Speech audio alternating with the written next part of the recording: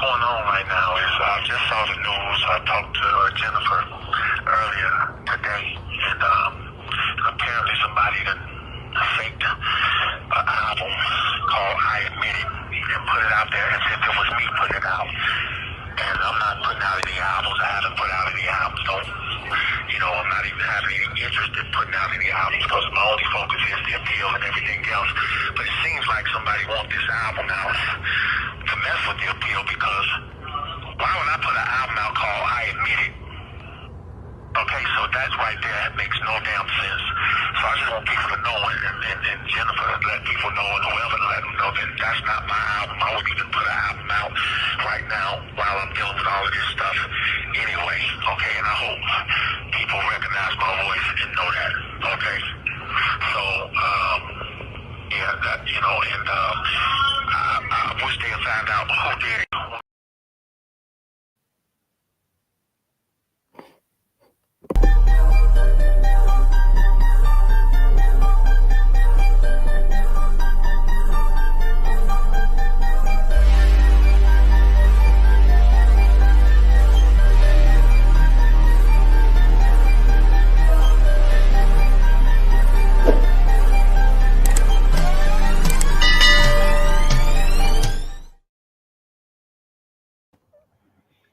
What up, what up, what up, what up, what it do, what it do? How everybody doing today?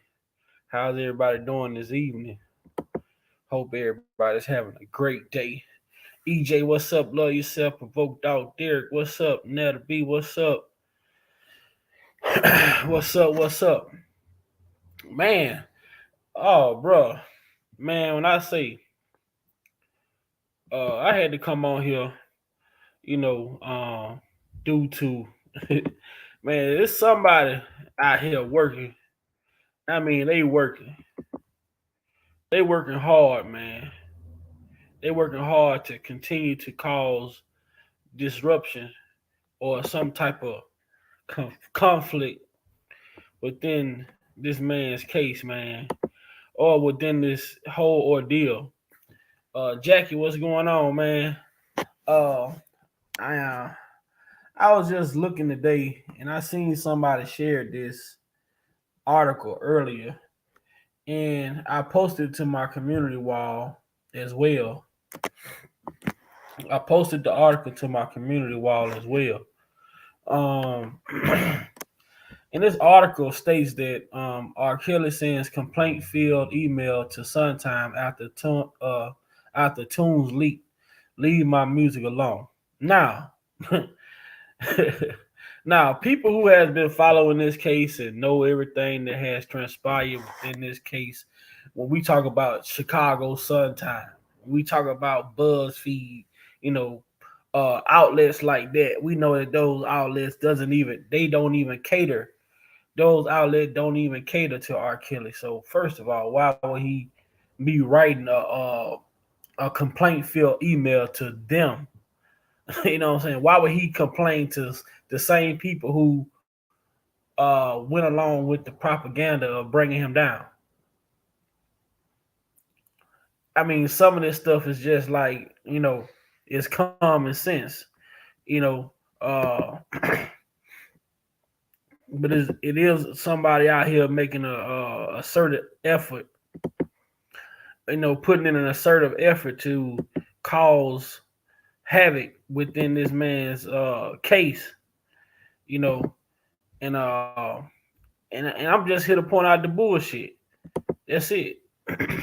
I'm just here to point out the bullshit, because when I read this, like R. Kelly, sent a complaint to a complaint filled email to Suntime. Like, why the hell would R. Kelly send a complaint to Suntime? Suntime was a part of the goddamn was a part of the media takedown, the media bashing, man. These same outlets. So they want us to then, when you go on here, they want you to go subscribe and go read this and go read that. Like, no, I'm not doing that. I'm not doing it. I don't have to go that far, because you know what? It says in prison R&B star R. Kelly appears to have released a rare public statement from jail Tuesday imploring people just leave my music alone because it's all my fans have left. It's all it's all I have left. It's all my fans have left. So when I read this, me personally, been following this case over the last 3 going on 4 years. When I seen R. Kelly sends a complaint filled email to Suntime, I say this bullshit. What up, Dick?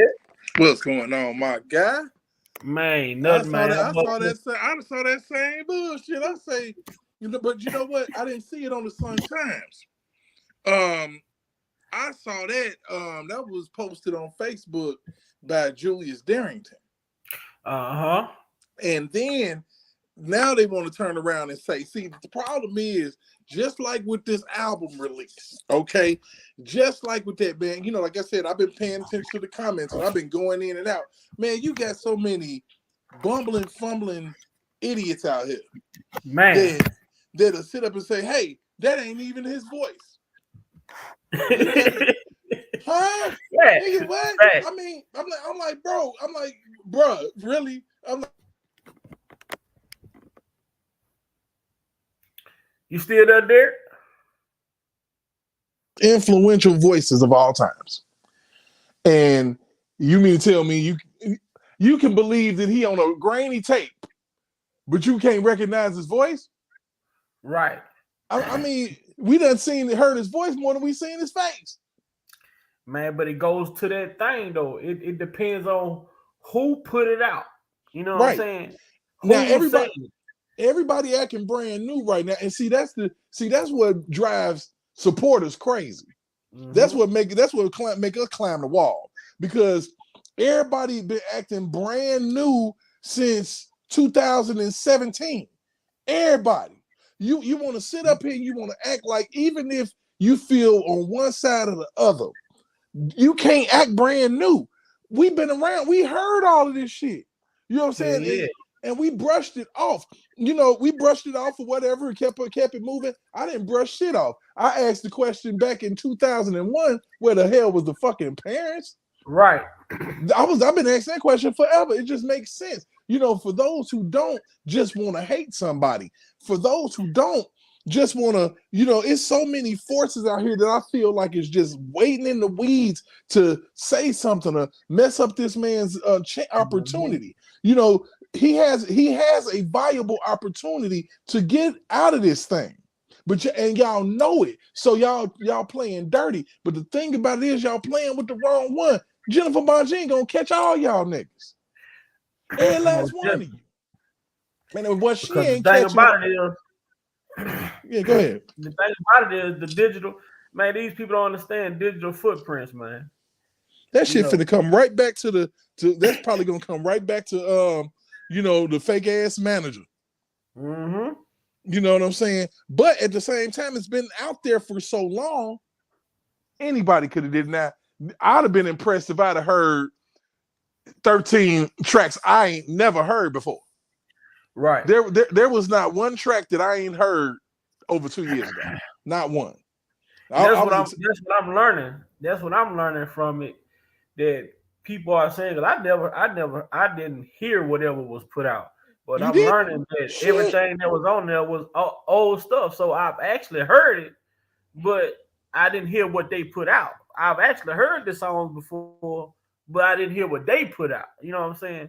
So it's the same shit. Old song, like it's crazy, man. They broke I Admit up into 3 sections. I mean, look, if you want to be honest about it, whoever did it, they sat down and thought about it. It's formatted properly. It's jamming, but you can throw an R.Kelly CD in the air and let it land, and it'll still be back to back.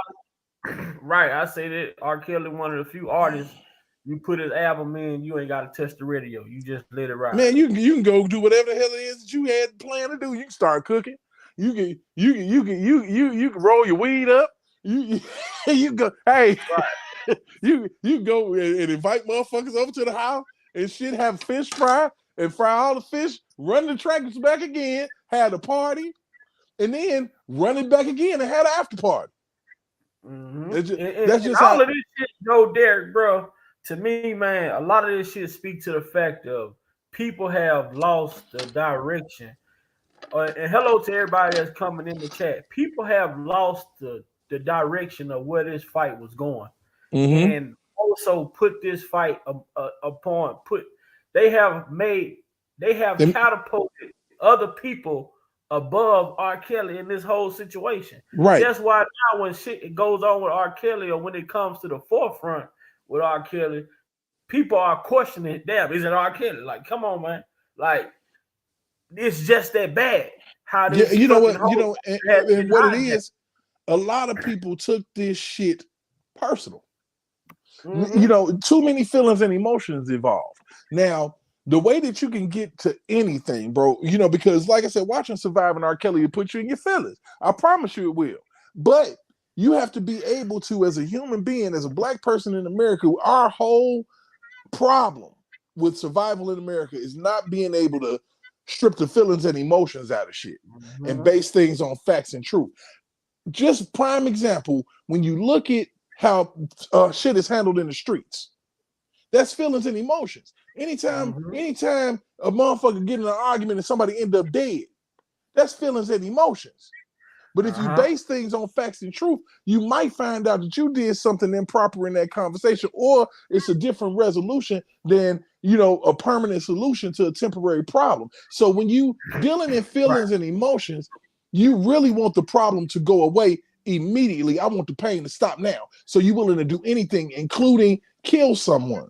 So if we base things on fact and truth, we'll come out with a fair assessment. That's why people was like, oh, fuck R. Kelly. Oh, I wish he had just died. Oh, you know what I'm saying? I ain't got nothing for that nigga, because you're going off of emotions. You're going off of the triggers that happened to you in your childhood. You're going off of the triggers of the things that you done heard. You're not going off of what actually is being said. You're not listening when Azriel sit up there and said that he was whooping her motherfucking ass. She had to get spankings for this, spankings for that, spankings for this, spankings for that. All she had to do to this man was have a fucking conversation and say, hey, I don't like that shit. Don't do it no more. And he fucking stopped. That means you weren't abused. Because a monster gonna be like, all right, bitch, and whoop your ass for even bringing it up. If he was a monster, if this is what he was doing, then you're not going to be able to tell this man what he has been doing to females for 2.5 decades. So you say, hey, I don't like that. Can you find another approach? And he actually does it only for you, just you. But he do this for you, and what do you do to repay him? You turn fed evidence. Right. It makes no sense. So when you listen to stuff, I actually had to play that in real time for one of my friends. I literally sat here and I played the Gayle King interview. Then I played the First Precedence interview. Then I played the flipping the fight. Then I played the Gayle King interview. After the fact, and they like, what the fuck? What the fuck just happened? Right. Yeah. And I'm like, the reason why she acting like that is because she got information, jail records and shit. She found out that he was spitting game at Joycelyn and whoever the hell he could to try to get some shit going for herself. Because But see, in another thing though, Derek, a lot of people fail to forget something. When he got locked up, Greenberg, he good for nothing now. But Greenberg came out on a press conference and said that they knew that she was working with the feds already. Mm-hmm. He said that way before she even flipped. Facts. Yep. She been trouble the whole damn time. To keep her around the whole time. Mm-hmm. But people say that he was the type of guy, and like I seen somebody today posting they was trolling in one of the little groups on Facebook. If he would have been smarter, this wouldn't have happened. And I had to comment, like, look here, man, R. Kelly could have been smarter. He could have been Albert Einstein. The problem is, went down. It wasn't his smartness that got him in this situation. It was his fucking heart, man. His heart for people. It's the heart that he had for the people that kept fucking him over. He kept allowing them back around. People betray me. I keep forgiving them. Mm-hmm. He said The first him, person he ever kept on, the first person that he forgave was his sister. Probably the first person he forgave was his mama for leaving him with his sister. Facts. You know, I mean, you got to cut these teeth. You got to cut these teeth properly, unless they're gonna grow in fucking crooked. So you got to really sit up here and look at this shit. The man been on a forgiveness mission. He watched his mama settle for 5 racks. For 5 racks off of a man who abused him in the neighborhood. Facts. You know, it's amazing to me that now it took 3 years. And like I said, you know what? That album situation, it's like something that my grandmama always said. The devil might have brought it, but I believe the Lord sent it. Because what happens is that reopens the conversation. Because people have been quiet, but people been missing real R&B. The only thing that we got that was close to that shit was this Ron Isley album that just came out. That was the closest thing we got to it. And that shit was dirt.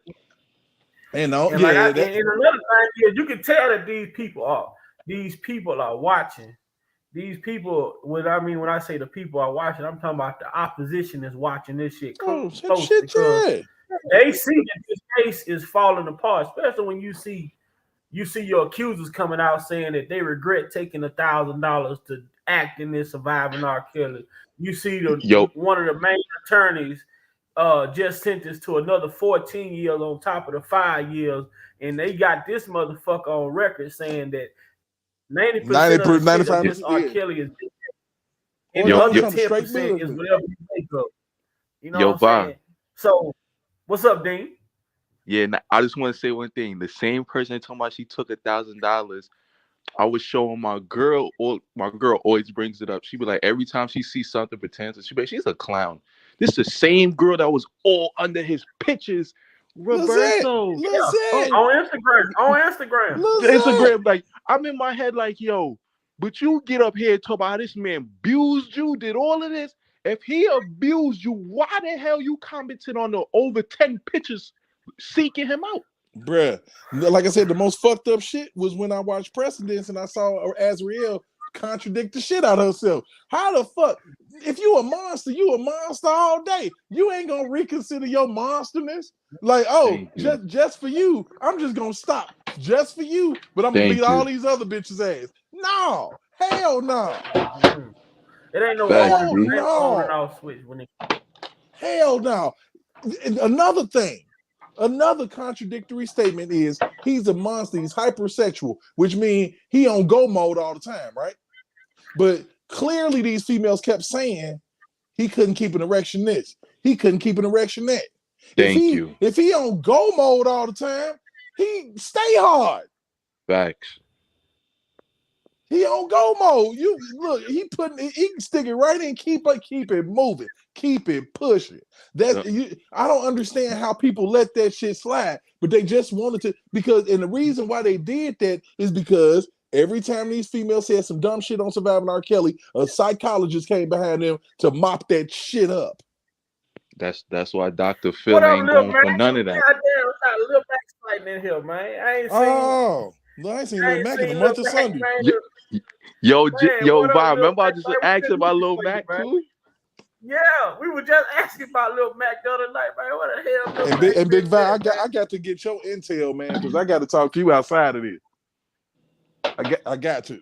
Oh yeah, most definitely, man. We got to get some. We got to get some information. All right, I got you. Yeah, man.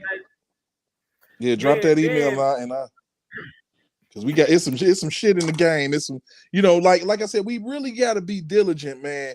Because truth be told, like I said, I've been saying this. I'm like, eventually, the swelling is gonna go down.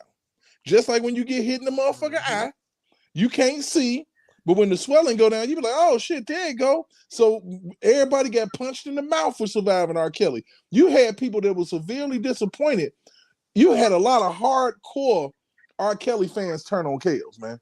Facts. Hardcore. But see, the thing about it though, like I tell people this whole deal right here. One thing I believe in, you know what I'm saying? You you can't if you quick to rush to judgment on a person that you say you love or you You ain't support, love them. You ain't never love them. or you never loved, the shit was never genuine. Somebody come Facts. tell me, hey, Big Vi, Derek over there talking about you like a motherfucker. If I just come to Derek and say, oh, bitch ass nigga, I heard you over there, I ain't even give you the benefit of the doubt. But it happens action. all the time.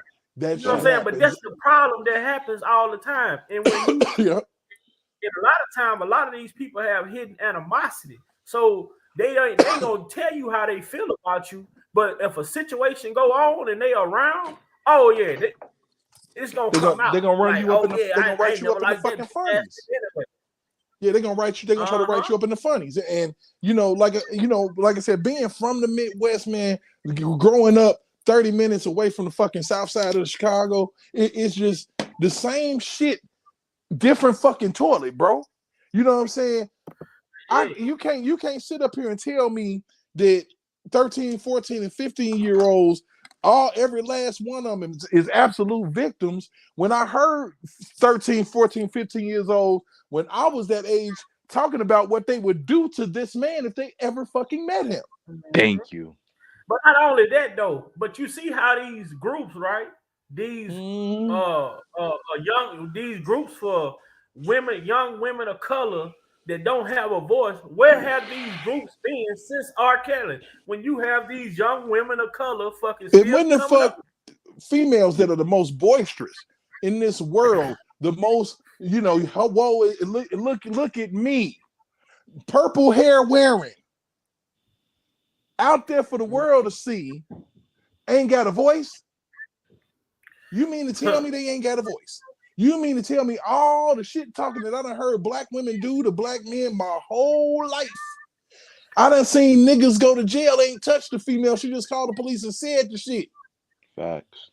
But a female ain't got no voice. A black female ain't got no voice. That's bullshit. Man, to even speak on that part, Derek. And yo, a man could call the police. A man could call the police on a woman. And when the police arrive, they automatically go to the woman. Yeah, so tell me what happened. What's going on? I called y'all, not her. But they say these women don't have a voice. You gotta they claim that shit. But if you talking about women don't have a voice, then we're gonna have to rewind the tape back to 1921, Tulsa, Oklahoma, when a female said a nigga touched her and they burnt the whole city down. I mean, bombed the city. I'm talking about from death from above on them. To the point of Emmett Till, to the point of the Desiree Washington and Mike Tyson. Facts. To the chick, you know what I'm saying? To the chick that accused Pop. And she came out and said she said she bold-faced lied about everything. But we look at the current situation, right? Yo, D, I ain't gonna lie. With Des, I'm a big Mike Tyson fan. I'm from Brooklyn. Yeah, I hear. But it's like, yo, with Desiree, I said, it's certain things she said why I think it's a lie. Because if you read, and his lawyer didn't point out certain things in the trial, it was like, yo, she said something about like, oh, he clocked her. And then somebody said Mike Tyson clocked you. And the lawyer didn't ask this, and you ain't leave with no bruises, and you look like, you got what I'm saying? It was certain things she was saying. But this is what I'm saying, though. That he hit. But you get what I'm saying? Man, the reason why I give her the benefit of the doubt, she wasn't like these chicks in the R.Kelly situation. She said her story. Hey, she didn't want to make. She didn't want to make no money off her story. She went immediately. She went immediately. Exactly. Thank you, D. That's why it was like, yo, with her, it's like, okay, I could understand it. She went immediately. She said, I'm only gonna tell my story once. I don't want no money for my story. You got what I'm saying? These chicks, it's like, yo, bro, everything y'all was doing off of this name man for a bag. It's like, yo, how all of y'all writing books? So what's fucked up to me is, like, you gotta learn people. I done seen movies and shit, and I done watched TV shows. Like, one of the TV shows that I watched that was real compelling was The Morning Show with Jennifer Aniston and Reese Witherspoon, right? And Steve Carell was playing the, you know, like the white dude that got hammed up, you know, for sexual harassment and shit like that, you know, or whatnot. You know, now it goes to show you that what was acceptable back when ain't acceptable now, to a degree to where a motherfucker was sitting there so confused. Like, what the fuck did I do besides what I do? You know what I'm saying? And then on top of all of that, you have the person, the female that gets frozen in fear while, you know, you in an intimate moment and she can't say no, and you can't see, this individual couldn't even see that she was feeling uncomfortable. He couldn't see it. And it was awkward enough to say, damn, that's real fucked up. I wish she would have said something. I don't feel like he committed a crime. I feel like that she should have said something. Like a lot of times people don't say nothing. They don't give any type of indicators. You know, if you don't want that touch, no. We get taught that shit early in the game, so that when situations come up like this, you say no, and holler out what's being done to you. Seriously, real talk. Thanks. We get taught this. This is something that I know that I was told. If you see a stranger, don't walk home, run. Thanks. And if you get to a familiar house, go there and call me. And that's real talk. We get taught this shit. Man, I told it. Matter of fact, this right here. What? Let me see if I still got that video on here. And I was telling somebody, I say, now this is the conversation that we all have as minorities, you know, as brothers and sisters in our community. You know, this is the conversation our parents have with us. Let me see if I still got it up here. You know, Deion Sanders was talking to his players before they went home for the Thanksgiving break, I think it was. Right. At the takeoff shit. He was speaking to them. Let me see. I don't think I got it up here right away. You know what? I'm gonna holler. He was speaking to the guy, telling them about, you know, look, when you go home, you know, don't go down there boasting and bragging with your Jackson State stuff on. You know, everybody know who you is. You know, some people gonna like you, some people ain't gonna like you. So he was like, you know, be mindful for the things you do, be mindful for the company you keep.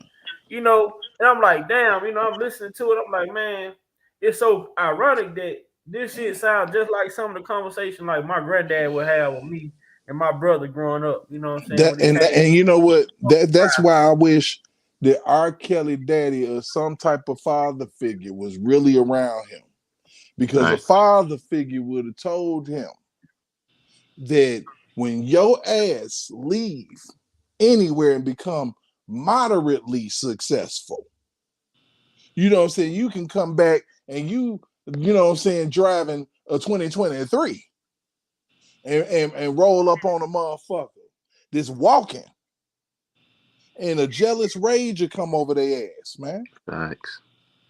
And just your shine is an insult.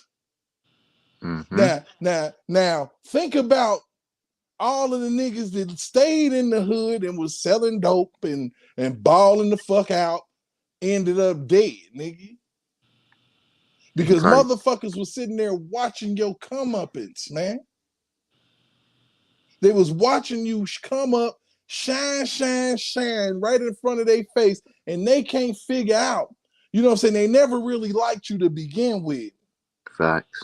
You know, but now they ain't got enough humility in themselves to come at you as a real man and say, hey, my guy, you know, you're doing good in your life. You know, how?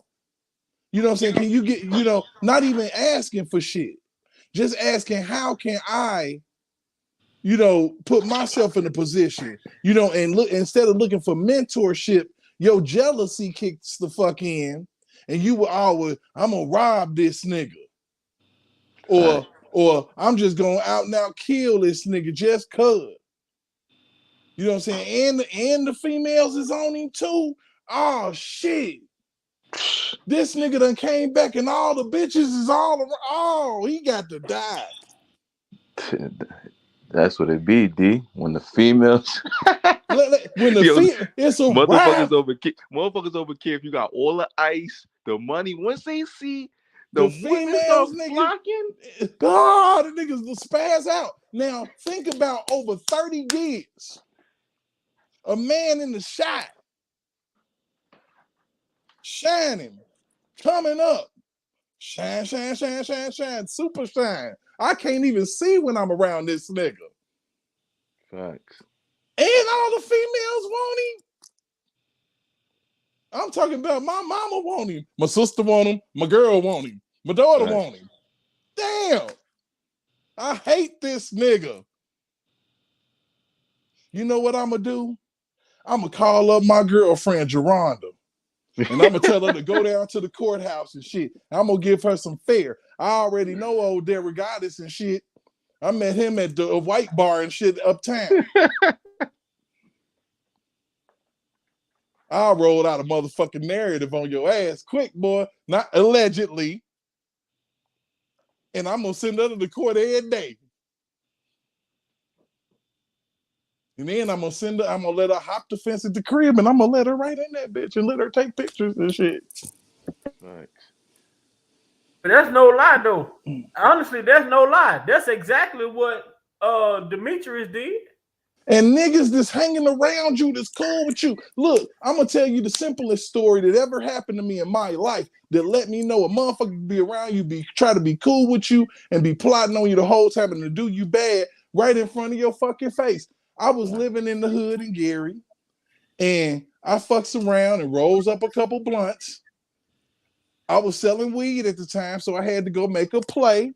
Left fam in my house. It was a whole bunch of other people and shit. By the time I get back, he gone and the blunt is gone.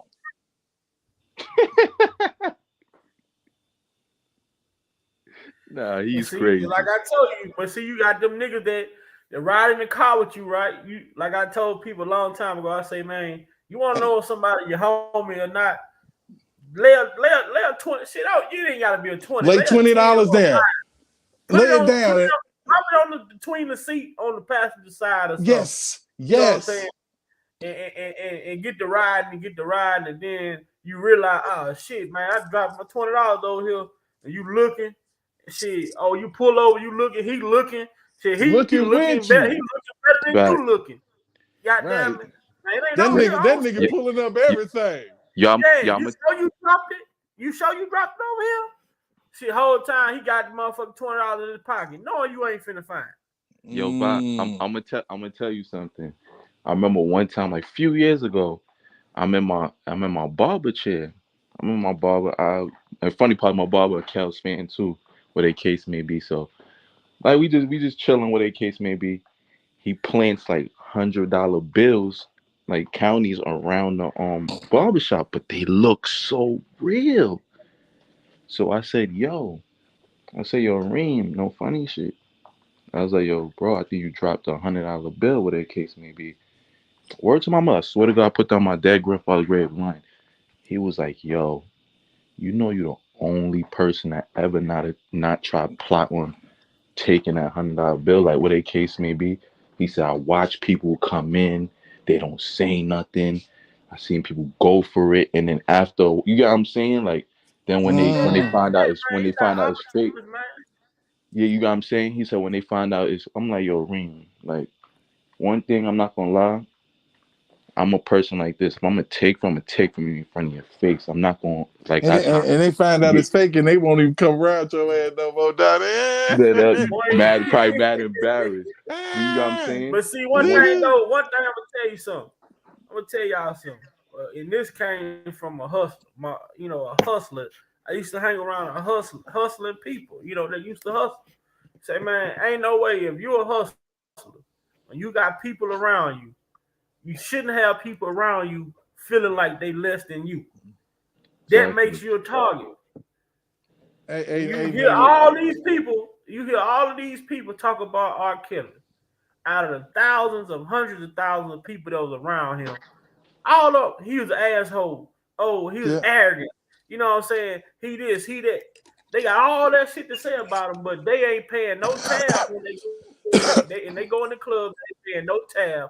They go out to eat. They not paying no tab. They go in the mall. They not paying no tab. But y'all ain't got. Y'all love the desires that this man fulfilled for y'all. But then y'all come tell the public he arrogant. He's self-centered. Look. Yo, Va, the only one that defended him, to me, she defended him. She said he is mean. And I could kind of probably agree shit with over time. Shit. The fuck? Capricorn, how much shit they got sold? And he a Capricorn, so you know we might when you got a motherfucker who's still a watching, so she didn't even know it was stealing. But the only one that kind of defended him for what I seen was what's her name? Like she defended him. She's like, I've never seen no underage. She said he do have a heart. It's Diana Copeland. Yeah, she didn't throw that man under the bus. She didn't shit on him. She said nah, Robert can't. She said like this.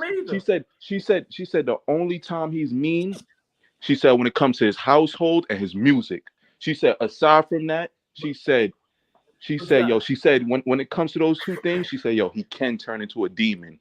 But she was like, check this out though, Dean and Derek. Do you know out of the people we saw on Survivor, out of the few people we saw on Surviving R.Kelly, they interviewed hundreds of people, but they didn't put the people clips in there that was talking positive of Kelly. It's a lot of people that was in there that wasn't giving them the information that they wanted. But they I'm telling you, I already know. They said they interviewed thousands of people for that shit, and they selected who they wanted to put. You know what I know for a fact? When it comes to Surviving R. Kelly, it's so much shit on that cutting room floor that'll set R. Kelly free as a motherfucking bird. Right. Okay.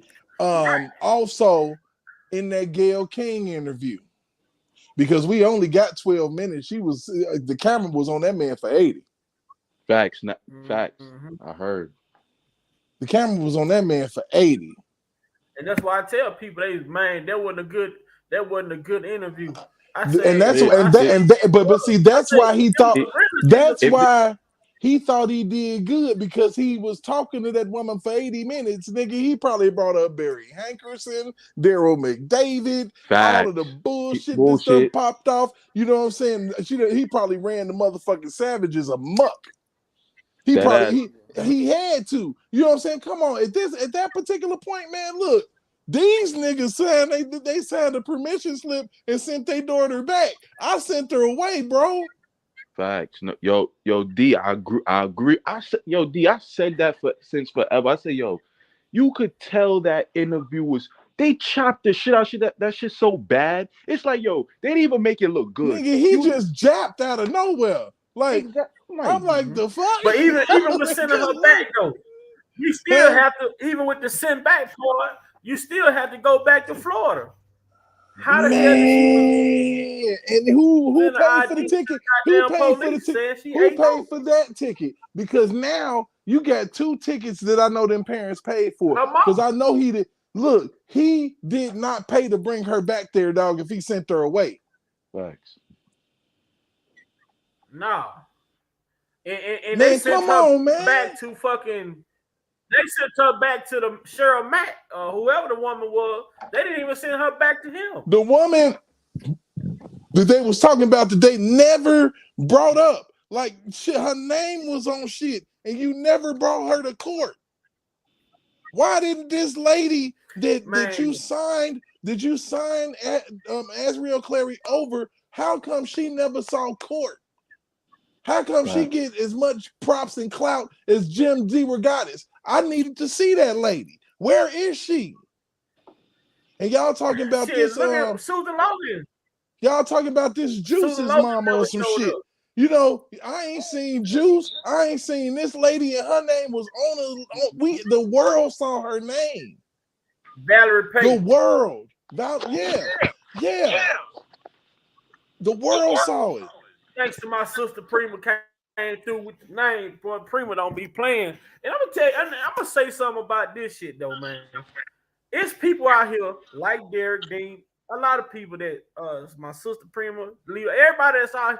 It's people out here doing positive, good, informative work, bringing great knowledge about when it comes to this case and a lot of the things that has transpired throughout this case. But you still, at this point, it haven't even been the Team Truths or the Old Codes or nothing. It's people who claiming I'm for chaos coming out going against people who say they for chaos. It's What's like up, Prima Donna? what the fuck? That Prima don't Donna, make sense. Prima Donna have been bringing the truth, man. What up? I just saw her pop up in the chat. What's going on?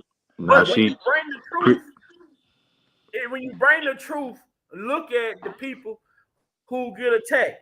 I mean, honestly though, bro, for a person like me, my channel is called Big Vile Opinion.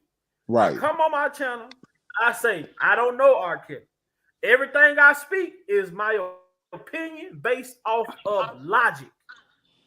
Just thinking, putting two and two together. That's me. I do some research, but most of the time I come on here, I'm reading these articles and I'm just saying, hold on, man. The common sense factor. This shit just don't make sense. But you know what though, man? What's crazy to me? Even attack. But what's crazy to me, Big Vi, if you even paid attention and you read one transcript, that trial was absolutely incomplete. Facts. It was absolutely incomplete. Of course. The people that you needed to hear from to really bring it home, you never heard from. You never heard from Aaliyah's mama. Nope. You know what I'm saying? Somebody who said that they were there every step of the way, every single step of the way, and they can vouch for the fact that she don't know that one girl that say she ran in and saw Javante Cunningham. So the door just flew open. I mean, speak about the simple fact how the Chicago case killed the whole New York case. Right, because if you can say that he didn't obstruct justice, he wasn't racketeering. Exactly. Because that's a key component of obstruction of justice. Obstruction of justice is a key component of racketeering. It's key. You got to be out here intimidating and shaking down witnesses. You got to be. Thanks. You absolutely have to be. There is no way that you could be a racketeer and you ain't shaking folks down. And they said that he didn't do none of that. He ain't had nothing. Nah. The only reason why they brought the obstruction charges in the first place in Chicago was just to retry him. Was to retry him for videotapes. That was it. Fact. That was it. And they couldn't find him guilty because if you sent Daryl McDavid and June Brown home, but especially Daryl McDavid, he wasn't racketeering. You said you wanted managers, bus drivers, runners. No, they didn't say they wanted. They said they had. Or they had. I say they wanted them. I say they wanted them. Yeah. That's what I say. They had managers, bus drivers. We got people to lie. I mean, they can't. The informant. He said all of this. So when you get into all of that, and you really just wrap your mind around all of that BS, all of that BS that was brought to us by a man who was in jail, and by a dude that did months to flip somebody and get his sentence reduced. You know what I'm saying? That grown little dude that got girl in him over there. Him.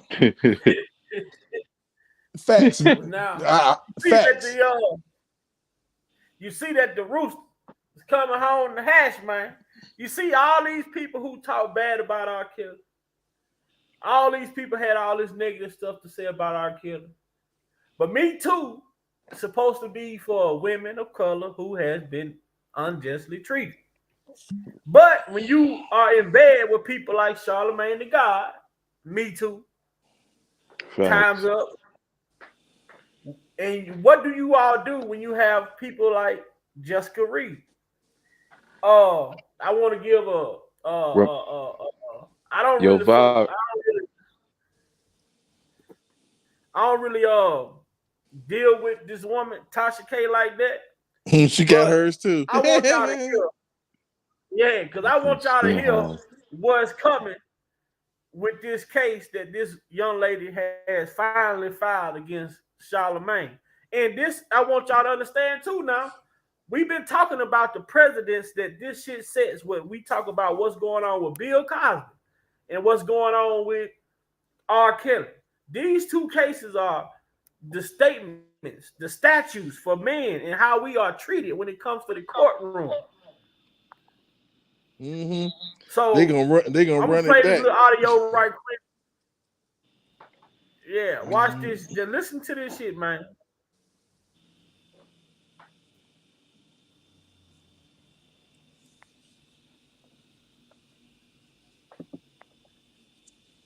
Much longer. Of course, you see the title. Okay, you see the title, Charlemagne the God, as well as iHeartMedia Inc. All right, has just been sued by Jessica Reed. Mm. The paperwork right Yeah. here. Let me let you see the paperwork yourself. Okay, you exclusive. So now, y'all gotta catch this now. Now that they see with these women going with Gloria Allred, now she fucking up the Me Too movement. And she doing it herself.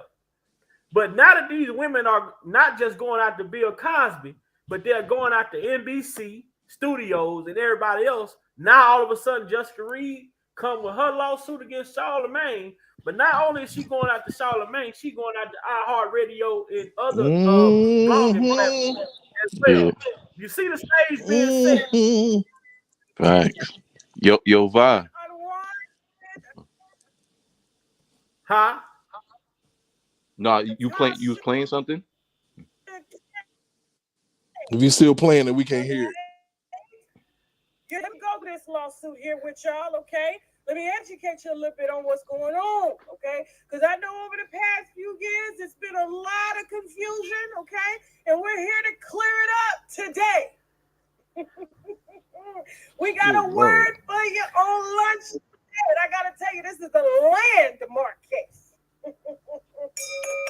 This is a landmark case, all right? And let me tell you, all right, plaintiff Jessica Reed. Now, this is according to Jessica Reed. All right, so we are reading her words. Okay, is a resident of the state of North Carolina, and the defendant, Leonard Larry McKillop, LL. Okay, who goes by the name publicly called Charlemagne the God, director, host, and television personality, and currently resides in the state of New York and iHeartMedia Inc. is an entity incorporated in the state of Texas and does business in of New York. Okay, now they're county. Let's go over the county, and then we're gonna circle that. I told they ain't gonna keep y'all here long to go over, but I know we all on our lunch break, and I ain't had lunch yet. And I'm getting quite grouchy. And I had 22 phone calls this morning. All right. From everything, all right? And so listen, here we go. All the counts are as follows, okay? Count one, sexual assault against Charlemagne the God, all right? Count two, assault against Charlemagne the God. Count three, battery against Charlemagne the God. Count four, defamation against Charlemagne and iHeartMedia, okay? And count five, intentional infliction of emotional distress against Charlemagne and both iHeartMedia together. Okay, since iHeartMedia, in my opinion, has decided to lay in bed, okay, with Charlemagne and whoever he decides to take the bed without their consent. All right. They are incorporated in this lawsuit here too. And here's why. Because Charlemagne, see, Jessica, after she was done with her interview, she was done. Okay. She was done. She came, she set the record straight, to live in her life. Okay. Until she was sent an excerpt from a book. Let me drop this down for a second. We got it all here, just in case y'all are wondering. Okay, everything is here, and I'm gonna upload this so that you guys can take this and any other blogger that wants the documents first before it becomes public in the state of New York. Okay, on Friday, and there's a docket number, and you guys will be able to verify that as well. Okay, but it has been mailed. It has been mailed off, and it will be. So I just kind of want y'all to see everything so that y'all know that this is a very, very real thing. Okay, and let me tell you something. She was done.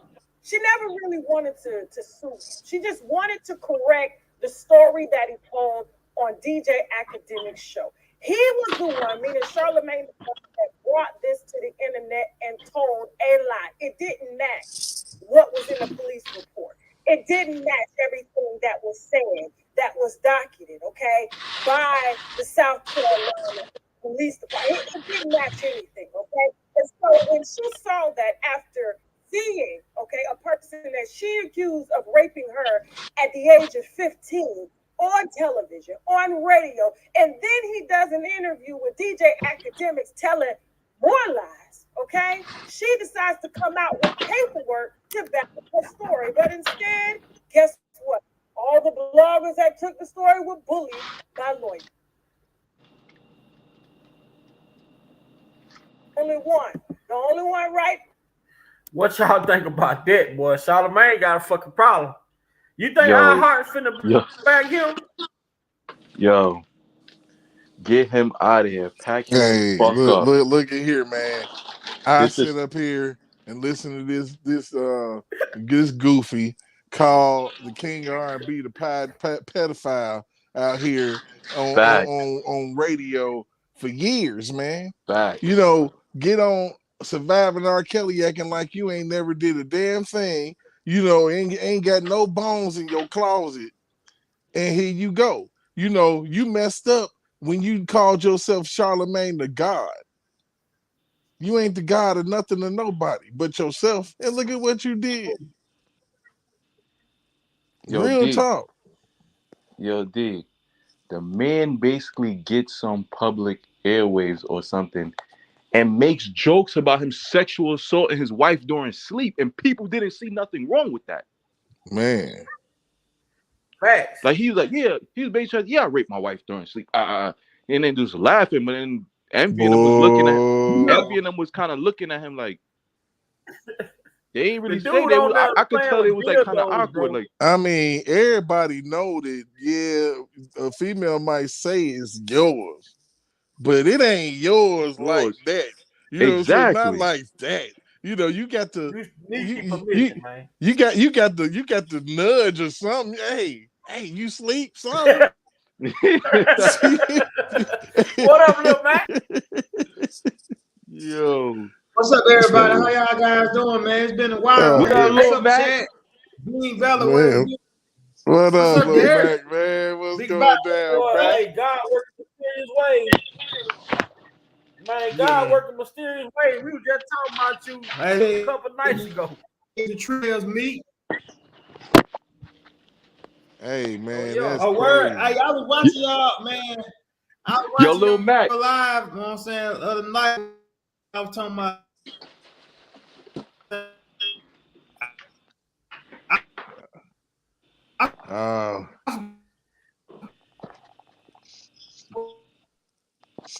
He's went under a bridge again. Look like you cutting out. Yeah, it's shit breaking up. Go outside. Yo, you know what's so crazy? It's crazy, it's crazy how God works in mysterious ways. I think it was 2 days ago. I was bumping the bump and grind, how I feel it mix. And when I'm scrolling down, going through the comments, and guess who I see? Lil Mac in the comments. I'm like, hey man, but y'all been checking these comments. Hey, listen, you know, like I say, the devil brought it, but the Lord sent it, man. Have you checked out some of these comments on YouTube for this, quote unquote new album and how fire the world think it is? Because a lot of people going crazy. Yo, D, those are old songs. I know. I know. I was telling people, Freaky Sensation came out when I was in middle school. Bruh, I'm like, wait a minute. I'm like, that was around the time. That was 12 play fourth quarter time. I'm like, you tripping. I'm like, I'm like, y'all wilding. I'm like, y'all playing games. And yo, D, you know the Lil Mac, now. We first, Lil Mac. What's up, man? Oh, my bad. Probably been the screen. My screen, y'all tripping on my end. But like I was saying, we were talking about that album. That was a strategic move, you know what I'm saying? And people were trying to capitalize and get paid off of it, and also try to hurt him in the process. Because it backfired. When everybody bad. heard that I didn't catch wind of what he was doing, they thought he was saying he was guilty and he meant the way he was doing. Now everybody listen to that shit and breaking it down for what it is. They're like, oh, he put the dart on stage, and he like really? Yeah, it's starting the conversation on it. Yeah, I was like, damn, maybe they're like, it damn, goes maybe back. Yeah. That new album goes back to Choke No Joke, reading them letters. Yeah, hello. The new album goes back to Choke No Joke, reading them letters. Yo, then you got a song I Admit. Then you got a song I Did It, and you gonna come out now. You go think about the concept of the letters, right? The concept of the letters that was being read on Choke Channel was the I Admit letter. Then him talking about what he did, whatever the situation may be. So whoever's behind this shit is doing. I ain't gonna say whoever behind it, because when it comes to the music, but like you say, it's possible. I'm gonna just say allegedly, we all heard the person say who took the music. How did the music get to the streaming platform? Some genius probably sat around and put some shit together, and allegedly, I'm gonna just say my thoughts are allegedly, and I think these people who are working together are the same people who prevented this man from having fucking Mesero for an attorney. You know what I'm saying? A lot of shit within this man camp, man, is fucked up. There's a lot of people close to R.Kelly that don't want to see him out. If you have people making statements like they done more for him than he done for them, you gotta be smoking motherfucking out of a pipe. They want that they want that R.Kelly money. They want to wear all his chains. They want to live like cows. They just can't. How you gonna say you done more for R.Kelly than he done for you, and you rolling through Chicago off the strength of R.Kelly? Right. Off the strength of your relationship with him. I know Kale. Yo, that's the only person. Why you ain't on Instagram taking up for me? Facts. Yo, he the only person. Only motherfucker showed up in court was Julius.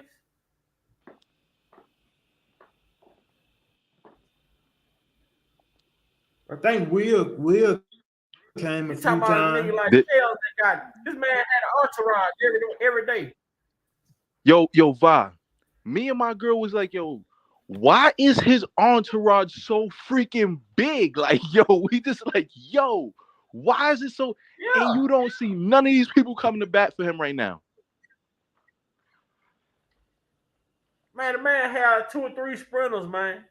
Or not even sprinters. The man traveled on a bus.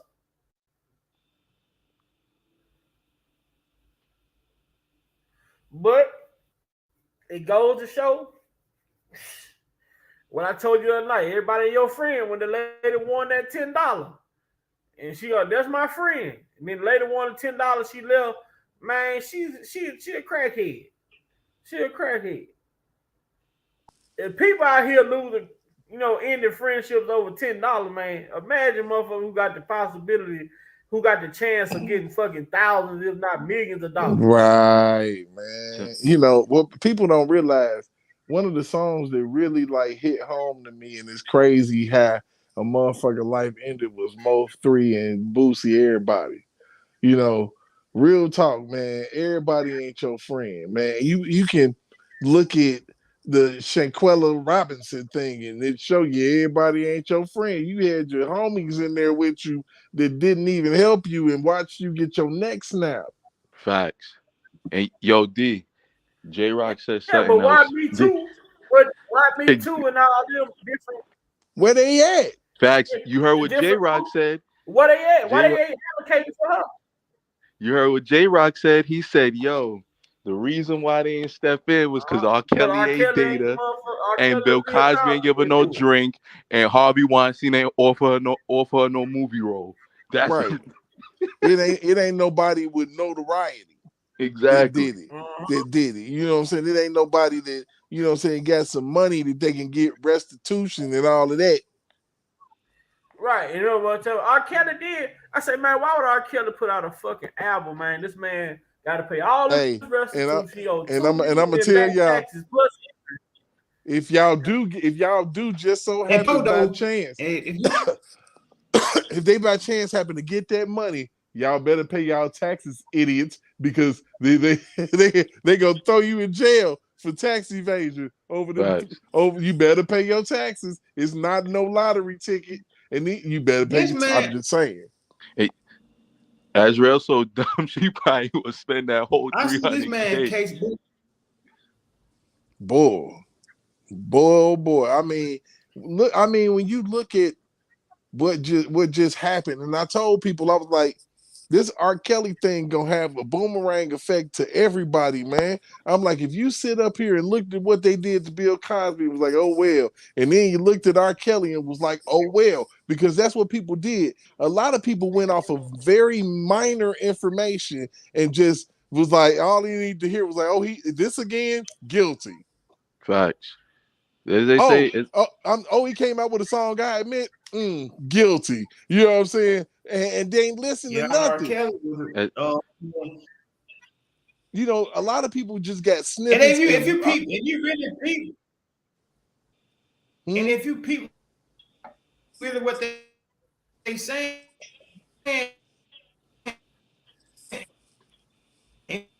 now look back, you got to describing half the people.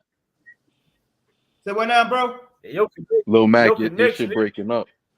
Yeah, you breaking up, bro. It's just cutting in and out. I'm trying. I want to hear what you see like you about to make a damn point, but I don't know. Nigga, I stopped talking shit because I'm trying to hear.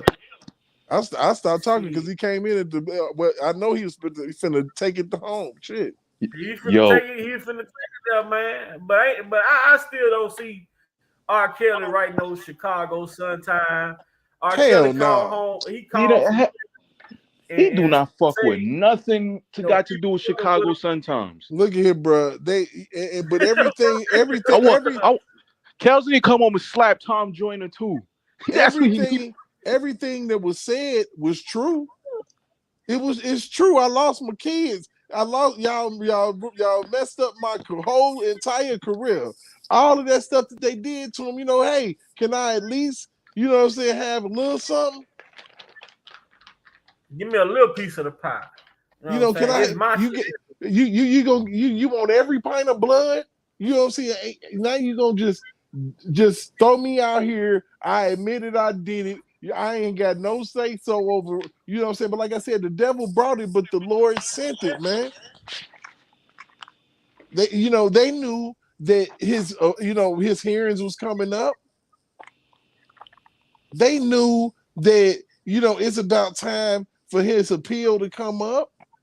They know all of this. It's people. That's why I say this shit is a lot of. These are strategic movements being made. So and honestly, like how did R. Kelly become back the topic of discussion, right? But this is the climate of where we at right now. We got Harvey Weinstein just sentenced to 14 on top of the 5 got to pay over $10 million in restitution. You got the swap. They just swapped Brittany Griner out for John Wick. Then you got motherfucking what's the woman name? Ghislaine Maxwell about to be extradited back to her country. Then the Bill Cosby shit come out with these new 5 accusers that's suing now Bill Cosby and NBC. But then it's back to R.Kelly again. Make that shit make sense. Hey, but real shit. The reason why I'm like, man, I wish that Russia had to really pissed America off, and like we gonna get Brittany Griner for Kales. That'll fuck everybody up. They're like, no. Facts. They would have been mad. Like take him to free him in Russia. I'll just get him out of here. Shit. Yeah. I'd have loved that. That would have been the deal of a lifetime. Deal. I'll slam the Deal. Real talk. People don't know though, man. Yo, y'all think this man finna come home off from the pill though? Hey, it's about to be breaking up. Y'all think if Trump was still in office, charges, you know what I'm saying, prove that there was no, no Rico racketeering case. Man, I'm telling you. Found, get those charges. That debunked the Rico. And that's why they actually had to change the language in New York. They had to at the end, at the last minute, they changed the language because of the simple fact. Because of the fact that Chicago too. Yeah, because there was no way you could convict him with the law being written the way that it is. No way. No way. Then like, you got a girl came in.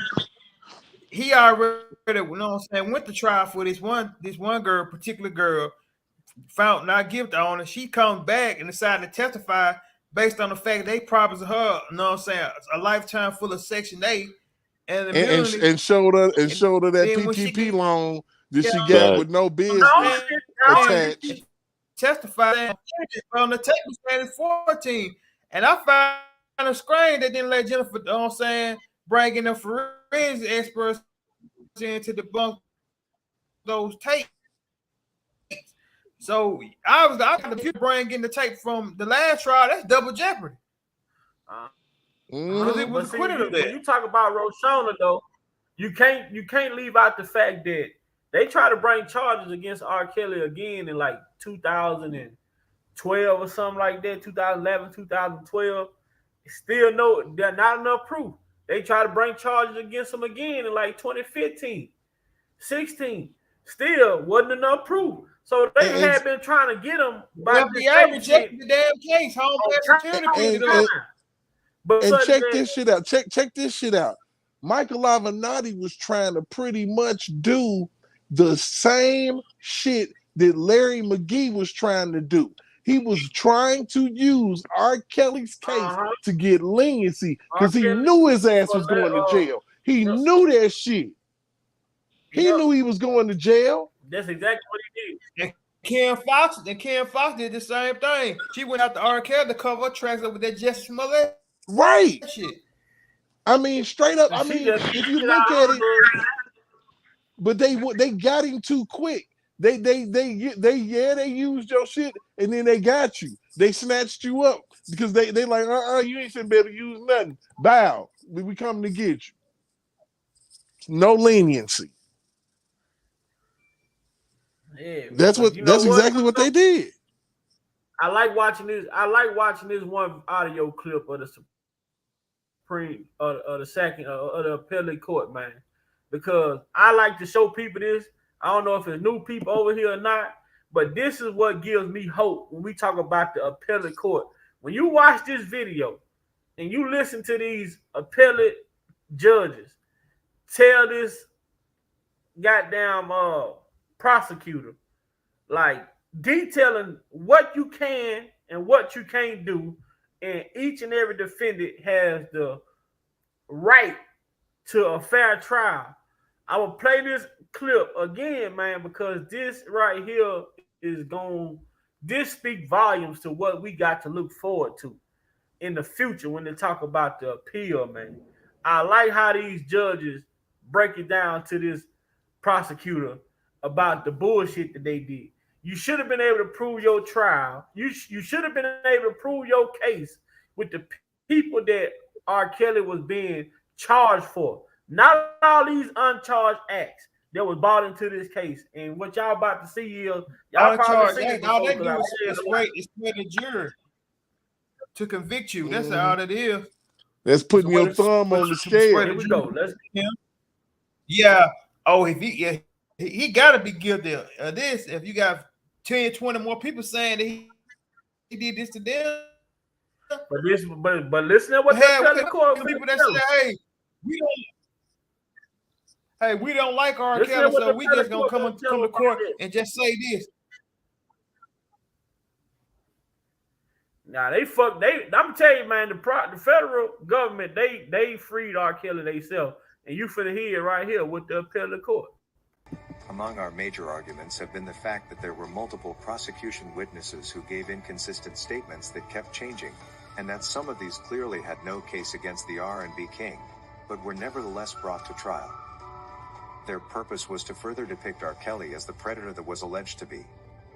Another major concern was that R.Kelly's trial was completely prejudicial, and the judgment was made along assumptions that R.Kelly was a bad person, with no substantial evidence to prove a case against him.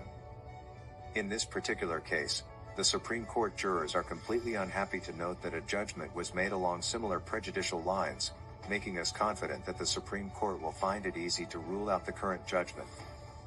Once this has been overturned, R.Kelly will surely be a free man again. Take a look. The rationale for introducing the testimony of the 3 uncharged victims. The testimony of Young, Dunning, and Wolf, as Justice Burke found, was directly probative of defendant's state of mind. Why wasn't that accomplished with the 3 women who were complainants? I mean, that for me is the problem. You already have 3 women who give you 3 different types of stories of the horrors they experienced with him. I think you've covered that. So to pile on with 3 uncharged complainants, 3 uncharged victims, is leaning really close to that propensity line. It was relevant to defendant's intent. As Your Honor pointed out, intent was hotly contested below. I don't understand how that wasn't established through Mann. Because he had a 5-year relationship with him after the assault. Because Mann's allegations were not so unambiguous that there would have been no doubt in a juror's mind that defendant intended the forcible element of the first-degree rape. Again, when Justice Burke... You're saying that you wanted to prove what he did with Mann by introducing the testimony of those other 3 women. No, certainly not. Mann's allegations would have established, if believed, would have established the elements of the offense. Where the women were of the uncharged crimes were not the victims for which were being prosecuted, though. Where was the balancing that's supposed to go on in Molyneux? This was incredibly prejudicial testimony, no? Well, no, respectfully, Your Honor, it wasn't prejudicial for 2 reasons. One, the court gave extensive limiting instructions. 3 times the court explained to the jury... The fact that there's instructions doesn't mean it's not prejudicial. But here we know it wasn't... I'm being charged with 3 rapes. And here come 3 other women who claim I did the same thing to them, but I'm not being charged with that. That's prejudicial. Well, it's not prejudicial. So the question is, does that prejudice, is that outweighed by some probative value that supersedes that? Respectfully, Your Honor, it wasn't prejudicial here, and we know that. Opposing counsel referred to the Molyneux rulings in this case as unprecedented. What cases do you rely on under New York law that actually constitute precedent for the court's rulings in this case on the Molyneux issues? Well, parsing the Molyneux evidence, no one would quibble with the admissibility of the uncharged offenses as to Mann. Ample case law, which we... I'm talking about the other 3 women. Right. As to Young, Dunning, and Wolf, again, I think Vargas is a perfect illustration of precisely why we were permitted to put forth the evidence here. It's well understood that Molyneux evidence can shed light on a defendant's state of mind and intent. So you're really arguing that this was not overkill? I mean, there were certain items in the Sandoval that I thought, okay, that's fair game. If you, after being fired, ask an employee at the company to take computers and delete stuff, that's fair game.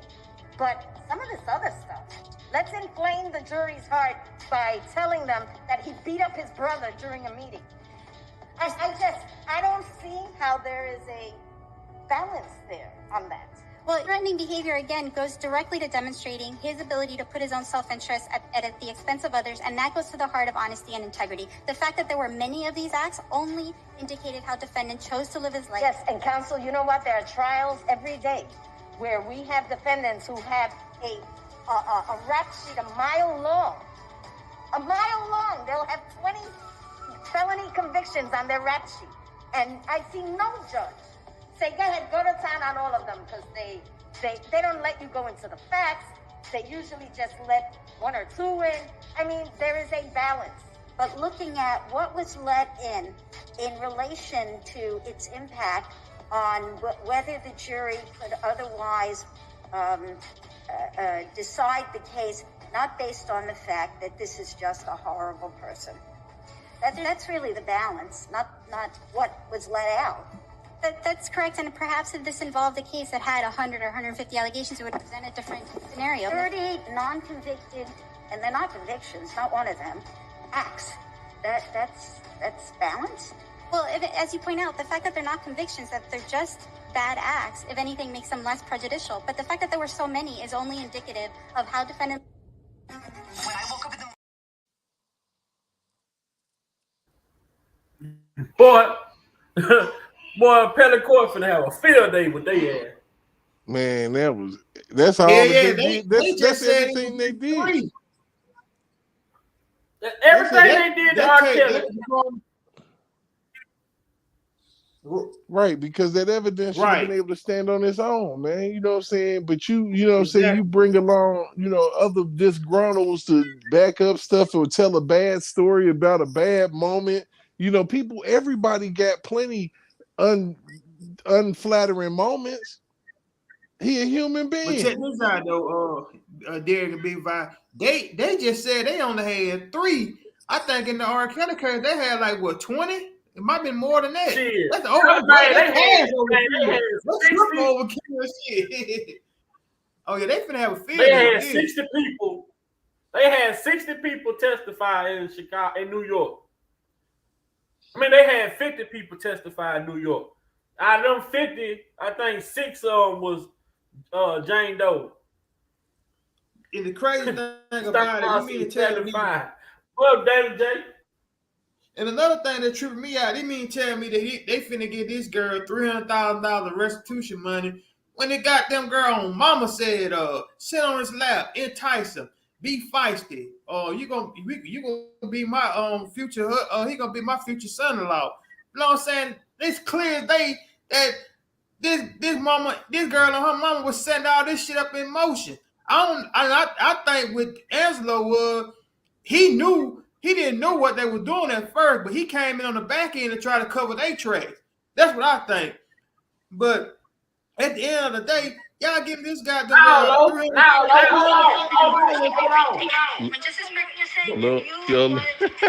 what he did with man by introducing the testimony. Man's allegations believed would have established the elements of the offense. The women of the uncharged crimes were not the victims for which were being prosecuted, though. Where was the balancing that's supposed to go on in Molyneux? This was incredibly prejudicial testimony, no? Well, no, respectfully, Your Honor, it wasn't prejudicial for 2 reasons. One, the court gave it's plenty of time. Explain to the jury. The fact that there's instructions doesn't mean it's not prejudicial. But here we know it wasn't. Charged with 3 rapes, and here come 3 other women who claim I did the same thing to them, but I'm not being charged with that. That's prejudicial. Well, it's not prejudicial. The question is, does that prejudice, is that outweighed by some value that supersedes that? Respectfully, Your Honor, it wasn't prejudicial here, and we know that. Opposing counsel referred to the Molyneux rulings in this case as unprecedented. What cases do you rely on under New York law that have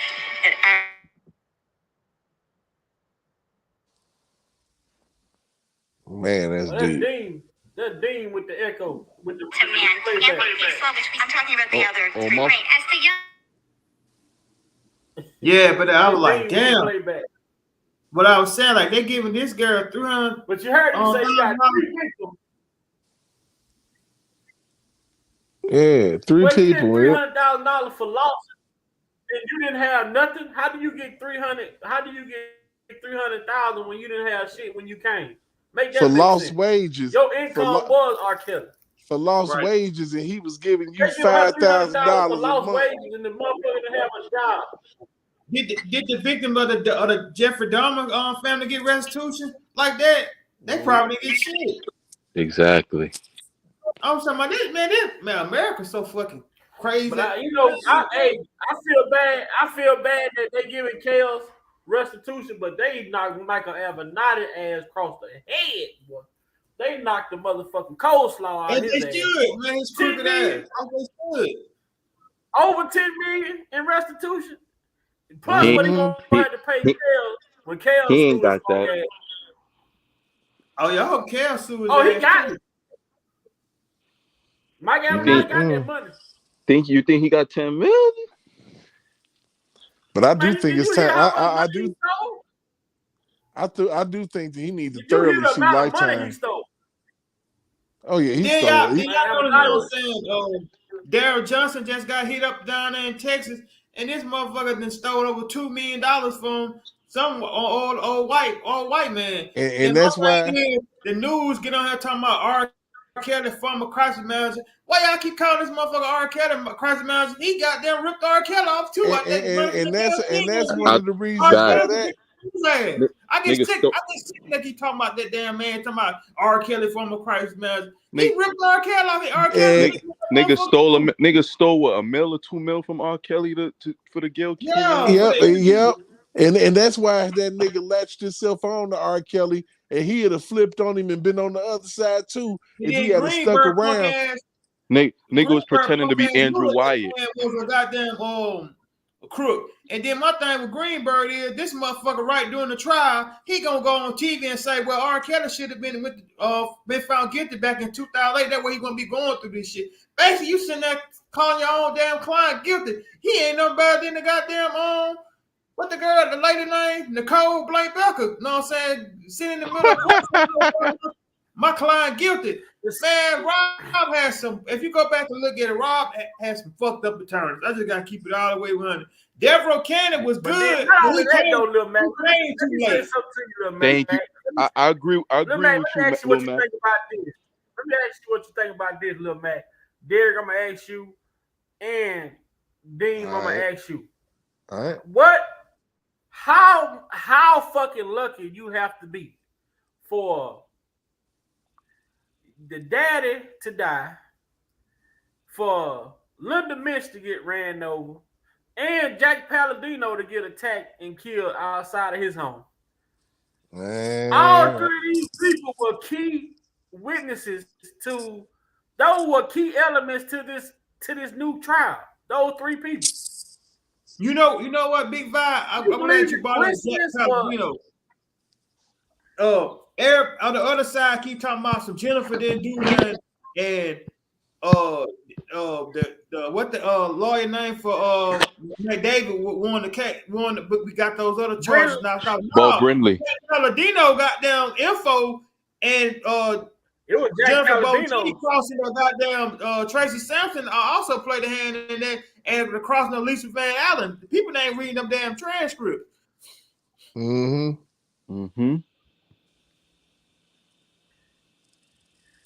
I ain't gonna Jack lie. was a bad motherfucker, Kels need to fire Greenberg and add Brindley. My goodness, man, because Brindley a dog. I'm not gonna lie. That Jewish motherfucker, son, nice. I ain't gonna say Brindley a dog. Straight dog. Yo, Derek, you ain't see if you go on his law firm website. Yo, that man beat mad federal trials. No, he a dog. I'm saying I looked. He's a dog. The only thing I have issue with Devereaux Cannon was he didn't tap the RICO hard enough. Other than that, he debunked every damn thing. Everyone of them accused. He annihilated the females. He just didn't attack the RICO part. Where are these people? And I think that's when Nicole and them should have came. Yeah, he corrected that. Yeah, he did his thing. He just they didn't have no. Right. Nicole was confiscated already. Then Cannon, I think County was just more so worried about creating doubt. He knew that they were gonna have to go to appeal. He knew that Kels was gonna be getting a new lawyer. He just had to set it up, throw the assist. You know what I'm saying? He Right, just was a but people temporary don't fix. know how hard. Boom. Right, Vi. People don't know how hard that is, though. You got to go on here and strategize how, you know what I'm saying, to debunk these people at the same time, not, you know what I'm saying, jeopardize his chance on an appeal. You get what I'm saying? Then you gotta Because go back if to he they go in didn't there, let him bring in no audio. They didn't let him bring Right. none of the audio that he had the accusers online contradicting their stories. He had all that. Man, a lot of this shit has to do with the judges in both cases.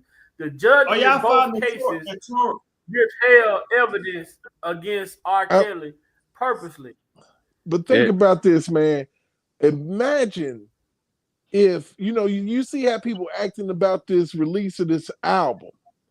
Imagine if people had the opportunity to hear what the hell was going on in them courtrooms. People would be losing their minds. It would probably be people marching all outside the courtroom like, what the hell is going on? Seriously, because people have to see shit and hear it to believe it. You can hear a lie coming out somebody's mouth. And then my thing is too, and Donna's a piece of shit too, because she knew that, you know what I'm saying, that not Jennifer, Nicole was a conflict of interest. She knew that she would represent Azrael, and you knew that R. Kelly, you know what I'm saying, he ain't a crook like the rest of us. And you made that man go along with that attorney. No, you supposed to told that attorney she had to get off this case. But she knew it. She knew how what she did was a doing. member of the prosecution? How did someone that worked in the prosecutor office get on the goddamn jury panel? How did people that say they admitted to watching Surviving R. Kelly get on the jury panel? How did a female get on the jury panel who wanted an autograph from Gloria Allred? How did this shit happen? It was kangaroo court. That's why you couldn't put it on television. Right. You couldn't put it on television. That wasn't for TV. That was for other purposes. You got to think about it. And that's why Chicago shit ain't gonna walk. It's been over 1 year. We have not heard from one juror. One juror. One. Yo, D, you know what's so crazy? Some chick that what you call I used to deal with. One of her friends was on the jury panel for the New York shit. No shit. Word to my mother. Some chick I used to talk to. No funny shit. I was just speaking to her not too long ago, and she was sitting there. She was telling me, she's like, "Yo, my friend was on that shit, whatever the case may be." And she out to her, she ain't no liar. She don't do no weird shit like that. She not one of them types. She was like, yeah. She like, Deem, I know how much you a Kels man. Whatever the case may be, but she was like, yo, my friend was on the thing. I would love to know what she thought or how she really felt. Fact. Next time I ain't really get to what you call it. Like she basically was just saying it like, yo, like she basically was saying like, yo, like shit was like the shit was real explicit, and it was like, yo, they were just airing his business, putting his whole business out there, like what it case me, and really what she was saying, they were trying to pay him to be like a piece of shit. Right. Basically, he got convicted of being a demon. Exactly. Right. But yo, D, it ain't some white guy. I was watching this thing. And he was saying like he was an R. Kelly fan, what the case may be. I forgot what's his little radio station. I'm gonna try to find it. He was like, yo, he's on a real technical term. He said the stuff R. Kelly going through. He said, yo, he didn't do nothing wrong. He's like, let's just say certain things was true, what the case may be. He said in America, there's no law saying I can't brainwash nobody. He said a lot of these things he said, yo, if they are true, he's saying, yo, there's no law saying he can't do these things. You get what I'm saying? Like they trying to say, he brainwashed women. There's no law saying I can't. There's no law for not me brainwashing nobody. Should be locked up for what they did to black folks. You get what I'm saying? So it's like, yo, brainwashing was a crime. If brainwashing was a crime, anyone who participated and owning slaves should be locked up Exactly. and never got out. Mm-hmm. He said exactly like this. He said, I felt R.Kelly move like how a pimp move. He said exactly like this. He said, you know how men will come to a female and be like, yo, you know you did something stupid, right? Talk some smooth shit to her. He said, now, you know what? Just go sit on that bus for an hour. He said, I don't think R. Kelly beat them, no, none of that. He said, I just really feel like R. Kelly used his words in a pimp manner. And the these heifer women- did it. And And if he he women did it.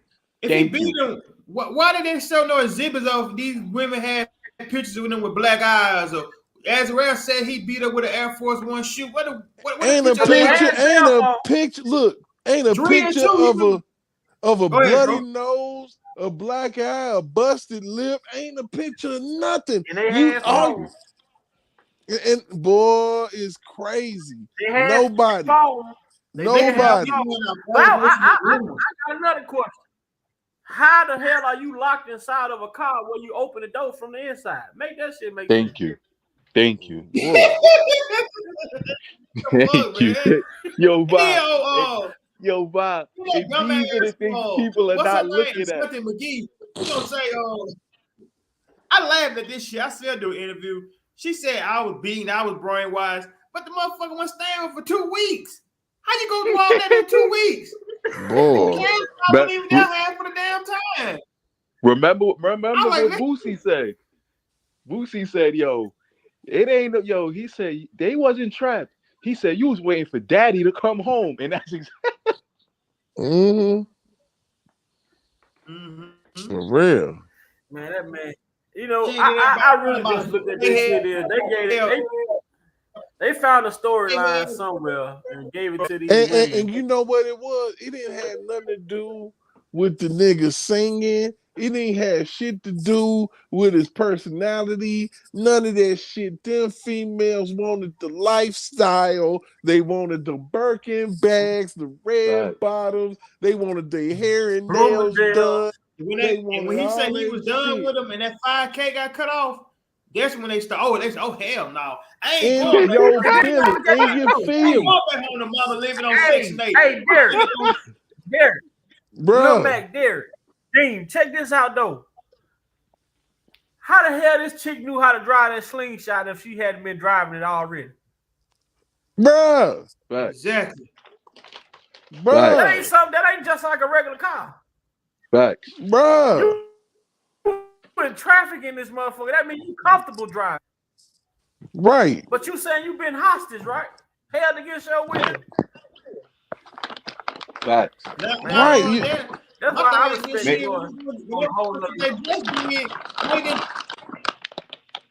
man. It's just so crazy though. It's just cap. But the man in the damn studio, and then you taking you, you want to get your breast did. What the fuck you gonna do? Leave out the hospital and go? No. I mean, restitution, man. You done got $30,000 jugs put on you. All of this shit, and you talking about some fucking restitution, man. You was with this nigga for 5 years, getting 60 racks a year, plus a $70,000 bonus for your birthday and Christmas. Facts.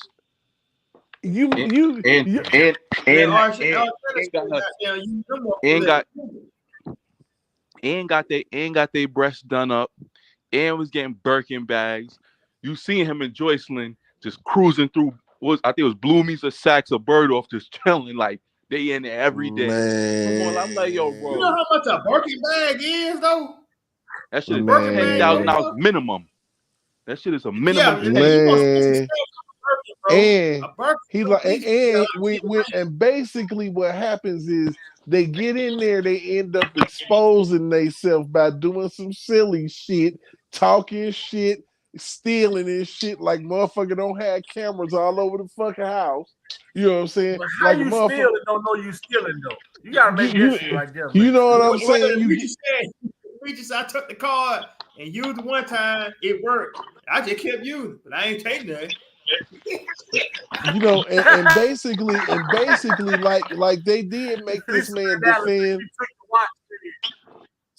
defend his entire life. They really put this man's life on trial, a lifestyle that was given to him by the industry.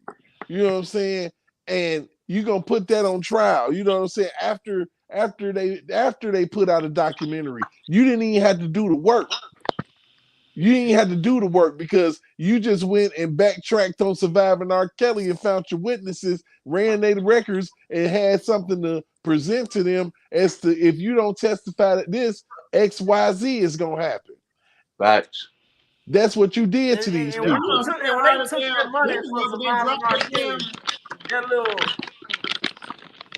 when they took that little $1,000, $1,500, whatever for surviving R.Kelly, you were confident, you were an informant.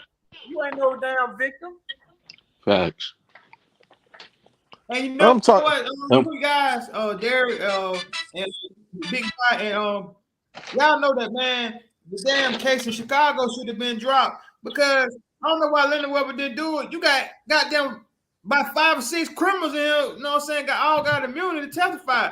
So that let me know, hell, if you got all these criminals in testifying, they getting immunity, could it be possible that these motherfuckers are lying and they just making up anything as they go along?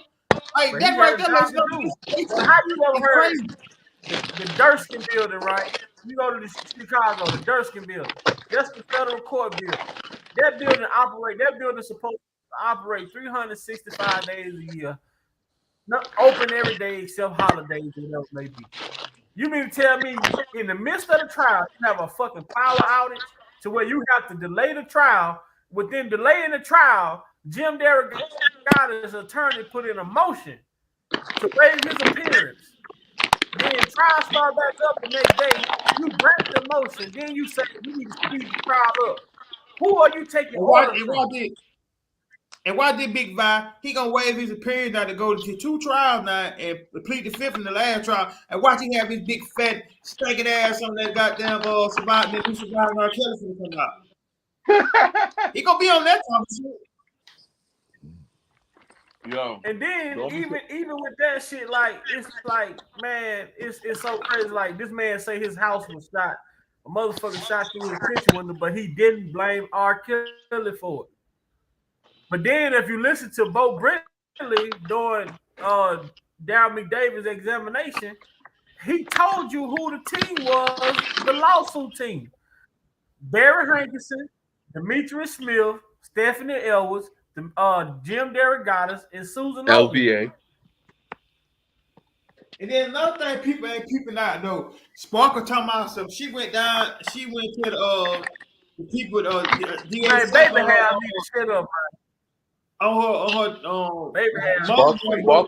Sparkle he never came out in the middle. Who, you know what I'm saying? Who told her that R. Kelly wasn't messing with Rashawn? Who? So you basically, I think she made that shit up on her own self because she said she heard rumors, but she didn't never say who told her. And Rashawn, she just, you know what I'm saying? She just testified so she can be straight because she know that R. Kelly was the income and he in jail. So she like, fuck it. If I get a lifetime of Section 80 and my papa can get, you know what I'm saying, some restitution out this shit, fuck, I'm just gonna say he did it. But how is she? Let this out, little man. Let me ask you something about Roshana, y'all.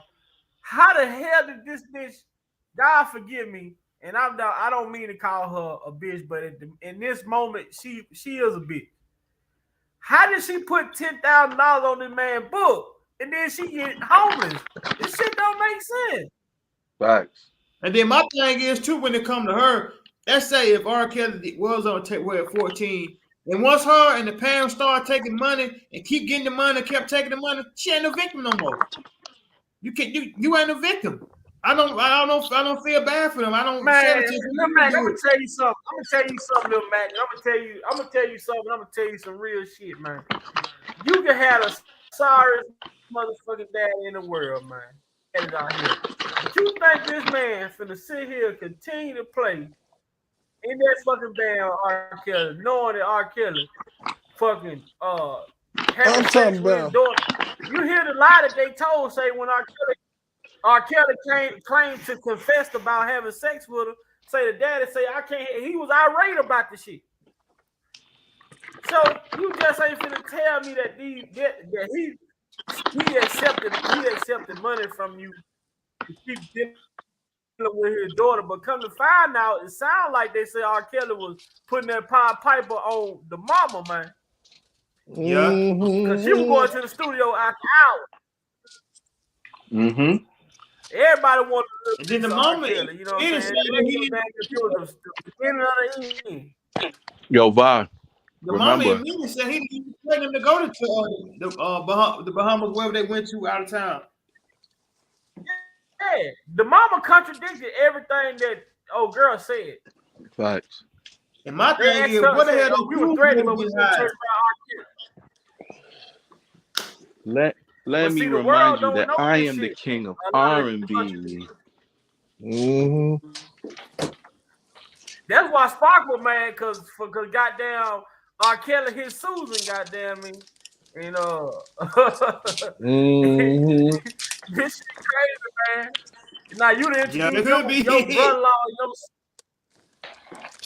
you done introduce your whole family to me, man. All of a sudden they done put you out, kicked you out the picture. And then my So thing you is, mad though, because R. Kelly kicked you? how the hell he was threatened? R. Kelly kicked you out the damn thing, wanted to go work with another producer.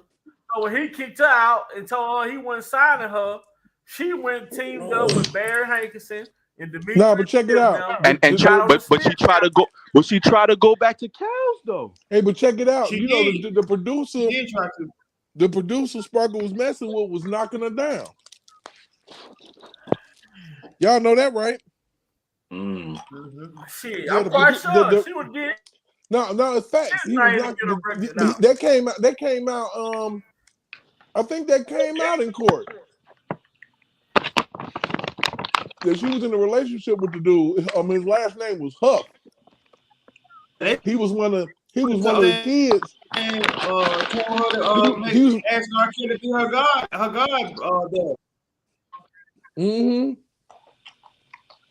And then that was contradictory because she said she took them to church when she met R. Kelly. Then say she met him at the studio. Like it was so many contradictions within this trial that But when the judge had to go back in the end, we saw the same play that they did in New York.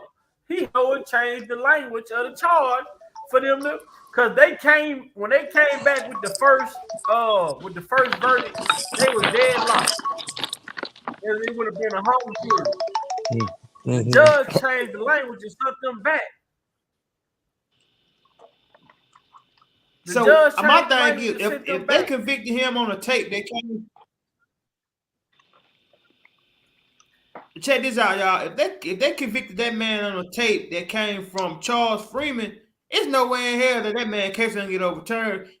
Charles Freeman was calling so many goddamn lies. That tape came from Avenatti, and if it came from Avenatti, it's no good. I believe that tape came from Avenatti. Va, I'm with you. Cause ain't no. They watched it. Facts. CNN admitted to watching it. Then he gave it to Kim Fox. And then they say, wasn't no audio on the tape. And all of a sudden, this tape got audio talking about this 14-year-old PUSSY. Right. I don't know why they changed it. And all these people had their hand on this tape. To this too now. You got and one of the other girls saying that they had threesomes with Roshana, and they never contested it. When they asked her, did she know who the girl was? She said no. Did Tracy Sanford try to say she had? Yeah, Tracy Sanford tried to say she had a threesome with Roshana, but that shit didn't work. She couldn't know who she was. She didn't know who she was. What it was, the guy kind of got carried was Paulina came in with her story to combat what Roshana was saying, because the mama got them to bump everything that Roshana was saying. Roshana tried to get what she was saying. But my thing is though, but Paulina's story was a whole goddamn prom date. That was a whole prom date that she talked about. Getting picked up in a limousine, going to a store. I put this shit on my. You cannot fly in this fucking country without having no fucking form of ID or your guardians with you, and no fucking airport. Unless you flying on a private jet, you ain't going through no airport without no fucking form of identification. And if you're underage, you gotta have a fucking birth certificate. You gotta have 2 forms of ID. Plus, the person on the other end that's gonna be receiving you has to send their information over. And ask yourself this: do you think that man would go through all this trouble just to have sex with this motherfucker? He probably get a girl, and a girl just hit the motherfucker. Even have sex with her though. Yeah, I don't understand that. That shit crazy. She flew all the way to Minnesota. He went to the hotel room. Shit, he didn't even have sex with her. And then so if he had sex with her, you got to question everything. You got to question the whole situation. Exactly. Then my thing is though, how can you sit here and say that the landfill girl testimony is credible when she lied to a grand jury before? Was she telling the truth then, or she telling the truth now? She should have, know what I'm saying, been impeached. Know what I'm saying? Because how is she gonna have a valid testimony when she not already lied to the state grand jury? And then the mama came out and said that he didn't threaten him or nothing, and he beat the scruff and said, "Man, they don't overturn this shit." I mean, she lied from 2001 all the way up to 2019. I mean, she told the same story from 2001 to 2019. She told the same story. All of a sudden, she become homeless. The daddy died. They got caught stealing over $80,000 in PPP loan money. Now all of a sudden, her story changed. Exactly. These people full of shit. And then the same thing that the government, that they saying Rob did, paying people off obstruction. That's what the damn government doing. Threatening people. Y'all either gonna testify or y'all gonna go to jail, or it's okay. When you come testify, I'm gonna make sure you got a lifetime for Section 8, and I'm gonna make sure, you know what I'm saying, we break you off a little bread, and I'll just keep hit on my phone, hit me up, let's meet up. You know what I'm saying? They doing the same shit they accusing R.Kelly of. Facts. To get these people to come testify. Obstructing. They the one who's obstructing. They are the one who's bribing. You send this motherfucker to Florida on a Spirit flight on a 3-day vacation. Facts. She probably had McGee dude, he basically told himself he was tapping with a witty as well, coercing her, showing her goddamn text messages or shit that Rob was sending Jocelyn he got from Tasha K. And that girl, you know what I'm saying, getting mad to go up there, you know what I'm saying, trying to jump on Jocelyn. Then what? This man literally on YouTube telling people what he did. Then he talking about some, I ain't had no role, and yes, the fuck you did. That man, I think that man got one of those. That's crazy, bro. Yo, that Larry McGee guy, he used to really be around Kels. No, he ain't never been around Kel. He like us. But Angelo used him because he came on the scene with a mask on and shit. You know, he came on the scene with a mask on. Angelo used him, you know, to come at people who were supporting the Kels, and then them two ended up falling out because that shit wasn't genuine. Wow. Actually, the McGee dude used Angelo because he used this situation, you know what I'm saying? You know what I'm saying? Like his sentence too. So in a way, they were using each other. Yep. He knew that he was finna go down, so he used Kel's case for leniency. The same shit that Avenatti did. But see, they dropped them 31 charges, but the judge used them 31 charges in considering Avenatti getting his time. And that's how he got the 14 years.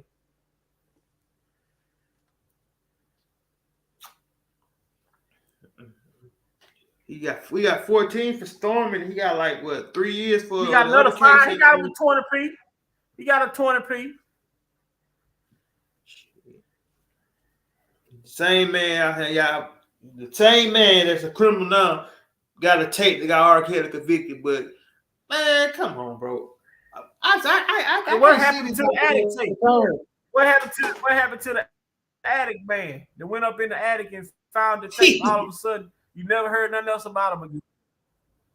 But how the hell a tape? He get a tape, you know what I'm saying, in Philadelphia, and then somehow He just moving a random house. He randomly moved in a house in Philadelphia and got a tape in the attic with a R.Kelly on it. Oh, he must ain't got Wi-Fi in his house. Because ain't nobody, you know what I'm saying, watching that. Everybody screaming shit. Ain't nobody watching VHS no more. YouTube is the way to go, man. Ain't nobody on you go on YouTube, watch any game you want to watch. Ain't nobody on motherfucking watching no VHS tape no more.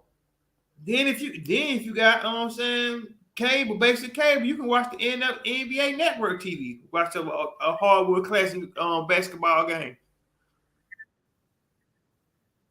I see, man. This case, I don't see we how can't make this shit up, man. You can't make it up, bro. You know what I'm saying?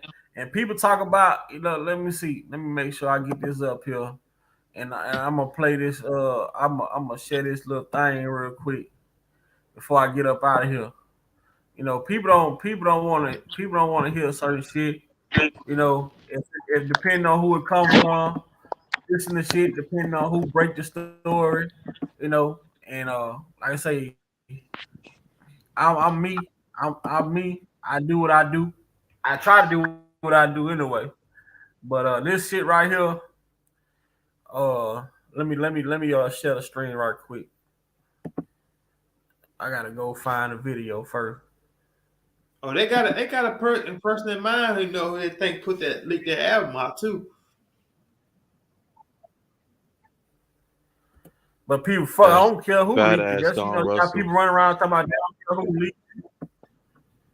You got people running around saying they don't care who leaked it. You got people saying X, Y, and Z. You know what I'm saying? But I'm finna play this straight from the horse's mouth before we get up out of here, and I'm gonna let that be that. You know what I'm saying? I ain't here to argue with nobody. I ain't got no beef with nobody. Don't implement me and none of your shit, because Big Vi don't roll like that. I'm not gonna waste my time and energy over the internet arguing with somebody that just don't serve no purpose with me. I come from the streets, you know. Exactly. I'm not finna come on here speaking my intentions to nobody, so you can go, oh, he said it on the internet. You can go pull it up. Nah, you ain't gonna play me like that. I'm way clever than that. You know, I ain't just started this shit. I was born in it, not sworn in it. You know what I'm saying? They're real. But a lot of these people, man, they sit out here and play these games, man. But this shit is about R.Kelly. This man fighting for his life. Hold on, let me get the share screen up there. How the hell did this man whole shit get hijacked the way that it did? You know, too many people have became popular over R.Kelly, and this is who it's supposed to be about.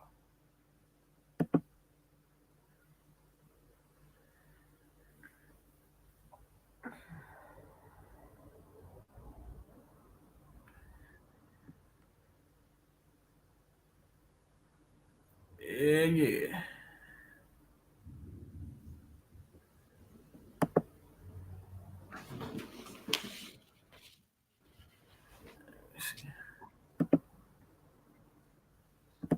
You know, so they'll find some reason to go to somebody else.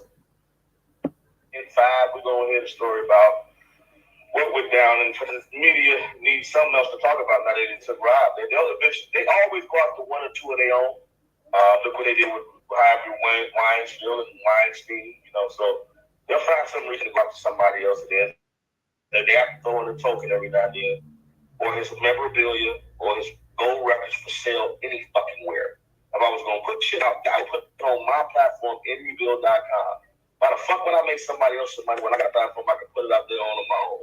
I'm not about that shit. I'm about making sure we keep the budget within, not giving it to somebody else. So I don't have shit on eBay. Whoever's lying and saying that I do not. All of his music is safe, tucked away, waiting for him to say what he wants to be done with the shit. And until that happens, it's going to stay safe and tucked away. I have every unfucking released album, and all the motherfuckers are sitting there in certain places, secured and copywrote. It's safe, tucked away, waiting for him to say what he wants to be done with the shit. And until that happens, it's gonna stay safe and tucked away. I have every unfucking released album, and all the motherfuckers are sitting there in certain places, secured and copywrote. It's safe, tucked away, waiting for him to say what. All of his music is safe, tucked away, waiting for him to say what he wants to be done with the shit. And until that happens, it's gonna stay safe and tucked away. I have every unfucking released album, and all the motherfuckers are sitting there in certain places, secured and copywrote. So all this shit about me putting out this music, I don't want a dime off of none of that shit. If I set up a company, whatever I spend, I expect to get paid that back, and any fucking percentage for my work, which may be 10 to 20 based on how much I put in. But other than that, that's his shit. And I don't take pride in taking nothing, no motherfucking body else. I don't care what none of y'all saying about that. In that trash right the fuck now. I don't steal people's shit. 46 years in, I'm 46 years old. 30 years in the game. I ain't never been known as a thief till you motherfuckers is coming with this shit now. So cut it out. Stop it. Man, he said you let him take a picture with it. You pulled it out of a pillowcase with a bunch of other shit that you had in there. I know the most is a lying motherfucker. I had this right here. This water still sitting in my house this day, and it's going. Dubowski took a picture with his. The masters can't fit in no fucking bag. It's truck removal, and the music is on the drives. Sitting in my house this day, and it's going to sit here. That's one. That's the other one, and that's a picture of my brother. That's it. That's all I got as far as memorabilia. About 8 box. I recently gave that to Kerry because Kerry didn't have shit of his own brother. So I gave it to Kerry and said, man, this is from your brother. Keep it. It was a real expensive fucking watch. I gave it to Kerry. And that was it. I ain't got no bag full of shit. I got masters of music. The masters can't fit in no fucking bag. I gave it to Kerry and said, man, this is from your brother. Keep it. It was a real expensive fucking watch. I gave it to Kerry. And that was it. I ain't got no bag full of shit. I got masters of music. The masters can't fit in no fucking bag. Do y'all hear that? Yo, Big Vine. Yo, do you hear that? I got masters. Yeah, I heard that. And music. Yo, Big Vine, real quick. I got masters and music. Yo, Big Vine. Huh? Yo, y'all. What's up? Yo, I just said it earlier. You ain't see Lifetime coming out with a new shit? Yeah, that was Lil Mac that said it. I'm trying to start a movement, man. Mute Lifetime, man, on all social media platforms, man. We gotta get behind it, man. They coming back out with. They talking about this to find a chapter. Yo, son, these niggas is crap. Yo, and they gonna shit ain't gonna get people tired of hearing that shit. That shit ain't gonna get no goddamn traction, man. I'm gonna make sure it don't. Facts. You remember they last year didn't get no traction. Oh, Tim will get on the 20. Man, my daughter still ain't came home yet. He been in jail. It's time for you to come home, Jocelyn. Come on home, Jocelyn. Hey, put the body down. Tim, hold on, Tim. Hold on, Tim. Your daughter was grown when she went with R.Kelly. What do you mean? Why she not coming back home? Let me talk, Lo. Goddamn it, I let you talk, Lo. Now it's time for me to talk, Lo. Let me talk. It's time for me to talk. I let you talk, and Lo. Yes, my daughter was 19 years. See, my daughter was way more pertinent than your daughter. My daughter was more pertinent than your daughter, Tim. My daughter was underage. No. My daughter was 17. You can't say that, Lo. You can't say that, Lo. Yeah, and Faith Robinson need to shut her ass up because I got 10,000 worth of proofs on her. I know she did. So get that bitch lying. Her mama told her to go back and get some more information, Lo. Y'all is not gonna get on here and come at me about this. I can't help my wife's a drunk. Yes, she's a drunk. And but what I'm not gonna do, Tim, what I'm not gonna do, I'm not gonna allow on a man just because you don't like him. I didn't hear the man. Come on, Lo. Your daughter was there in 2014. She was there way before Jocelyn was there. And y'all knew she was there, goddammit. You knew it. And I'm not going to have it. Lo. I'm not going to have it, Lo. That man see what my wife do? See what my wife do? I don't know what my wife do. I don't know what my wife and my daughter talk about. But when I tell them, whatever they do, make sure they own up to it. You hear me? Now, Tim, your daughter was grown. What are you even in this fight for?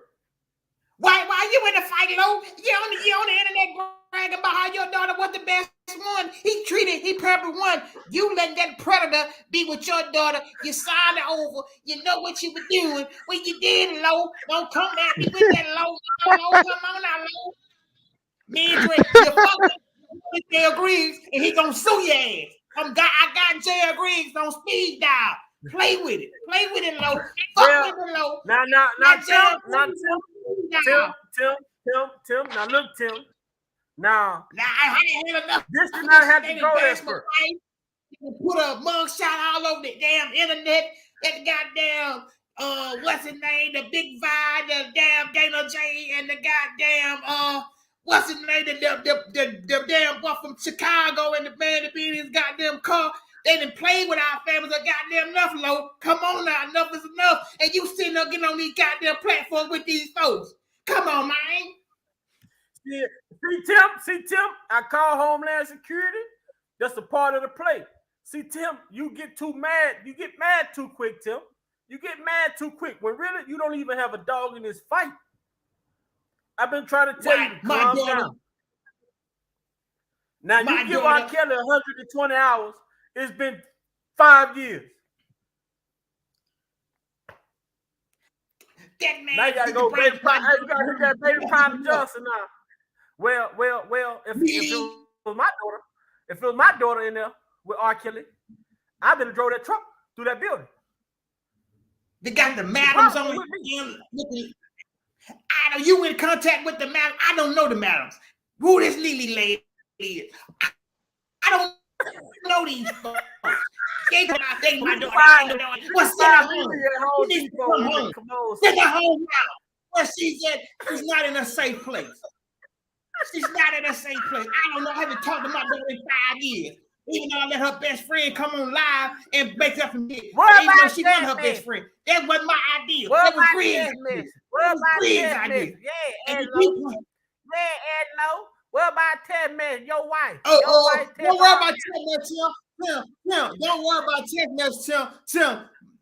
That was to prove in court that Raw made them make that shit up. That wasn't my daughter.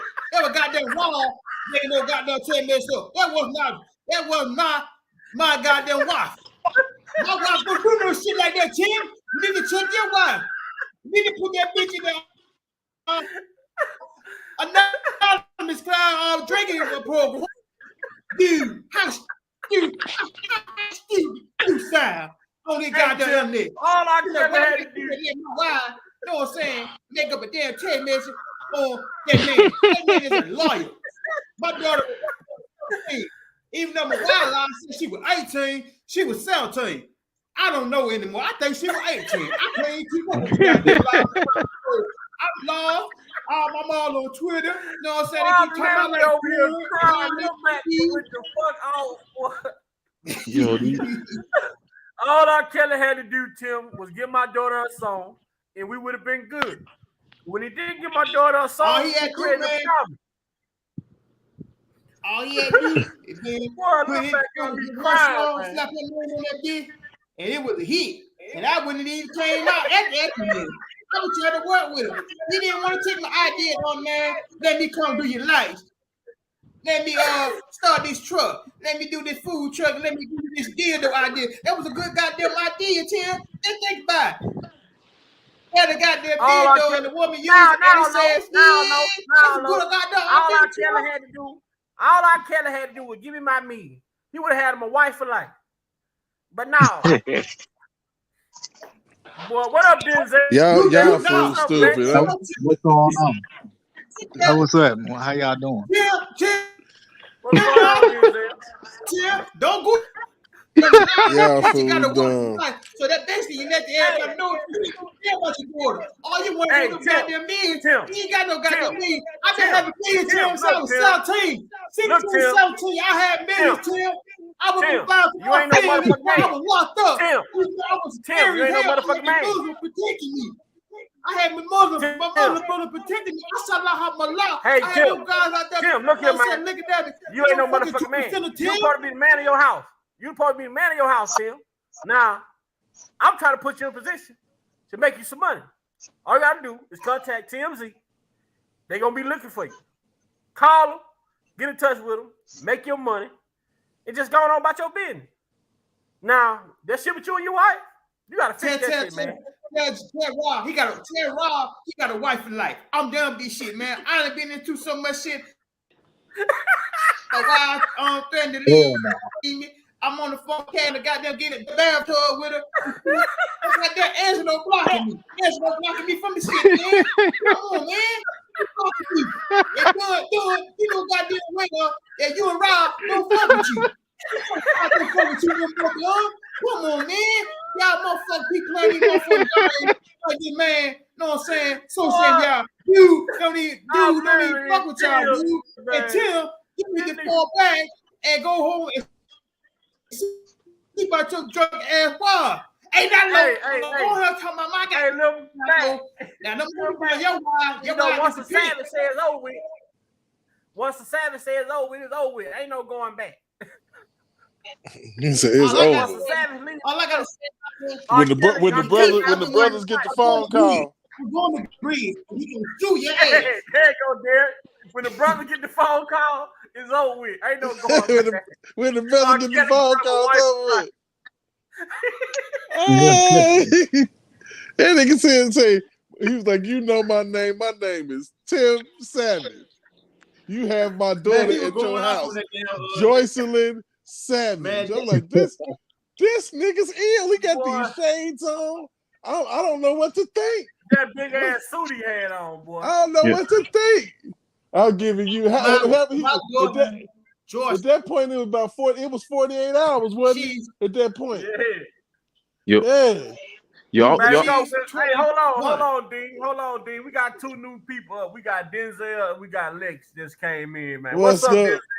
What up, Lex? Man, what's going on? Lex, Denzel, what's up? What's going on? Doing all right? What's happening? I just came in and see what y'all were talking about. Well, I done got exhausted from laughing over here. Lil Mac, Lil Mac crazy. I'm just hoping this surviving R.Kelly shit don't gain no fucking traction. I'm gonna be pissed off if this shit gains traction. This the one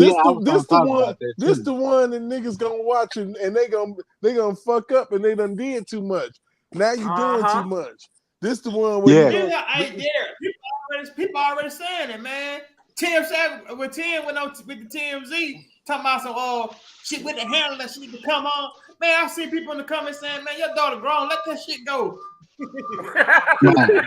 Damn, you know what I'm saying? I was coming in about to talk about this shit about they can do a part 3 of Surviving R.Kelly. I said, come on, man. And then they got ass real. But they gonna have to make.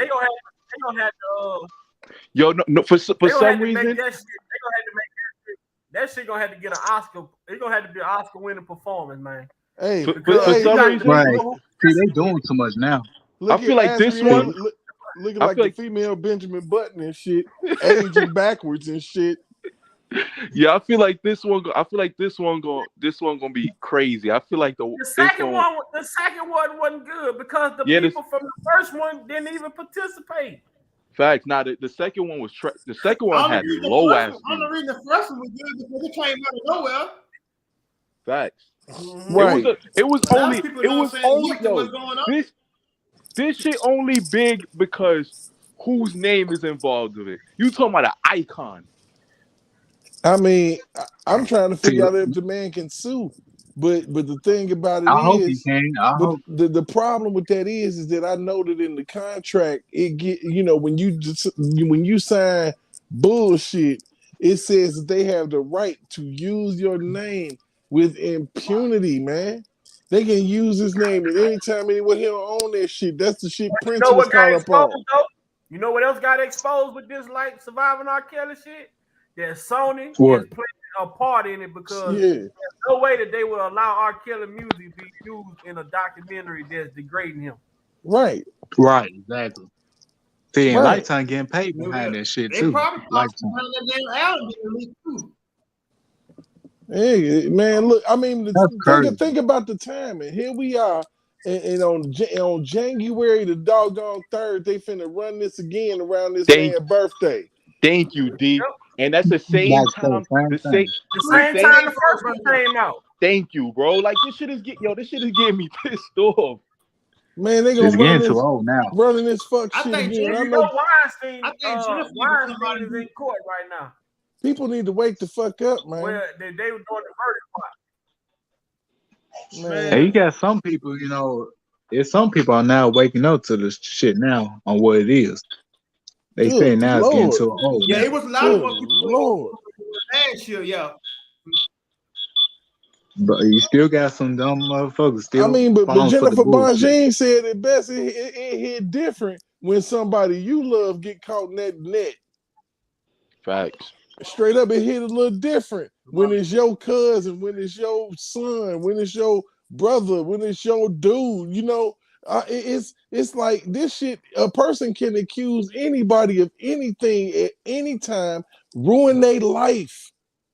You got to recover from an accusation, not even a fact. Not nothing is proven in court. Right. You know, that's the way that the culture has been. It's not like Brian Banks didn't exist. It's not, you know, before all of this popped off. Like I said, it ain't like Emmett Till, none of this. You know, anybody that's ever been caught up in a situation like that, man. You know, it's like your mind, people's minds just cut off and they stop thinking when you get to talk about women and especially children being abused. But you got to stop and wait a minute and say, well, hell, where was your mom at when all of this was popping the hell off? And if she was if she was in the back with a heroin needle in her damn arm, then we got some problems. Facts. We got real issues. And then my thing, even for a fucking attorney, people, you know even for an attorney to run an ad telling people, the attorney along with Kim Fox, these people ran ads saying, "Have you been victimized by R.Kelly? Come see us." Mm-hmm. Not even just victimized. That best you solicit people to if you think about it. Say that call us at 1-800-12-PLAY. 1-800-12-PLAY. 1-800. They said when people was calling that motherfucker say, "R.Kelly with that dick so good, Kim Fox got so mad she called flying down." Kim Fox took the number down, but then you gotta look at what she just beat the shit out of her husband, had this nigga locked in a bathroom, man, till the police came, bro. Damn. And they just swept that shit under the rug. Lex, what's up, man? Be right behind him. What's up, man? Behind the bathroom. You see how crazy you look? Man, that motherfucker so ugly, boy. Her and motherfucker Toronto Burger, boy. Look here, man. KRS Everybody fucking up, man. KRS Look like KRS One, goddamn. You play a high, go get it, boy. She can hide in the open. Ain't nobody gonna tag her ass. Yeah, you might well go on. You might well go on. You might well go on. You might well go on do a strong arm on yourself here. That motherfucker knows so man. She better big vibe. She better not sneeze. That motherfucker might, know what I'm saying, turn the whole world over. She sneeze. I'm talking about goddamn Category 7 hurricane. I'm talking about Shawty got a real live avocado sitting on top of her face as a man, nose, bro. Oh, no cap, bro. No cap, man. I like this. People out there took that. I want to see the nigga who took your pussy. And people like her, and people gonna talk about motherfucker that went to school, he got picked on. I don't think Mark Henry would take her pussy. Man, hey, Demetrius wouldn't even fuck her, man. Thank you, Demetrius. Demetrius fucking milk that had ass will fuck anything. Slow down on Demetrius now. You know that Demetrius is smash. You saw Tiffany Hawkins. Yeah. Yo, D. Remember Tiffany Hawkins said, "Lena McLean." But hey, did y'all know though? It came out that Tiffany Hawkins' homegirl Ebony Wilkins that was on that second surviving R. Kelly. She came out talking about R. Kelly slept with her. He didn't sleep with that damn girl till she was of age. Tiffany Damn. Hawkins looked like Whitney Houston after Whitney Houston That's the got on girl Demetrius and them trying to use. She said when I met Lena McLean in 1990 or 91, she told me I look like Whitney Houston. Whitney Houston was bad at that time. She said Brittany Houston. Hell no. Nah, that Brittany Houston. Whitney But- Houston. Maybe Houston. Brittany Houston, but not Whitney. Hey, Nope. Bubba talking about motherfucking Tina when Ike been put them motherfucking hands on. That motherfucker crazy, man. These people, man, even 9 rounds, even 9. And who gonna sleep with Javante Cunningham? Who gonna sleep with 9? Who gonna sleep with Javante? How do you remember that? Because I had on my favorite Tommy Hill. I'm talking about who would even think about who with good eyes would even get with Asante McGee at any point. Thank yo D. Hey, We was on here tearing her ass up the other night. How you let a nigga spit in your face and you count every time? What? Lavina Carter, like she could be related to KRS-One. And look at all the names. All of these names is straight from the projects. Facts. Oh yeah, but see, you heard what Bo Brindley said when McDade was on the stand. Barry Hankerson was using Demetrius Smith to go out and recruit women that file lawsuits against R.Kelly. Yeah, Brian. They try to use Ebony Wilkins, but Ebony Wilkins, know what I'm saying, was of age. She said she slept when she was of age. That's probably why she went in that trial. But Glory already, there goes the lawsuit. She left her client in the courtroom and flew back to goddamn Pennsylvania. Hey, but do y'all find it funny how they doing this right during the process of his appeal?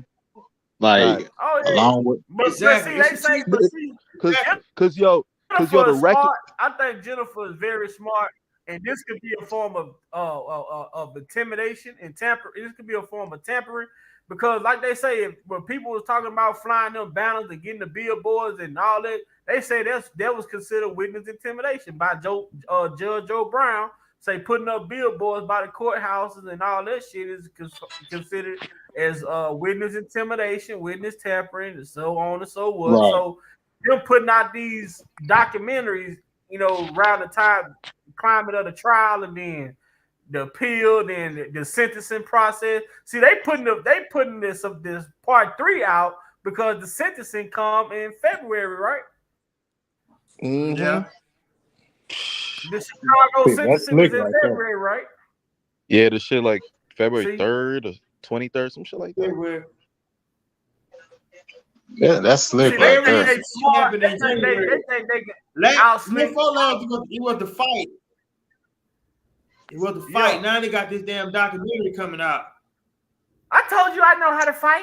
I'm from the street, girl. I'm from the street. Yeah. And I'm pressing charges. I'm pressing charges too.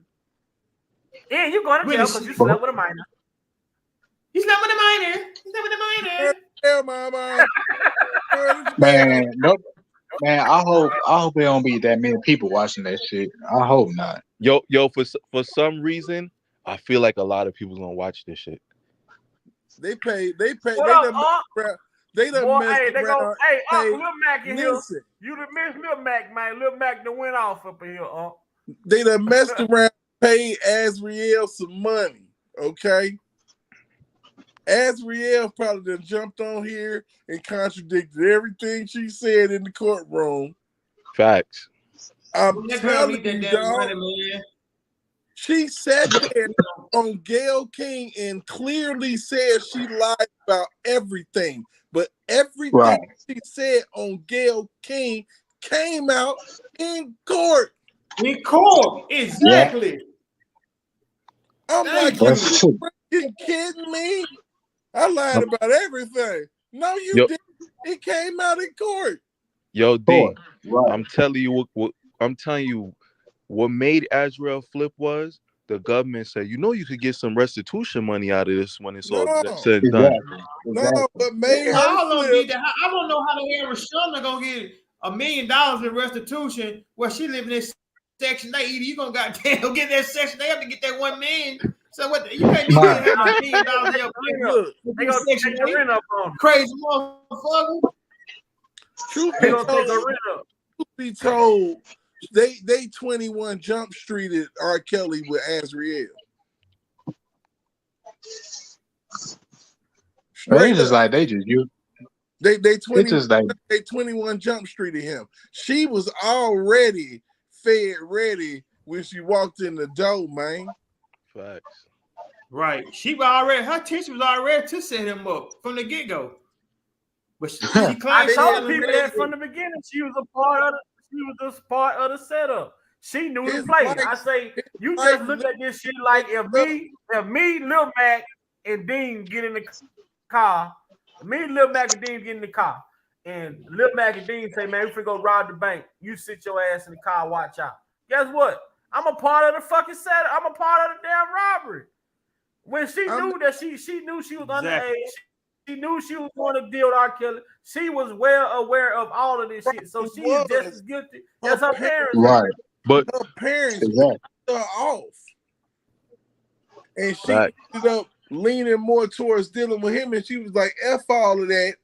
You know what I'm saying? Because but she said, why am I sitting here? She said, why am I sitting here taking all this? Right.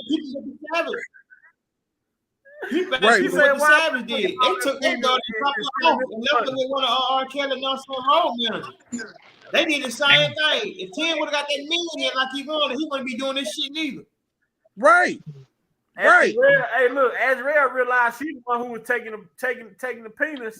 She stopped sending that money back home. Hell no. Right. Yeah, that was like them because that's like you cutting the middleman out when you getting the dope. You know what I'm saying? You're gonna get the dope from the other boy. Why should I be, you know what I'm saying, using the middleman? Yeah, I gotta pay him to break out these keys. I can just go to the J-Rock. I'm already dealing with what up, J-Rock? J-Rock. I'm dealing with J-Rock, but I'm still coming back and paying you. Exactly. Why? I'm giving you $30 to go get me a $20 hit. Come on now. Man, I can cut you out of the picture. You go give me a 30p. Exactly. What I need you for? And then you killing me. I'm doing all the work. I'm You laying killing me down with him every you night. That's why she get that exercise shit. I'm sleeping with him. I'm doing this. I'm having these threesomes and shit. Y'all ain't doing shit up in this mother. What y'all getting money for? What y'all need money for? Like, if you don't take your ass back on that truck. Nah, big guy. Nah, big guy. Let me talk. Calm down, Tim. Calm down, Tim. Let me talk. No. Calm down, Tim. Let me talk. Big guy. Tim, calm down now, dude. I know I'm on your platform, big guy. No. Y'all let me talk. Big guy, I know I'm on your platform. I'm sick of y'all trying to kill my hustle. Do y'all know how much? You know how much money it costs to get this activator going? You know how hard it is to try to relive 1983. You know how hard it is to try to go back. Hey, go get some of that. What you complaining, dude? I got these big ass hips, dude. I go to the gym every fucking day. Dude, and I can't get rid of these big ass hips on my side, man. Why are you complaining? I got these big ass, chunky, female ass hips on me, and I can't get rid of them. I guess it cut me off of Baltimore. I keep got these fucking crab legs and got their crab meat, and they keep going to my fucking love handles on the side, man. I work out every day, and just ain't going to work. Hey, Lo, the hips don't lie. Nah. I gotta say this. The hips don't lie, dude. The hips don't lie, dude. Now I gotta say this, man. I gotta get my millions. You know how many members only jacket collars I done ruined because of my curl? You know how many pants I try to get to fit me, man? I can't even wear fucking 40 no more. I can't wear. When I was in high school, I was in the 30. My waistline was 32. Now man got them 46. I'm in 46 waistline, dude. Dude, man, I'm talking about your I got a 48 waistline. I go to the gym every fucking day. Hey, them the worst two problems ever, man. Hey, them the worst two problems ever. They worse than Joe Jackson, bro. God, that nigga killed. Talking Man, I'm up in shit. here right now. I'm trying to get a new Bro, pillowcase he company. ain't that way. Y'all trying to mess my hustle. That nigga Tim killed me talking shit So at don't put the young end of that damn queen on video this though. house. That Yeah, nigga R. Kelly. Speaking You of- know who it is. How? It's Savage, nigga. I'm gonna give you 120 hours to turn green. Y'all see my community wall. He said, I gave you. Yeah, I can't this nigga. I'm talking to you, you bitch ass nigga. It's Jay Savage. Come fuck with me. Fuck with me, nigga. Fuck with me. Man, Like he got goons. look, man, I'm up in here right now. I'm trying to invest in a pillowcase company.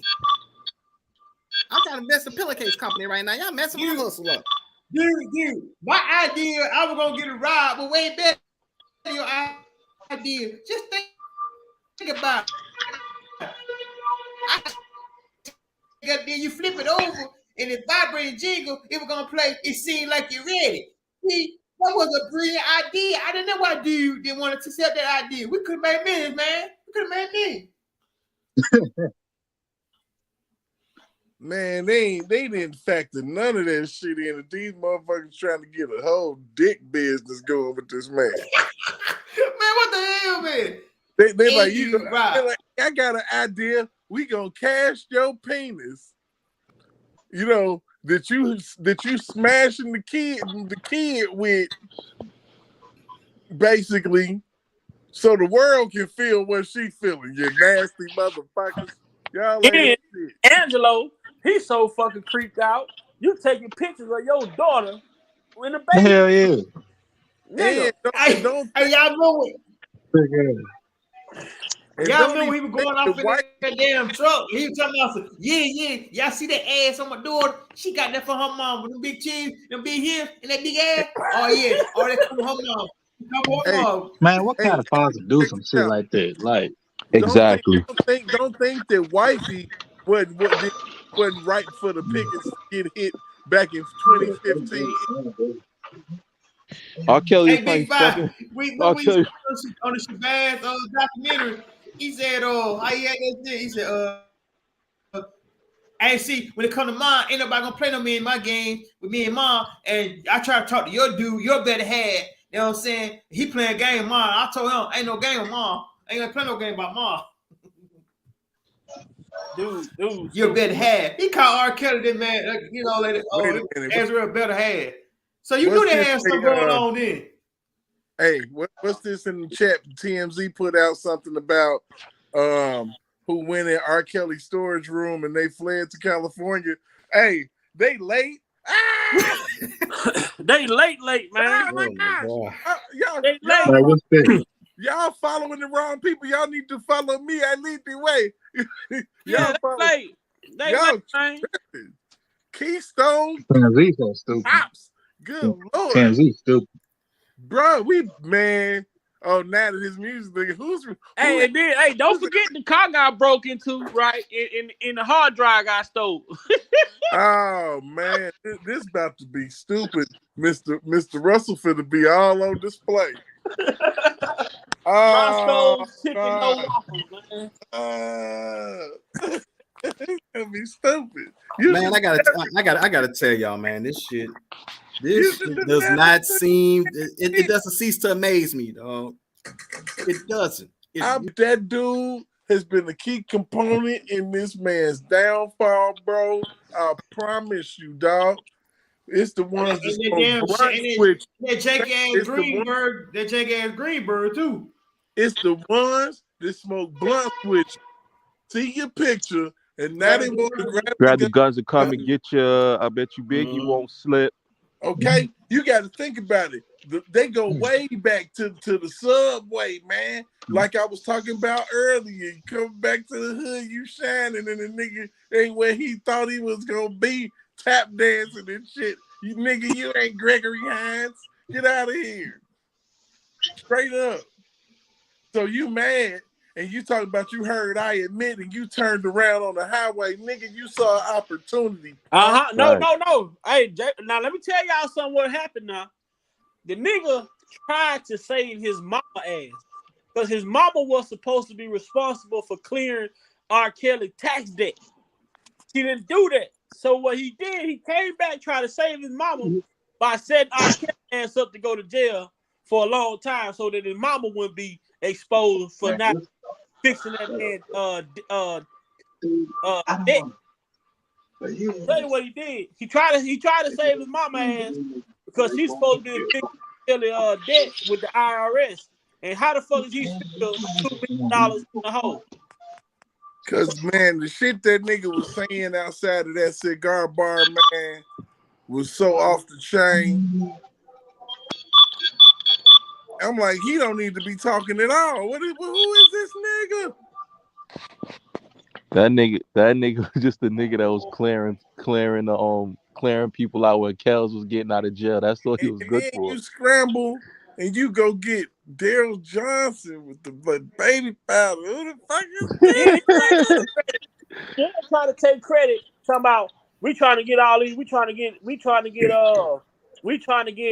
Greenberg and them out there so we can bring in Mesereau. Then we heard the truth with Andrew Wyatt. Andrew Wyatt say he tried to get Mesereau over there, but people who were closer to R. Kelly, his friends, did not want Mesereau to come in because he had to get rid of everybody. And he talked about the people he talked to was the PI, Don Russell, and the man who holds the POA. And he said Bill was gonna take care of the whole bill. He ain't have to worry about nothing. Bill got money. Bill got long money, long.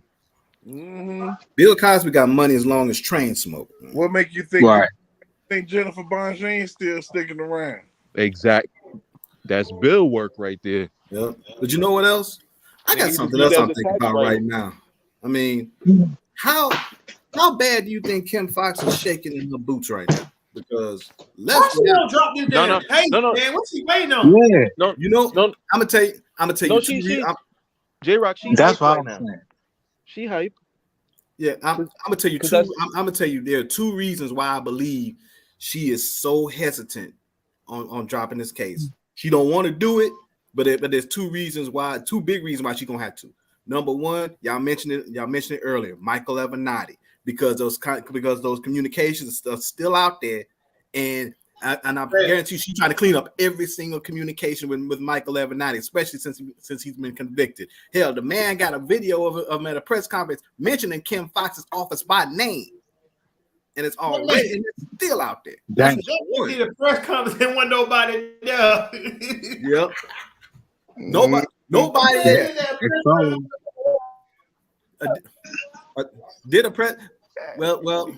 It kind of brings up that old age question. If a tree falls in the forest and no one's there to hear, it doesn't make a sound.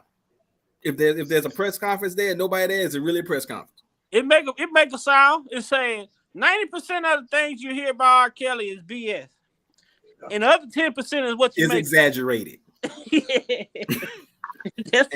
Right. And the second reason why, because this is a state trial, not a federal trial. This trial can be televised. So now, all the janky motions, all the bullshit that they done pulled on R. Kelly this whole time will now be exposed on a TV audience for everybody to see. And Kim Fox is already under enough fire as it is. And if this thing goes to that level, if she pushes this and this thing gets televised, it's gonna make her look even worse. On fire. That show was wondering why they ain't dropped this case yet. That's like, what up, come on, man. Denzel, I just nephew. What up? Oh, hey, we found Lil Mac, man. We found Lil Mac. You been looking for him. Blessing, nephew. Lil Mac, where have you been? Where have you been, man? Man? Laying low, man. Stand out the way. Man, okay, that's the best way to do it. Man, people best way to do it. What's up, Unc? Blessing, Dean. Who is this? Lex in the building. What's going on, brother? How you doing? Hey, man, I'm at the gig, man. Laying low, laying back. Sorry, I caught y'all late. I didn't know y'all was on, man. I just happened to be having a moment to be able to, skim through my stuff. And I said, oh shucks, man, he been on. So oh Real well, I'll bad, slide man. in for a minute. Yeah. Real bad. What up, J Rod? I'm at What up, Dame Man, what's Bella? going on with you? Derek, I hope you What got up? a number. Let What me up, mess with Unc? Derek, y'all, What for a up? minute. Yeah, let me mess. Let's one of my OGs for a minute. Let me mess with Derek, bro. I hope you got some. I hope you got some rest, man. You kind of went out on us, man, the other night, man. Man, I fade, bro. You know, I'm I an know. early I bird, see. man. I I'm see. an early bird, so it's I'm like I'm just the opposite. yeah. So you know, I be Yeah. up moving around when Yeah. most people. I'm talking about slobbing real good. I'm moving around getting to work. So Yes, sir. it's just one of them things. So I mean, I try to get it in where I can, man. And Yes, I sir. get Yes, sir. and I try and I get a little too hyped sometimes. And I tucker myself out and shit. You know how it is. Right. This R.Kelly should get you turned Yeah. the fuck So up, man. catch me up to, because I don't know, haven't y'all been talking about some particular stuff that just occurred, maybe, or something? I have no clue of what's going on. I have a lot going on. So and with this job, so catch me up to speed. Let me start off with this. Let me ask Derek a question. First of all, what's up, Derek? What's going on, man? Like, you didn't get a chance to speak with you earlier. I got to ask you a quick question, and you mentioned this earlier. So you mean to tell me that Steve Stone Huff was banging Sparkle also? Who was that? Steve Huff. He's another producer. He's the one I worked on Sparkle's second album. And Derek mentioned this earlier, and he said that it came out in court, saying that Sparkle was having a fling with Steve Huff. Wow. So she jumped up. Now let's get this straight. Sparkle was married to Earl. She messed with R. Kelly, even though she talked about her and R. Kelly never had a romantic relationship. Who really believes that shit for a minute? And now she actually had a relationship with Steve Huff also, the dude that produced the second album that she left R. Kelly to work with, and then she got mad because she tried to come back to R. Kelly, and R. Kelly said, "Nah, I'm good over here." Damn, she was banging everybody, ain't Yeah, well, maybe she should have got on a remix of "I Get Around with Tupac." Because the way she got around, man, look. That's why I say at this point in time, nothing really surprises me anymore. We've seen it all. we done seen it all and then some. I mean, come on. You can't make none of this stuff up. You just can't.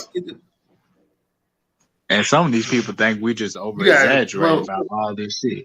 But we read the transcript, we follow the case, we know what we talking about. What's gonna happen today? And then my thing is though, Chicago people should shut anybody that try to interview Jim Derrick shouldn't even take them from that man. That man had 2 opportunities to go to trial and he didn't do nothing. He shouldn't have nothing else to say about R. Kelly at this point.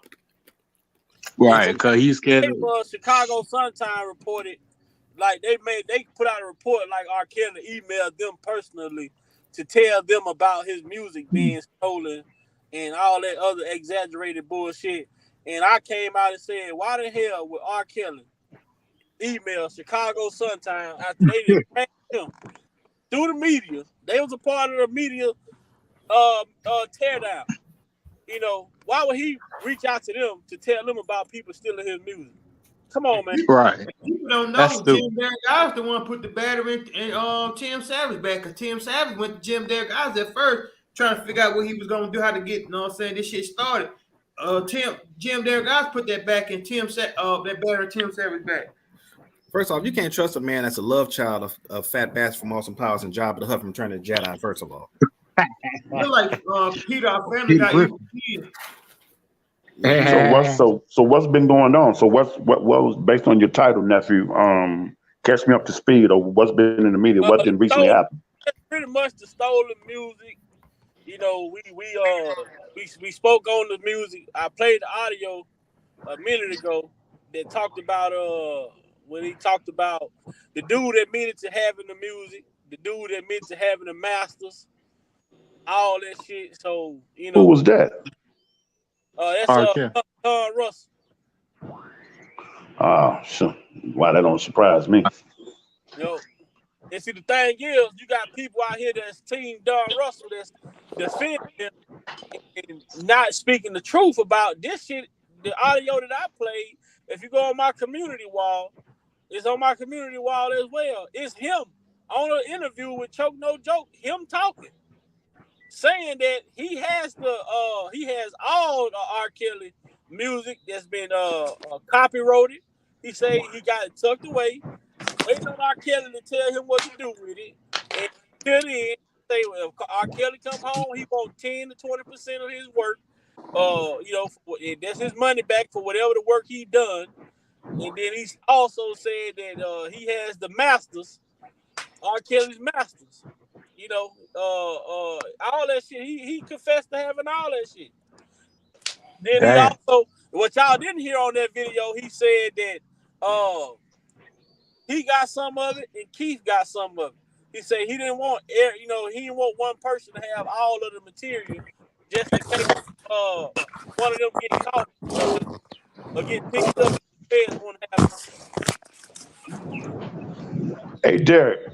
Yeah. Hey Derek, we OGs, we OGs. So that's me and you talk real brief for a minute. We have known people in the community like that. Right. And they just for some reason they just disappear. I don't know what they didn't went. I don't know what didn't happen to them. If we just said we keep it clean on Nephew Channel, but it seemed like they no longer, you see them in the community no more. They went out of town. Right, you know what I'm saying? That nigga went out of town. He moved and you got away. another scenario that when they catch up to them, everything they touch is destroyed. Mm-hmm. Just bad karma. Just everything you touch, it's falling apart. All of the schemes, all of that, it catch up with you, man. Cause that guilt won't let you sleep. It won't let you eat. You looking over your shoulder. You ain't got no peace. When that joker come at you and they hit you all at once, and I yield back on that. I'm gonna let that breathe for a moment. That's how I look at it when I keep hearing that individual name. Because this is my thing, nephew. This is my thing, nephew. You can steal my vehicle. You can even break into my house and steal some of my goods. You can scandalize my name. You know what I mean? You can do all of that. I can recoup all of that. And make some adjustments, to try to minimize that moving forward. But you cannot take the gifting that was endowed in me from above. There is nothing you can ever do. And when you truly gifted, as the word that Donnie Hathaway was saying, when you really black, young, and gifted, there is nothing you can do to get inside of my DNA or my soul to strip me of my gifting. It would always make room for me. Facts. My gift will always make room for me, no matter what the circumstances, no matter what the trial, no matter what the cutthroat, no matter what the grimy, scummy, disrespectful, dirty, no good, whatever it is. You cannot get inside of my DNA as a human and strip me of my goodness and of my gifting. It would always make room for me to go back and recruit again and again and again and again. So that's how I see it. So all of this clown stuff and all of this mess is going on to keep the man locked up. I know the man probably won his masters and all that. The man that worked his behind off that. He might be moving a whole different direction as far as music wise. Who knows? That's up to him. He might want to get to, but the bottom line is, man, let me get out this cage, man. And my gifting will take care of everything else that I need. That's the challenge we got. Absolutely. Yeah. So Get them out. What we saw. Yo, you know what's so funny? I always felt like no funny shit. Boosie said something so real. Like he was like, yo, not for nothing. these crackers don't know what it's like to really go to prison. As I said, I've been to prison before. I feel in my heart every judge and prosecutor, before they're given that job, should sit there for a year and know what prison feel like. And we're not talking about no camp, no low. Sit there in a USP or a maximum state security prison for a year, and y'all know what it's like before y'all be handing out time the way y'all just be handing out time. Mm-hmm. Yeah. Because I guarantee you, if they know what it feel like, they wouldn't be handing out time the way they be handing out time for some of these crimes. Mm-hmm. You got motherfuckers doing life for selling some drugs. But you got these white rapos out here getting a year and a slap on the wrist for taking some ass and some pussy. Right. Mm-hmm. Well, all of it ain't right. You know what I mean? Anyway, y'all know my foundation, so I'm not gonna get into that because I can go a whole nother way with that. But I hear what you're saying.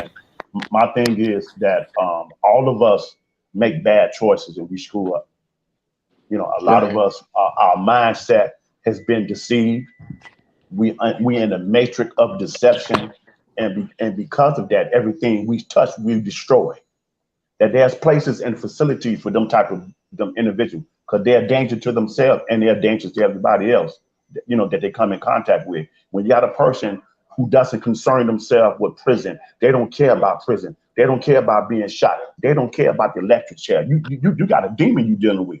You know what I mean? You got to lock that person up. Do you got to do? You know what I mean? And on the other side of it, you got some individuals who, because of their brokenness and their hurt and their pain, they have a sense of entitlement. Like, you owe me. Right. Like, you know, what? I owe you what? All this time you've been around me, all this time you've been exposed to this game, showing you the ins and outs, and you didn't make a move, a decision to come up and establish your own path.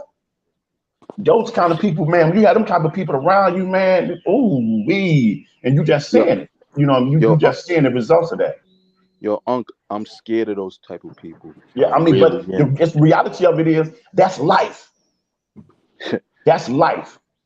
Anything you're trying to obtain in life that you want that's good, you got to understand that there's somebody on the other side is going to do everything in their way possible to prevent you from getting that. You know what? And let's just be real. You got people who come into your life and already have an agenda, already have an end game in mind of how they see things going, and they also have an exit strategy. Right. You know, they already have it set up for they get in and they get out. And this might be even a person that gets in, a female that gets in a relationship with you. Right. You know, in the back of their mind, they, you know, because I feel like that in the back of females' minds, they went to this man and they felt like if they went wrong, they was going to clearly accuse him of whatever he was being accused of.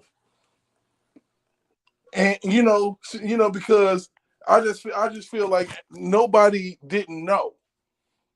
You know, about the allegations or whatever, and if you went on with it, you went in there with an agenda. Clearly, the most popular man, you know, in R&B, anything happened with him, it was mainstream news. So, what made me believe you didn't know what he had going on when it came to Aaliyah? When it came to the Tiffany Hawkins thing, because I heard about all of this stuff as it was happening. But if you look at the whole Tiffany Hawkins thing, right? Why that a lot of people within R.Kelly, around R.Kelly, they studied him to see how he reacted to certain things, because remember Tiffany Hawkins with the baby situation. He challenged that shit. He contested it. Showed up in court, did the DNA test. The baby came back 9 years. He went to sue her. So he was fighting these allegations. But when they realized that he was going to fight the allegations, they stopped going to the police and start going straight to the attorney, to the lawyer. Yo, Right. Bob, Yep. remember. Let me now, step away, y'all. Let me step away for a minute. I'm still on. I'm just going to mute myself and step away. I'll be back. Remember, it was what you call it. Remember, he said I would take the DNA test, and that's when they backed out. It's like, oh, like they basically called their bluff. And remember, that's when they was like, oh, all right, what a case, man. And they kept coming with something else. With a case, man, he didn't take no DNA test. He said I would take a DNA test, and then with a case just to prove. You get what I'm saying? And then what you call when he called a bluff, then it was like, oh, we gotta come with another game plan. And that was because of Demetrius Smith's son down there. He the girl baby daddy.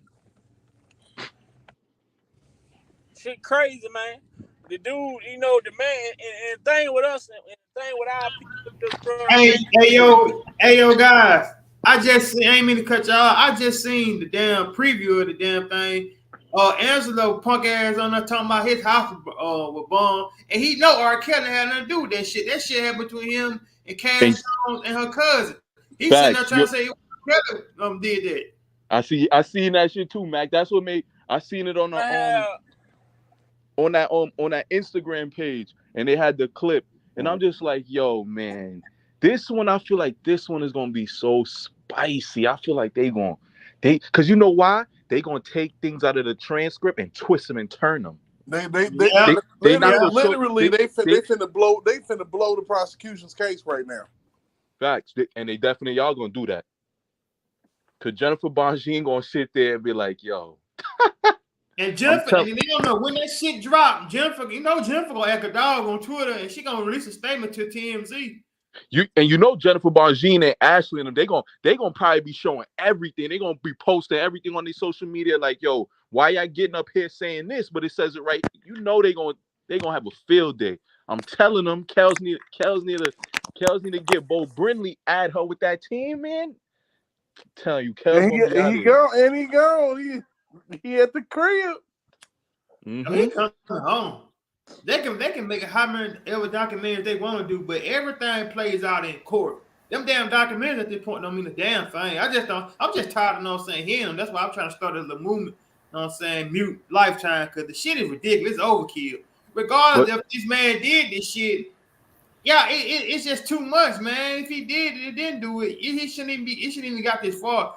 Man, why y'all trying to milk money off this man's name, man? Stop.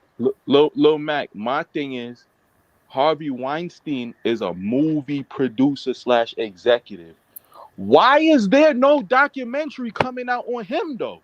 The reason why for that, R. Kelly wasn't into film. That man was into film. Why y'all ain't putting nothing out on him? The reason why that hadn't happened was because Lisa Bloom and Gloria Allred talked those accusers of Harvey Weinstein down. That was one of the things that they did. I forget. Jack Palladino exposed a lot of those accusers too. He worked for Harvey Weinstein. Mm-hmm.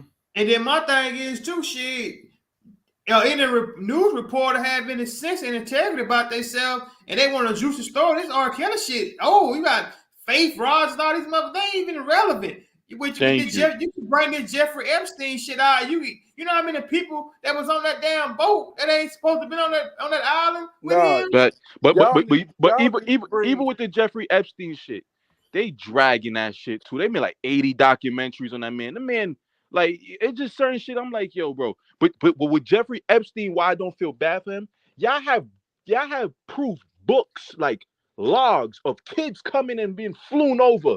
Y'all don't have shit on this man, but just hearsay and a bunch of disgruntled employees just saying whatever they want to say about him. Like, and this is my thing. Like, yo, Michael Jai White said something. I didn't like his recent Vlad shit. Not this he had one before this. He said something like, oh, with Bill Cosby. He said, I could understand if it was just 5 or 10 or 15 or 20. But he said, yo, but 60, 70, 90 women?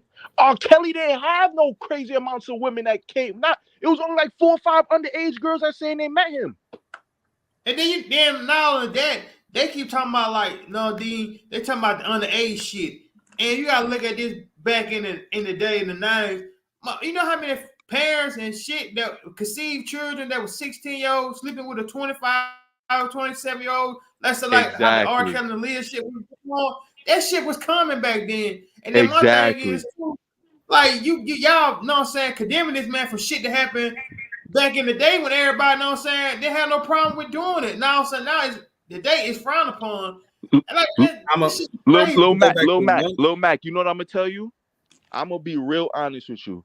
My granddaddy got my grandmother by like 25, 30 years old on my father's side. I'm gonna be real honest. And as I said, people that grew up in the 20s, 30s, 40s, 50s, 60s, and 70s and 80s, that wasn't frowned upon. So I'm like, yo, why are y'all making this? Like, let's just say he did do it. Why is it such a crazy? He grew up in them times, bro.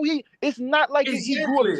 He's not like he grew up today in a modern era. And it's like, yo, not for nothing. My mom said, you will be a fool to sit there and think shit like that still don't go on. Look at Drake. What the fuck you got? Look at Drake. He over there texting the 15-year-old Disney movie star. I don't see no outrage about it.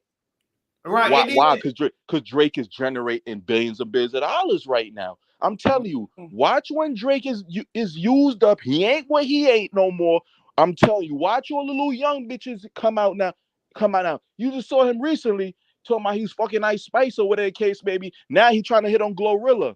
We clearly know Drake like him young, but it's like, yo, bro, this shit is getting old and just drawn out. Like, this shit is whack, bro. Y'all making it seem like these men out here really was creeping in bushes for these females. You know what? Here's the one question that nobody wants to answer. And every time I ask this question or heard this question asked, nobody still wants to answer it. If all these girls were underage, as they say, why did they lie about their age to begin with? Thank you. J-Rock too. We see a few like Jerron Pace, Azrael Clary lied about her age. I'm pretty sure that the rest of them probably lied about their age too. Lisa Van Allen said it in his song, and he got a big ass sign. He got on, Apollo Theater said all you gotta do is be 18. And you pretty sure that a 16, 17-year-old probably say he's 18. You gotta stop saying that these girls lied about their age because they actually had identification cards. Thank you. Exactly. And then Jerron Pace already know what I'm saying got a charge for that shit, ain't it? For a false identification charge, some shit like that. So come on now. Then you got the weak, bull-headed, light-skinned broad from fucking Baltimore. What you call it? What's her name? The one Dan and Jay say he knew one of them J-Rock.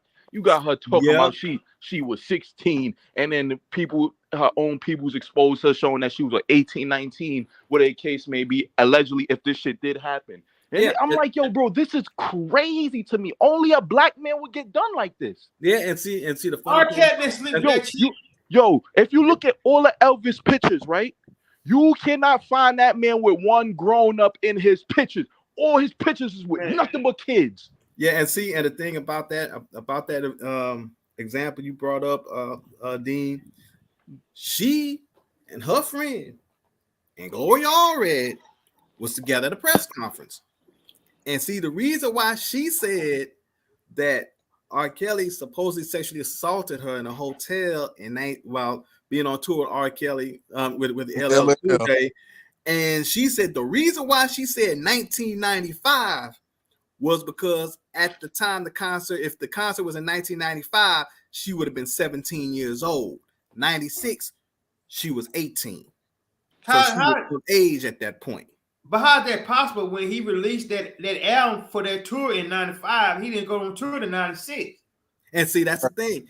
See, they thought, by her saying it, by coming forward with the allegation, they just thought that nobody was going to really do no deep research on it. They just going to believe it because it was R. Kelly, whatever the case may be. When she said that and I heard it, that's when my whole thing in regards to this whole R. Kelly space really started. With that lie, and it just grew from there. And then when Dana had a live, and Dana said that he mentioned it when she said when he had talked to her, and then he said, "I'm trying to get my bag. Why y'all busting me out?" Trifling. Because it's Rightfully. money, because you get paid to go and tell that story to the news. Yo, D, you know what's so crazy?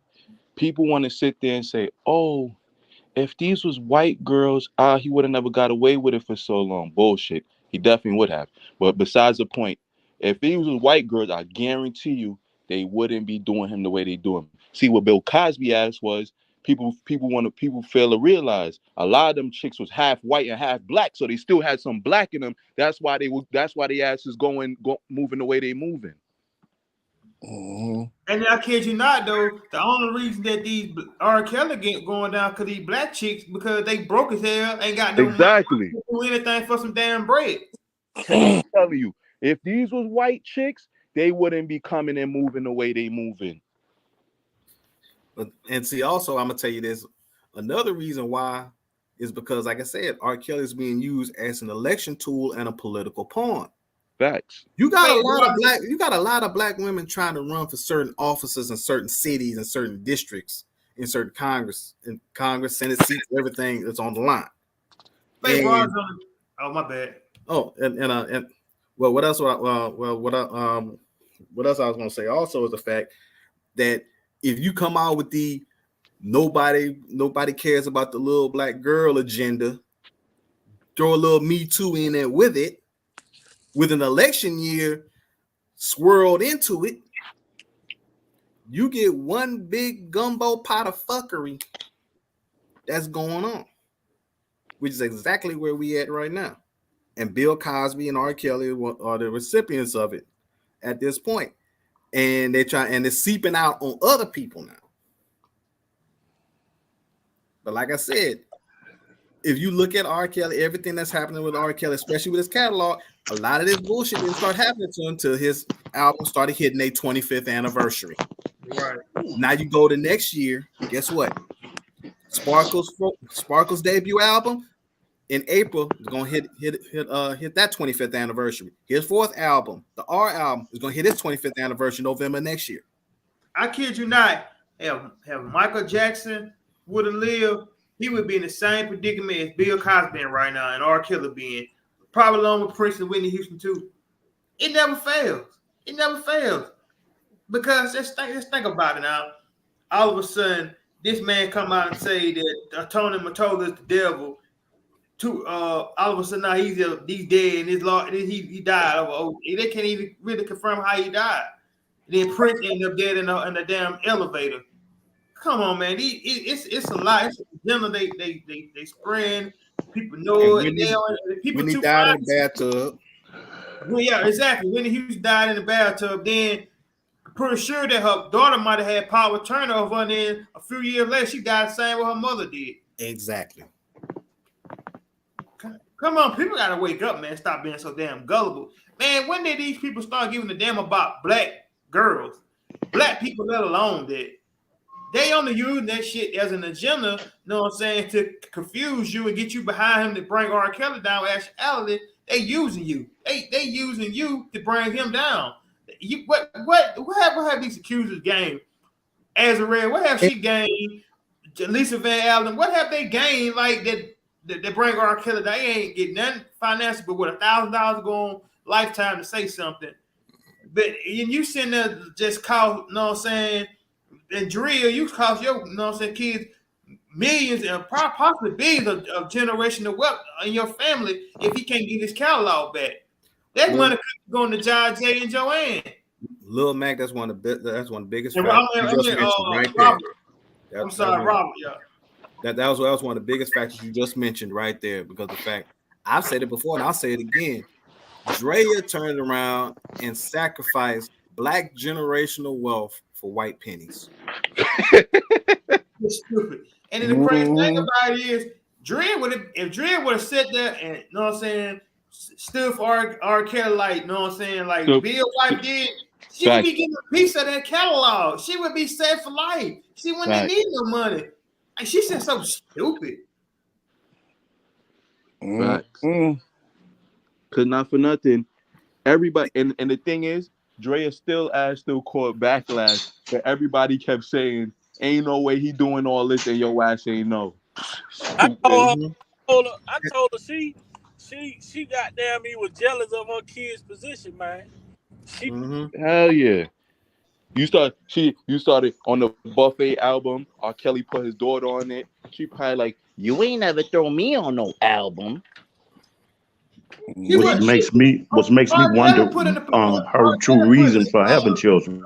See, right then and there, you can tell and see the fact that she's from Chicago too. You can tell that R.Kelly ain't learned shit from Juanita Jordan. Exactly.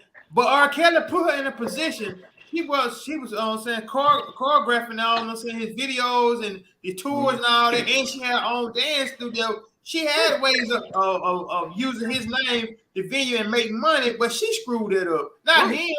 You can tell Dre ain't learned shit from Michael Jordan ex-wife. And you dead in Chicago. Juanita Jordan got what, $165, $170 million settlement from Mike. Facts. That's why Mike ass started right after he started dropping packages. Remember the package Jordan started coming out and he raised the price on them shit. I think I do remember that. And that ass. Like remember every sneaker had to equal to 23 in the package. But the thing about it is Bob divorced Drill, and he still, know what I'm saying, paid her, gave her a nice settlement of money for her and them kids, and she blew through it. That's what men of honor. That's what men of honor and principle does. Drea's getting Dre. You know what's the thing? You know what I don't like about what Drea did too? What she's corny for? Oh, Rob ain't use what you call it. He wouldn't pay me what you he basically tried to say he wouldn't pay me to make me mad and shit. If you look at R. Kelly's situation, he only had in his situation, he was only backed up $160K, right? Y'all been divorced since 2009, so you've been getting child support for 10 years from him. And what you call it? So what about all them other years? So he wasn't paying what case may, and he was paying. R. Kelly was paying like $30,000 a month for them 3 kids. So that's $10,000 a kid. So you mean to tell me what the case may be? Him being backed up $160K. You ain't really sit there and look like maybe he going through some financial hardship or whatever the case may be. Because if he wasn't paying you for 10 years and he's paying $30,000 a month, you know what that bill would look like? I thought it was 20 G's for each child. Right. It was something like that. He was paying like something around there. So, you gotta sit there and look at that. If he paying anywhere from 30 to 60 grand, whatever the case may be, within 2 months he already owed fucking 120 grand, and he was only backed up 160. And when you come, you could tell these people are so money hungry. You know what? That was the only reason for they did that, because they stopped his money flow. They stopped him from doing his job. They prevented him from working and earning a living. And then you're gonna still attack the person and tell you what you owe. Common sense tells me, it ain't about no child. It wasn't about none of that. It was about to destroy this man, so he won't be able to, get a hold of his music catalog and where he was moving up. And that's this is my thing. No disrespect to nobody in the industry. I'm not on none of that. My thing is that's a prerequisite. It comes with that territory going into that arena. It ain't set up. It ain't set up for you.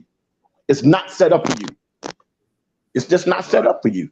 That's why you have people like Master P made the move he did and used that as a springboard to do bigger entrepreneurship. You know what I mean? Right. You're looking at the bigger picture, because going in that particular arena may be the reason why a certain artist that had album just fell back and went into acting. You know what I mean? The backdoor stuff, the ins and out, and how the industry is tied in them contracts, maybe for a person that's, our particular culture, you don't win. You either be in prison, you die, or you be broke. Mm-hmm. Or you're a drug addict. It just comes with it.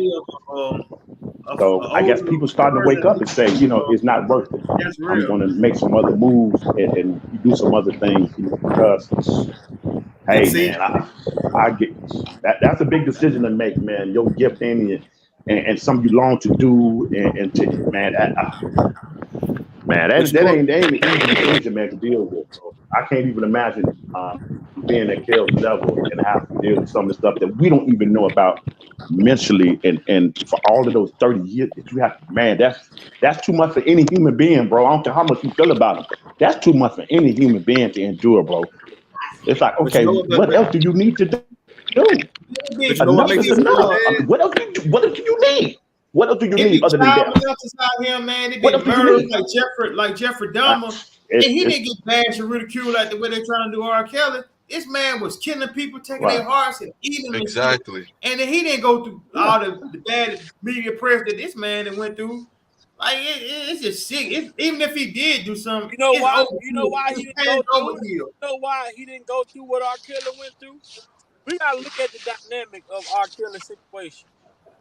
They came out with the accusation, but who did the condemning? Who? His own kind. Us, our kind. Ain't go through the fucking shit that R. Kelly go through. That's why other people, Charlie Sheen in Hollywood giving motherfuckers AIDS, man. And his people, they still showing his show on the TV. They ain't counseling him or nothing. But and then Jerry Seinfeld, he was dating a goddamn 17-year-old in high school. His show still on TV. He was like 16, 17. Then he would go to high school and pick her up. Seinfeld guy. His show still on TV. Kevin Spacey, Bob Saget, the dad from Seven for Heaven. None of these motherfuckers, yo, it's just ridiculous to me. But they dragging them the way that the black people drag Bill Cosby, Michael Jackson, R. Kelly. It's the black community that allows the shit to go on.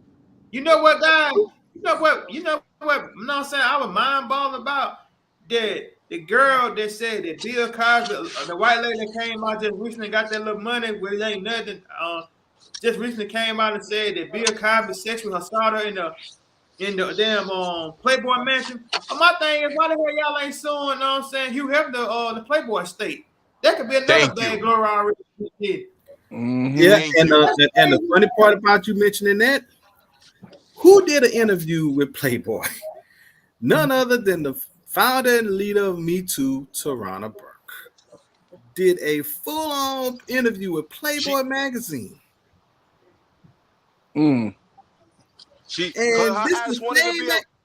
ass wanted to be a Playboy bunny, but she tried to do a pseudo photo shoot, more like a Playboy hippopotamus. Yeah, man. Look.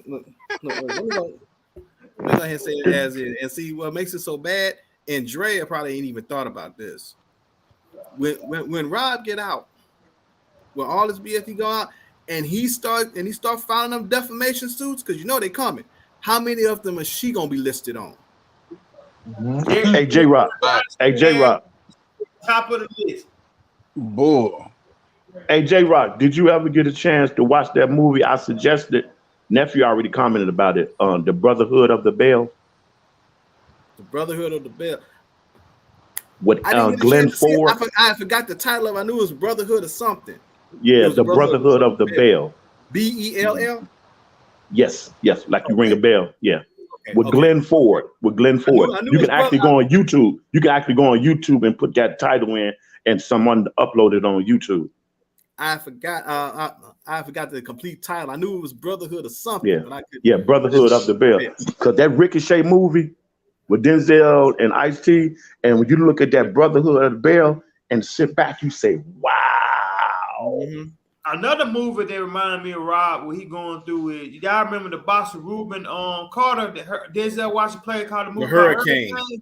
I think that's what they're gonna take somebody like Jennifer, a strong white person to come through with a name to get that man out that situation that he in, and then what happened? It wasn't one dude though. He was, a student, and I think they was, teaching him stuff, how to read and stuff. He came in and read his book and helped Reuben got out that situation with those white people. But it wasn't no collective group of black people that did it. It was white people, and that's what's going to happen to R. Kelly and get him out of the situation he's in.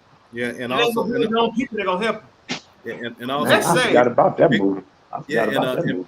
And Big Vice showed a little clip on Ricochet on the last live he did. Yeah, one little scene in it. Oh, did he? I missed it. I missed Yep. it. Wow, I missed it. I missed that live. I don't know if Vi got it up. You could. I got it. Okay. Yeah. I've been grinding, man. I may have saw it. I'm not sure. I've been going. Like Derek said, you know how it is, man. When you're on the gig and you grinding, you focus, man. You're going all in. Sometimes you have to sacrifice a lot of things, for later on enjoyment. You know what I mean? Yeah. Just part of life, man. That's all it is. Just part of life. You got to think of the long term. Ain't living it right now. You got to think of the long term. Harris's briefcase full of surprises. Child pornography. Impossible. I knew this guy. You knew this guy. Yeah. Well, there's a suicide note. It's very specific. And can I forgive myself for what we did to those innocent children in Florida last month? If we build a children's center here, I will not be able to resist temptation again. It's better this way. It gets worse, partner. All that we found in the bag was the pledge cards and the checks from last night. 10 grand is gone. District Attorney would like to speak to you.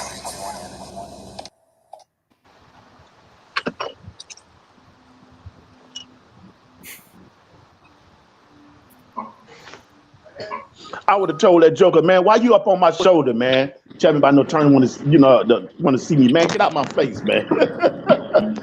You know what I'm saying? I'm trying to save my life, like my family. Boy, you have my face time as don't want to talk to me. Like, man, if you don't get out of my face.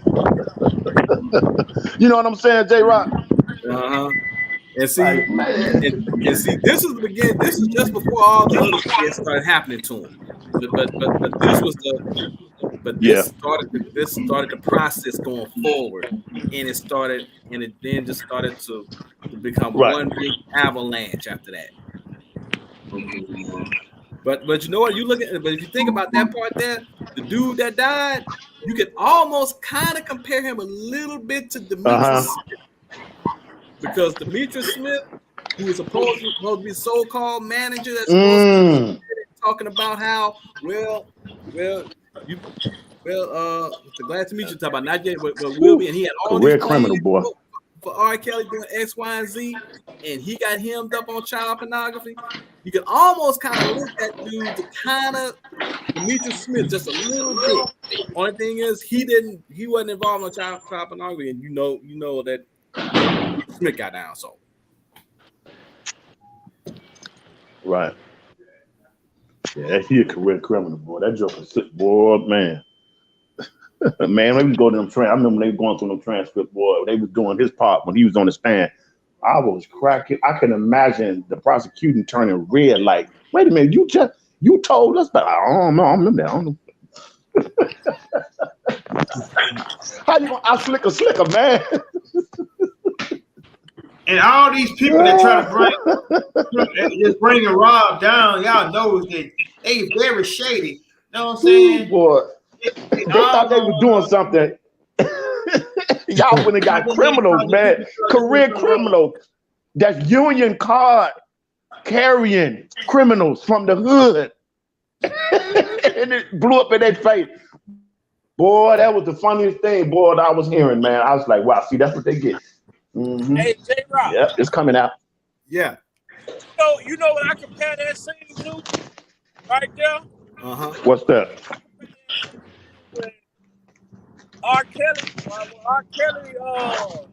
when he fired the still sold the to Vibe magazine. Oh, you said compared to the Vibe magazine? You remember how Demetrius Smith, when he got fired, he used that fake marriage certificate, sold it to Vibe magazine. Right. It created the case that R.Kelly had married Aaliyah. The same shit that just happened in that movie. When that dude died, all of a sudden they left that fucking note behind saying that they had, what they did Florida that he can never forget Yeah. about messing with them little boys. Right. So he create. What I'm saying is, it's creating the narrative. Right. Yeah, it's creating a narrative. Yeah. That's the same thing they did to Pac, J-Rock. Remember they put that stuff in the Vibe, and Pac had to come out and speak against that when they lied in the Vibe. What is up with this Vibe magazine, bro? Quincy owns it. So you know how Quincy you now. Because I told people a long time ago, like when you read Demetrius Smith's transcript, when he got to the point when he said that he contacted R.Kelly, talked about Leah was in trouble, and he stopped his tour because of that. Yeah, a big lie. I was like, what date was that? And then he said involved Aaliyah. I said, wait a minute. Aaliyah and R.Kelly kind of split company around 95 anyway. So the only time he would have been on tour was 94, which was a 12-play tour. And the reason, and then when I put 2 and 2 together, I was like, this motherfucker got nerve. Now, did they have that in the original transcripts in the 08 case? I'm not sure if they did or didn't. Because man, that's a critical piece for the defense, man, to be, since they wanted to today go back to that particular doggone case. I wonder, is that in them doggone paperworks, bro? Who knows? That's worth something. That's worth to take a look into. Because you ran that whole narrative on this dude talking about he stopped his tour because of X, Y, and Z, knowing damn well that his entourage wound up getting into an altercation while on tour, which what stopped the tour in the first place. Then, come to find out, MTV puts out an article saying that R. Kelly was involved in a brawl in 1996. There was no brawl in 96 because he was on his top secret tour in 96. That tour never stopped. Every show. See, J-Rock, that's what I'm saying. All this stuff is documented, bro. All this stuff is documented. So they basically made up a whole lie on this man. So they made him, bro. He just.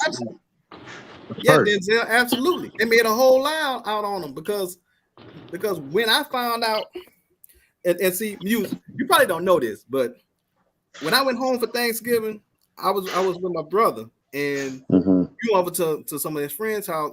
We went over to a friend's house for Thanksgiving. So we ate over there, and then later on we was in the porch and whatnot. Everybody playing music and whatnot. And one of the guy, and then it was a brief R. Kelly conversation. And I said, and I brought up the fact, I said, I know R. Kelly didn't marry Leah and then I brought up that concert that happened in Lafayette, Louisiana. One of the guys at his friend's house told me, I remember the concert. I went to that same damn concert. Wow. He went to it. I broke down the date. He said, yeah, I remember it. The venue, the whole thing. He remembered. He went. He said, I think I was like 17, 18 years old, but I went to that concert. Wow. Man, that's crazy. See, for me, I wasn't around during that time, See, I just grew up in, born in 2000, but I was aware of it when I got older. Yeah, so basically now, you go ahead. Oh no, Denzel, you cool. Go ahead. Yeah, cause like me, I'm just 22, but I, like I said, I grew up from listening to a lot of, old school music and stuff, from R. Kelly to the Michael Jacksons, so on, Prince, all of them. But it just like you said, it's all about doing your research, cause it's so many people out here just go with the okie doke about everything, just not doing your research. But that's my only problem is do the research.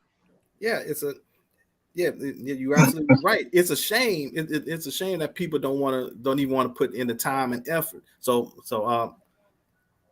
I told I was in the chat room with this one person, and I was like, okay, so you sat up there and watched a docuseries for like for a week or two, a docuseries equivalent to Soul Plane for almost 2 damn weeks. But then as soon as I bring up the points in regards to everything that you believed in, and it totally shoots your point down, now all of a sudden you think well, this is too much. This is too much. You didn't say that when you sat up there watching Surviving R.Kelly on Lifetime. Mine, what? But all of a sudden now I'm bringing the facts on it. All of a sudden now it's too much. Funny. I be laughing sometimes when people say some shit like that. You got time to watch something so fucking long, just one sided. But when you see the actual truth, like the transcript, I was like, oh, that's too much reading. But it goes back to, it goes back to the thing that we see in the hood all the time. If they like you in the hood, it ain't nothing that a motherfucker can tell them about you. But if they dislike you, the first rumor they hear about you, it gonna spread like wildfire. Mine. You ask people why they don't like R. Kelly, they don't even know. Right, exactly. I don't understand.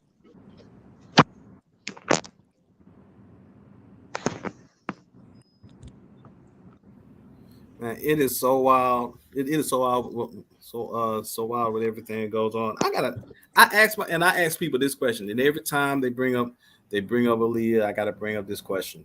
I said, if that's I'm so sick and tired. When they bring up Aaliyah, here's one question to really think about. Why was that sex tape released 6 months after Aaliyah died? Exactly. Because that tape dropped. That tape came out February 2002. Aaliyah died August 2001. I was 1 year old when she died. Yeah.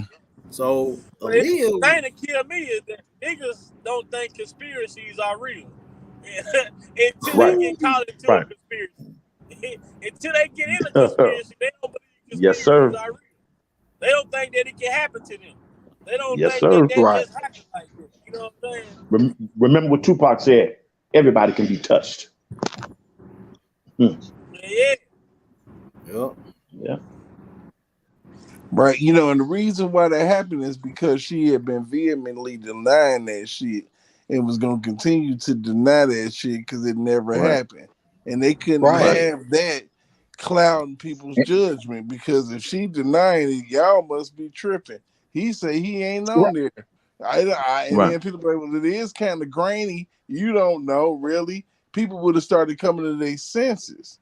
Mm-hmm. Right. Yeah, right. Exactly. And another thing, wouldn't it make more sense for if he did anything at all? Wouldn't it make more sense to have Aaliyah and the so-called and the so-called minor in the sex tape to both come forward against R. Kelly at the same time? Wouldn't it make more sense? Because it would have been totally concrete if you had both of them. And then even the government themselves said, well, the tape was made between 1998 and 2000. Newsflash, Aaliyah was still alive then. And you get the accuser on the goddamn stand, and you got other witnesses, other accusers saying that they participated in a threesome with her. And you ask her, do she know them or do she remember any of them? She say no. I never met them a day in my life. So you Make that make sense. Motherfucker you never met. How can you have a threesome with somebody you never met? That's why they was make sure that this doggone case was, they fixed it where they wanted to make sure that no one gonna see this, the public wasn't gonna see this. I don't care what they talk, where they brought in the feds to step in. Man, I don't care about none of that crap, man. A lot of fed stuff, they televised. They made sure this wasn't televised. All you got to do is see this stuff. You was like, wait a minute, whoa! I thought Shawty said in the interview somewhere that shit, man, that ain't adding up.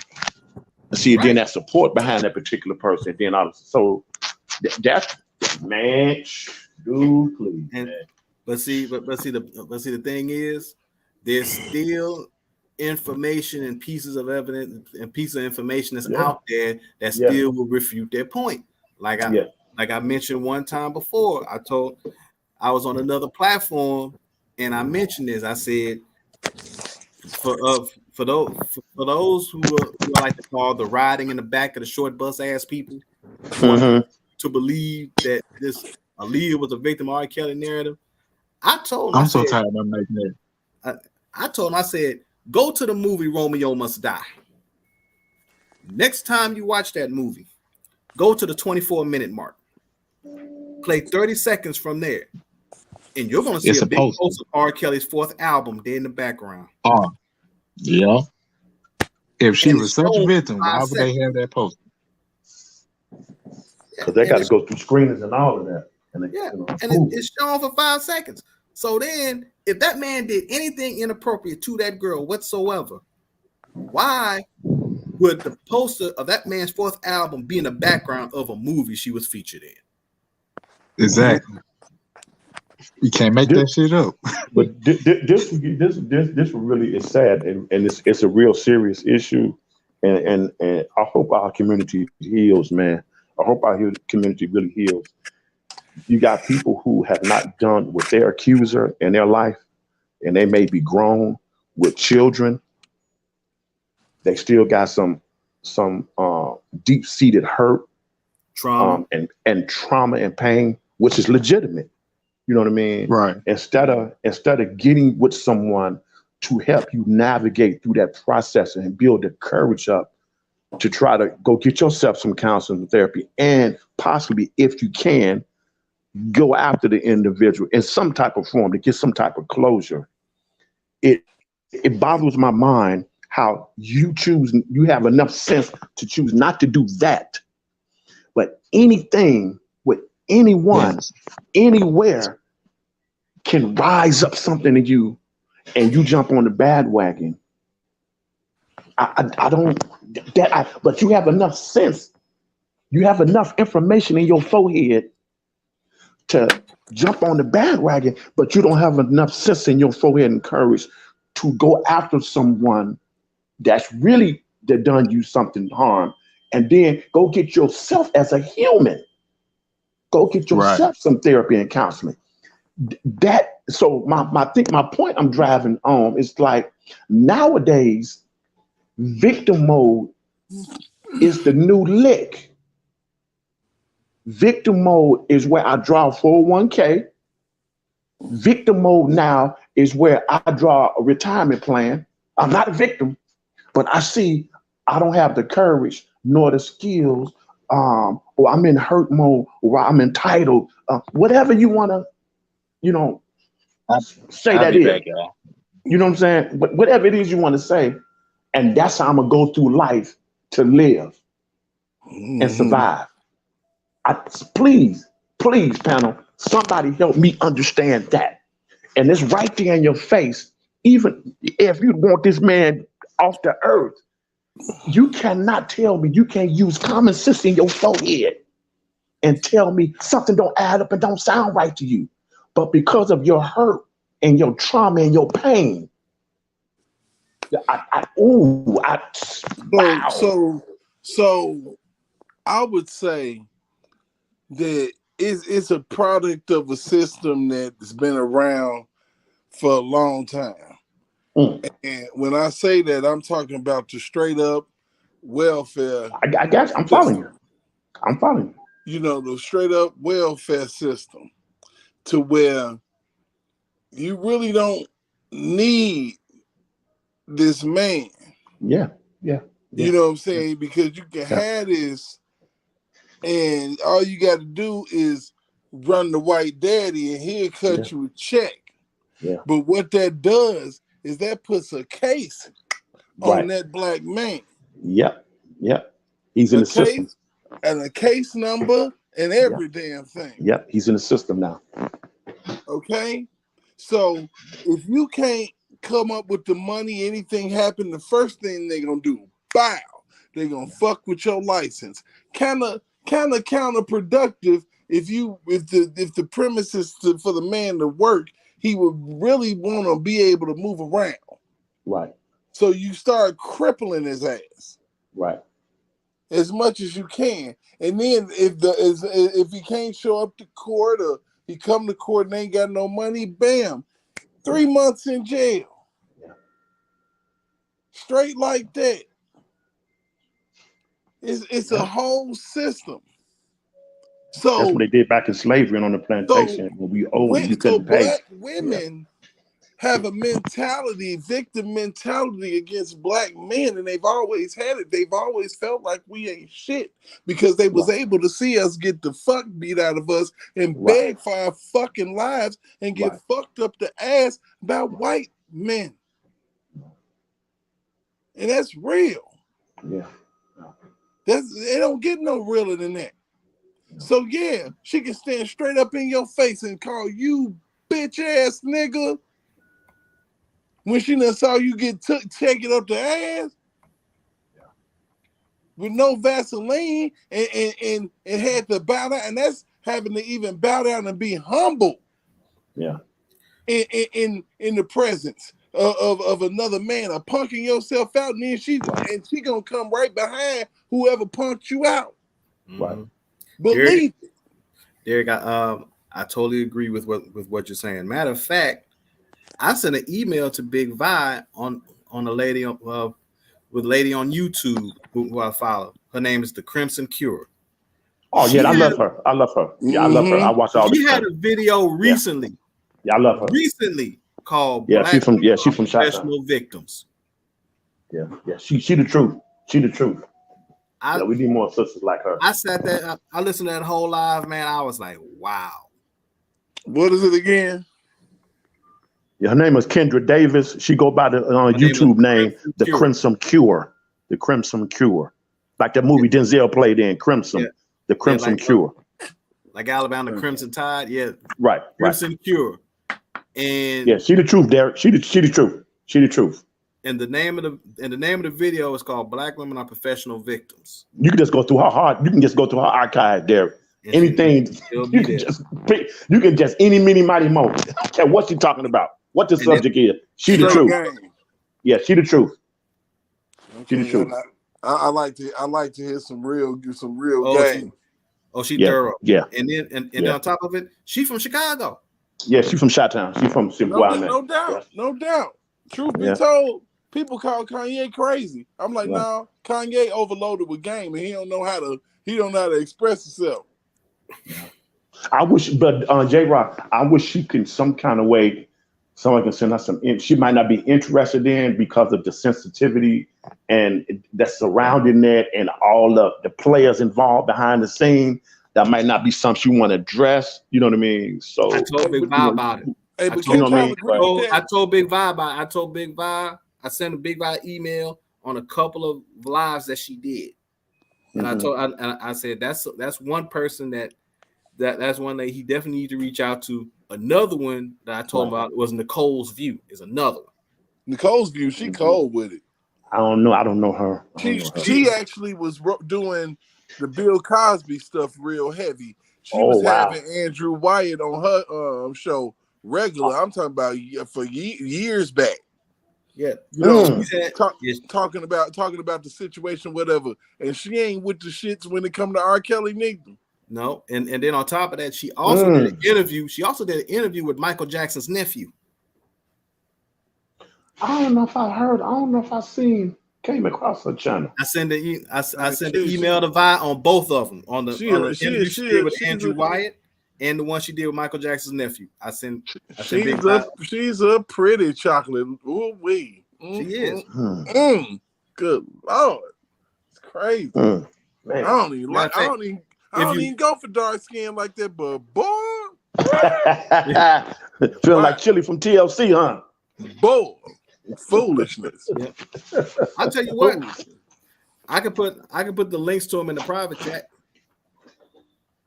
I'm gonna check. I might have came across her, bro. I got a lot of stuff in my archive, so I might have came across it. But yeah, the Crimson Cure, Miss Kendra, yeah, she thorough, bro. But you know, she I ain't gonna say went there, but she's only on the surface. She's only going for that. But I don't believe, and I can almost say for a fact probably that she hadn't really dived into the case like that or even know the particulars. But if she can get a hold of some information and give her perspective, man, I would love to hear whatever she had to say after her thoroughly going over the material and really seeing what's up. You know what I mean? I'm telling you, because of how she speaks and what she speaks, about. I've seen a lot of lives with her already, I'll say this: if she gets a hold of a little bit of the stuff we know, that goes right to the the heart of the matter that's going on, and if it's any kind of contradiction to what's already been reported, and she gets a hold to it, she going in. Yeah, she going ham. She going in because she already got the petition now for Black Lives Matter, but still in all that money. Yep. That's why I was never down with that anyway. When I heard about that, I said, because it's some shade about that. And look what came out. And she got a petition about it. She almost reaching the goal of the potential for the signatures too. Yeah. Another person that I listen to, she speaks on relationships, you know what I mean? She keeps the balance on the men and the women's side. And that's Danica Marie, Dope Discussions. Oh yeah. That fine joker, boy. But she would have I got much respect for her husband, man. He got he an entrepreneur, got his own thing. The man be thorough, the man be spitting that knowledge from them books, man. Man, he the real truth, man. You know, do be weighing some, he be dropping some knowledge, man, real heavy. You know what I mean? Yeah. Danica, she the truth, man. She good people. Yeah. Oh yeah, she cute name too though, man. Yeah, for her, and you know what I mean, for her age bracket, bro, man, to be man. But hey, when you hear her husband, you like, okay, yeah, it makes sense. It makes sense. You know what I mean? They fit. Yeah, he got his own gym and everything. Yeah. And I'll be on it, man. I'll be on it, bro. J-Rock, I'll be on it. And be moving around. And then her other partner too, though. That she's African or not African, Jamaican. You talking about her, the one with the accent? Simone. Yeah, Simone. Yeah, Shantae Simone. Yeah, you might be talking about Sixers or another shit. Six the Goddess is one. She tall. Yeah. She tall, brown skin. Yeah. Ooh, man. Yeah. Bruh. Yeah. So I'll be moving around, man. I'll be anything to elevate that mind, man, put that knowledge and balance on the two ends, the men and the women in our household, our family, our community, and impacting the world. You know what I mean? For humanity. I'm on all that type of stuff, man. You know what I mean? I'm on all that type of stuff, man. But I didn't know you unfollowed them too, bro. Oh, man, look. But I heard you missing Crimson Kill before, though. Yeah. I just never came in the chat and said nothing. But Crimson, man, she heavy, bro. I love her. I have sat down sometimes, J-Rock, when I'm off, and she'll do hour like lives or shows or whatever, or just herself without no live or nothing like that. I'd sit there and watch an hour or two of that and then watch another one. That's how man. She heavy, bro. I can listen to her all day. You know what I mean? And she cool, man. And she's a lot hipper than a lot of people think she is. Yes, sir. What she call them hyenas? Oh man, they don't like her. They don't like her. What she say? If you don't knock it off. She the truth, man. I love her, man. I love that woman, man. She is. Oh, she thorough. She thorough as all get out. I'm like, I was like, when I first saw her, I was like, who is this woman here? I'm gonna give you somebody else. Now the profanity, you know me. I respect everybody. I don't have no issue with nobody, like that. But for me, the profanity be too much for Love Darcy. But I love that joker. I even ordered her book. She on YouTube. She a music artist. She a music artist. She a life coach. She a relationship coach. She an entrepreneur.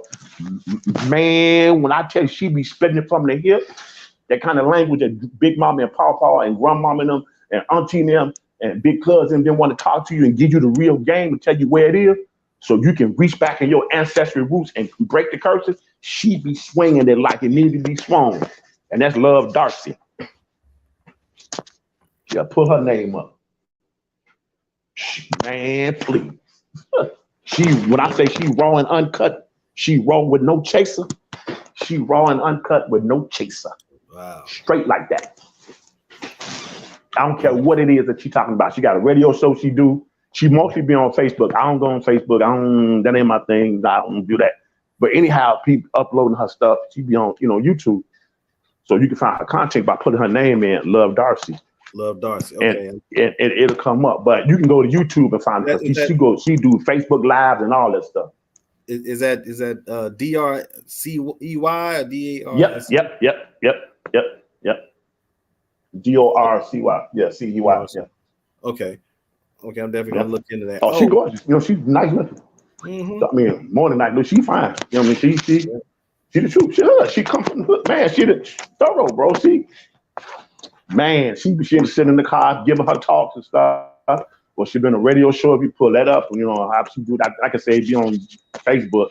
You pull her name in Facebook and be in a live stuff. But I never go on Facebook. I just when it's uploaded on YouTube, whatever. Right. That's how get it. Man, she had this one. She was talking about relationship, and she was talking about what having sex comes great responsibility. She started with the guys because she balanced. She ain't no respect to person. She started with the guys. She was thorough, and then she went to the women. She kept it balanced. Man, when she was getting some stuff down, I knew when not only she was on point, I was feeling it in my gut. I was like, wow. Woo! I was like, Yeah, I said, yeah, been there, done that. A lot of stuff you have to learn in life, man. You know what I'm saying? You have to learn. You know what I mean? Yeah. And I said, this woman telling the truth. I said, she is telling the truth. She's not lying. I hope they listening to her. She's spitting that real. Yeah, I'll definitely check her out. And man, watch next time we come on, you gonna be like, Muse, you was right, man. She off the chain, but she be bringing that truth. Yeah, and another one bringing that smoke. And another one that bring that truth was another one named Six the Goddess. Oh yeah. I found out about her through Danica, Dope Discussion. Yeah. That's how I found out about Crimson Cure, Kendra. They was doing live together, you know what I mean? So I knew what she had them on because Danica really, for a while, she never collabed with nobody. She just stayed in her own lane and did her thing, Yep. But when she started having guests, live stuff like, and man, when she did that one with Six the Goddess, I said, who is this woman? She got her. Yeah. She dropping that knowledge, man. I said, oh my God. But there was another story that Big Vi talked about earlier that you probably missed. Mm-hmm. But it's breaking news that Jessica Reed has filed a lawsuit against Charlemagne the God and iHeartRadio. Wow, I'm happy for her. Having the courage to be able to finally do that. So she can get some closure. Oh, we got an echo now.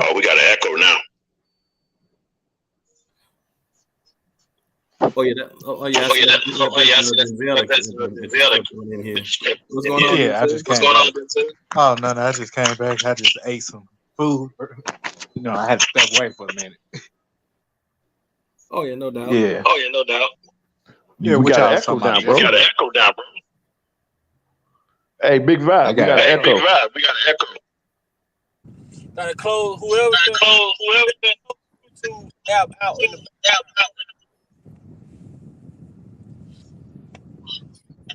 See if Denzel pop in and come back in. All right. Just like you hit the link, you gotta close the YouTube app out. Once you hit the link, you gotta go back to your apps and close out YouTube so it don't be running in the background. I want to see how that story gonna leak out now. Since Jessica Reed filed that suit against Charlemagne, I want to see how the media and everybody gonna approach that. See how she took the Bill Cosby approach though. That's how they suing Bill Cosby now. Them girls, they couldn't sue Bill Cosby no more, but this time they implemented NBC. Wow. Yep. Wow.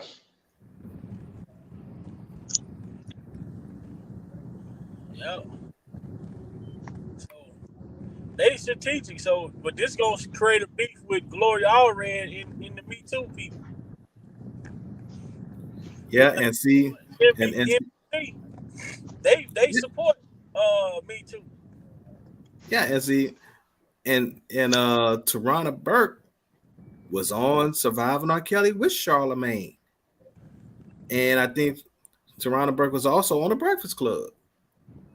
So now it's going. Now how is this whole thing going to Kid for Me Too.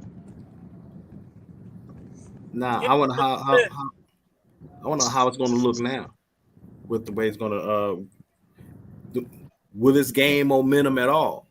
And there's some other people that are down with them too. I want to know how they're going to approach this. It's gonna gain momentum simply because she's suing him because she made the paperwork from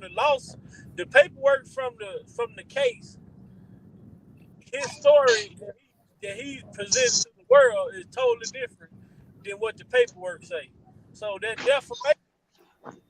defamation is she got like 6 different charges on it, 6 different counts on his ass. Yeah, there was all that shit gonna go away. I think there was a count missing though, but I don't know if they can go back on sexual assault of a minor. Shouldn't that have been on there too? Because it did happen when she was 15. I don't know. Yeah. What made her mama? Did say sexual assault, so maybe that was covered. Maybe that was covered in that. On R.Kelly, now they getting mail. You know what I'm saying? Can you handle the that you put out? Can you take what you dished out? Yeah, I told people a long time ago. I said everybody that's spoken negatively or spoken bad about R. Kelly, they catch their own private hell. I told people this. I swear, karma. Like Spitting Fire said, the karma train. Yep, that's exactly what it is.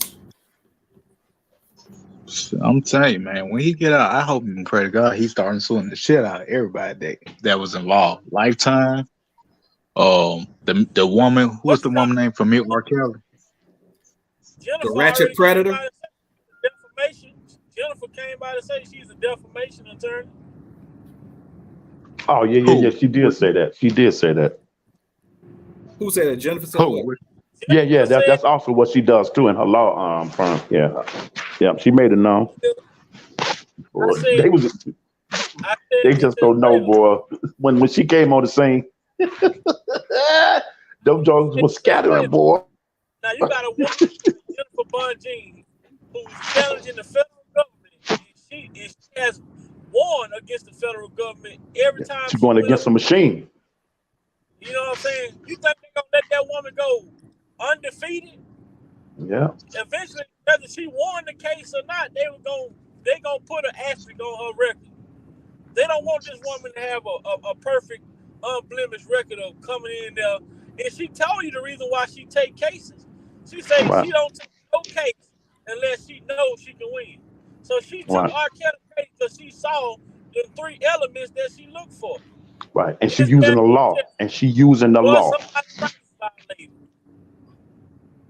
You know, she said that. So, you know, they try to send a message to her just as well as they try to send a message to R. Kelly. What? And they know that she is the right attorney that will help him get out, like she did with Dr. Bill Cosby. They know who she is. Worried about motherfucking Greenberg and none of them motherfuckers. Them was idiots, man. Man, that dude, man. Greenberg was shit. They on Nicole, man. I'm just so disappointed, man. Man, that just messed up, bro. That's when you really look at it, that's just messed up, man. And see, and the thing with Greenberg is that he gonna always get a side eye from me for a couple reasons, but for one reason in particular. Where in the hell did you find Daryl Baby Potter Johnson? Oh man, and why did you got him involved in R. Kelly's case? That is the main reason why I got a problem with Greenberg. But see, like every hood got one. Every hood got one. All of them was cool at some point. Daryl Johnson, Michael Avenatti, Greenberg, all of them was cool at some point. It's that motherfucking, it's that association shit, man. Yeah. We're gonna make money on the front and the back end of this situation. Right. And you know they still keep coming out with shit on Daryl Johnson. Like what was a recent he got accused of stealing something from a student, like a university student. I forget what was that store was. He got accused of something. It was not too long ago. It was something I forgot. Took the check from Gayle King He took that check. R. Kelly never got that money from that interview. Right. He tried to set Now R. Kelly up with the cell phone in jail.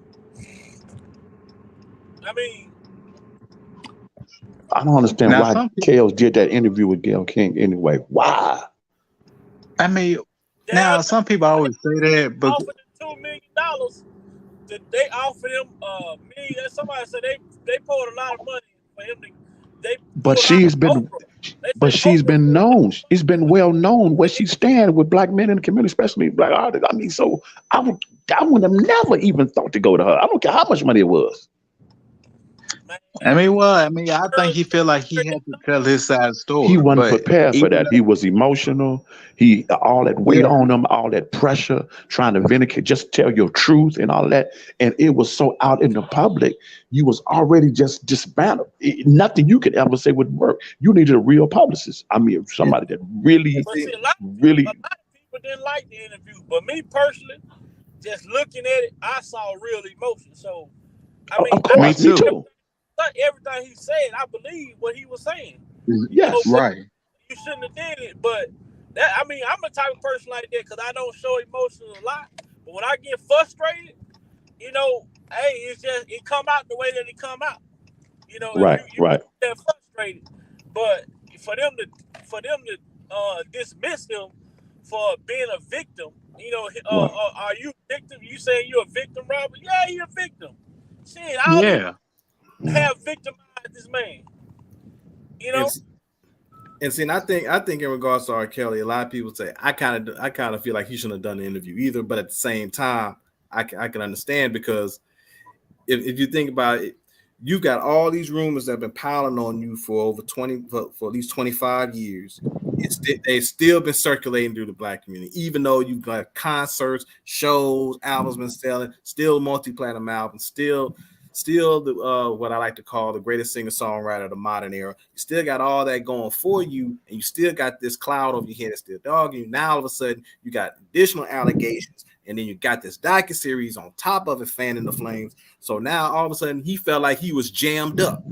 He said, look, I gotta say something before this shit gets worse. But no, J-Rock, I agree with everything you said. I'm not going to dispute nothing you said. But what I'm going to add is, if it had been someone like Tupac or Amaru Shakur, then I can see no problem with that. You follow what I'm saying? Not taking nothing away from Kels, but because of how you have been destroyed, nothing that you said, because people have locked in their mind that you are here messing with, so their mind is fixated on that, and they're resonating it with either them personally or someone close to them who have been through an actual situation like that. So when they hear you, they only hearing that. They're not even really hearing your voice or nothing. They got that in their head. Now, take the sensationalize as to how the media does stuff and everything around it. And then those, if you have helped resurrect their career, or take care of families, did everything, and you try to keep it behind closed door because you never want to let what you've done for someone go public because your heart, that's not where it was. Nobody stand up and had the courage. Nobody. So I can understand being put in a position. That's when you need a real, not only just a publicist, somebody that's a real close believer that, hey, this man walks in integrity. This man is a man of principle.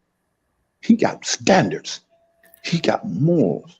This particular image as a rock star, yeah, it affords you thus and so. But this man don't even walk that way. That's just an image.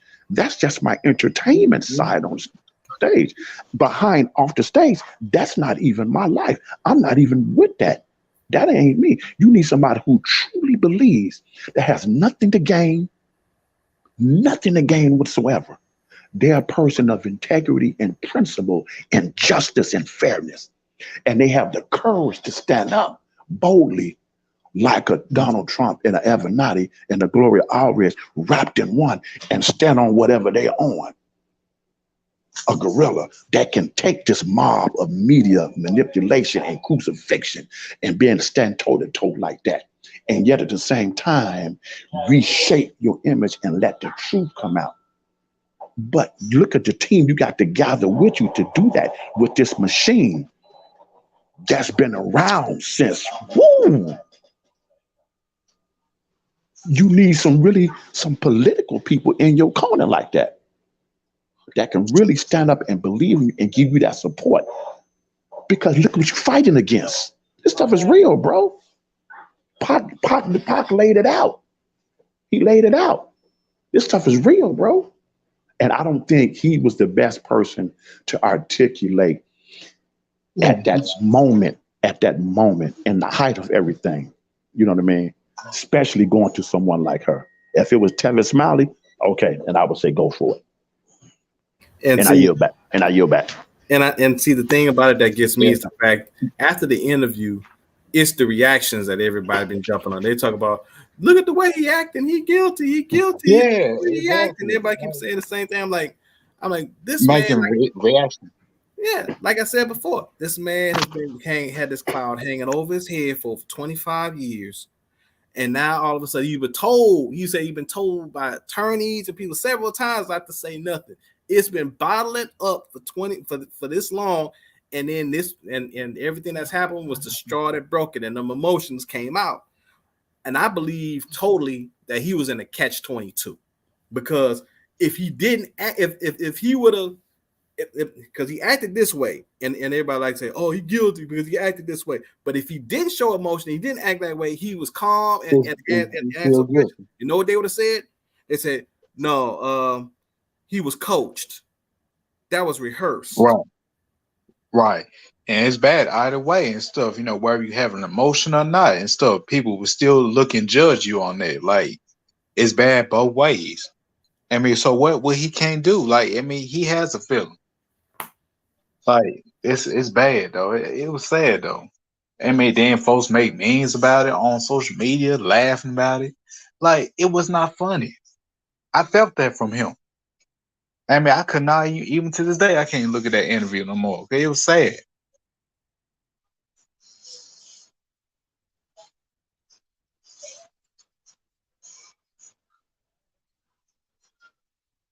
Y'all still there?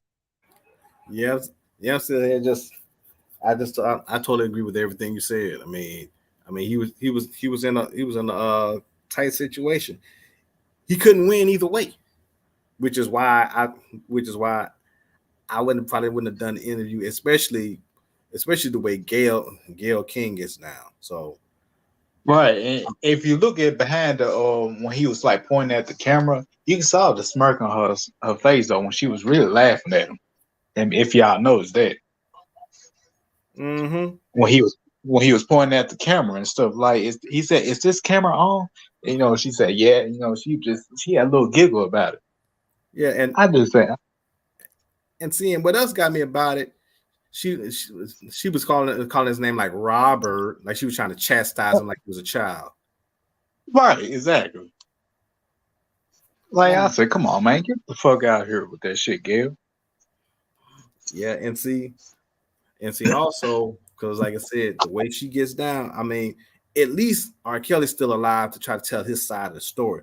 What she did with Kobe, that was another level of evil.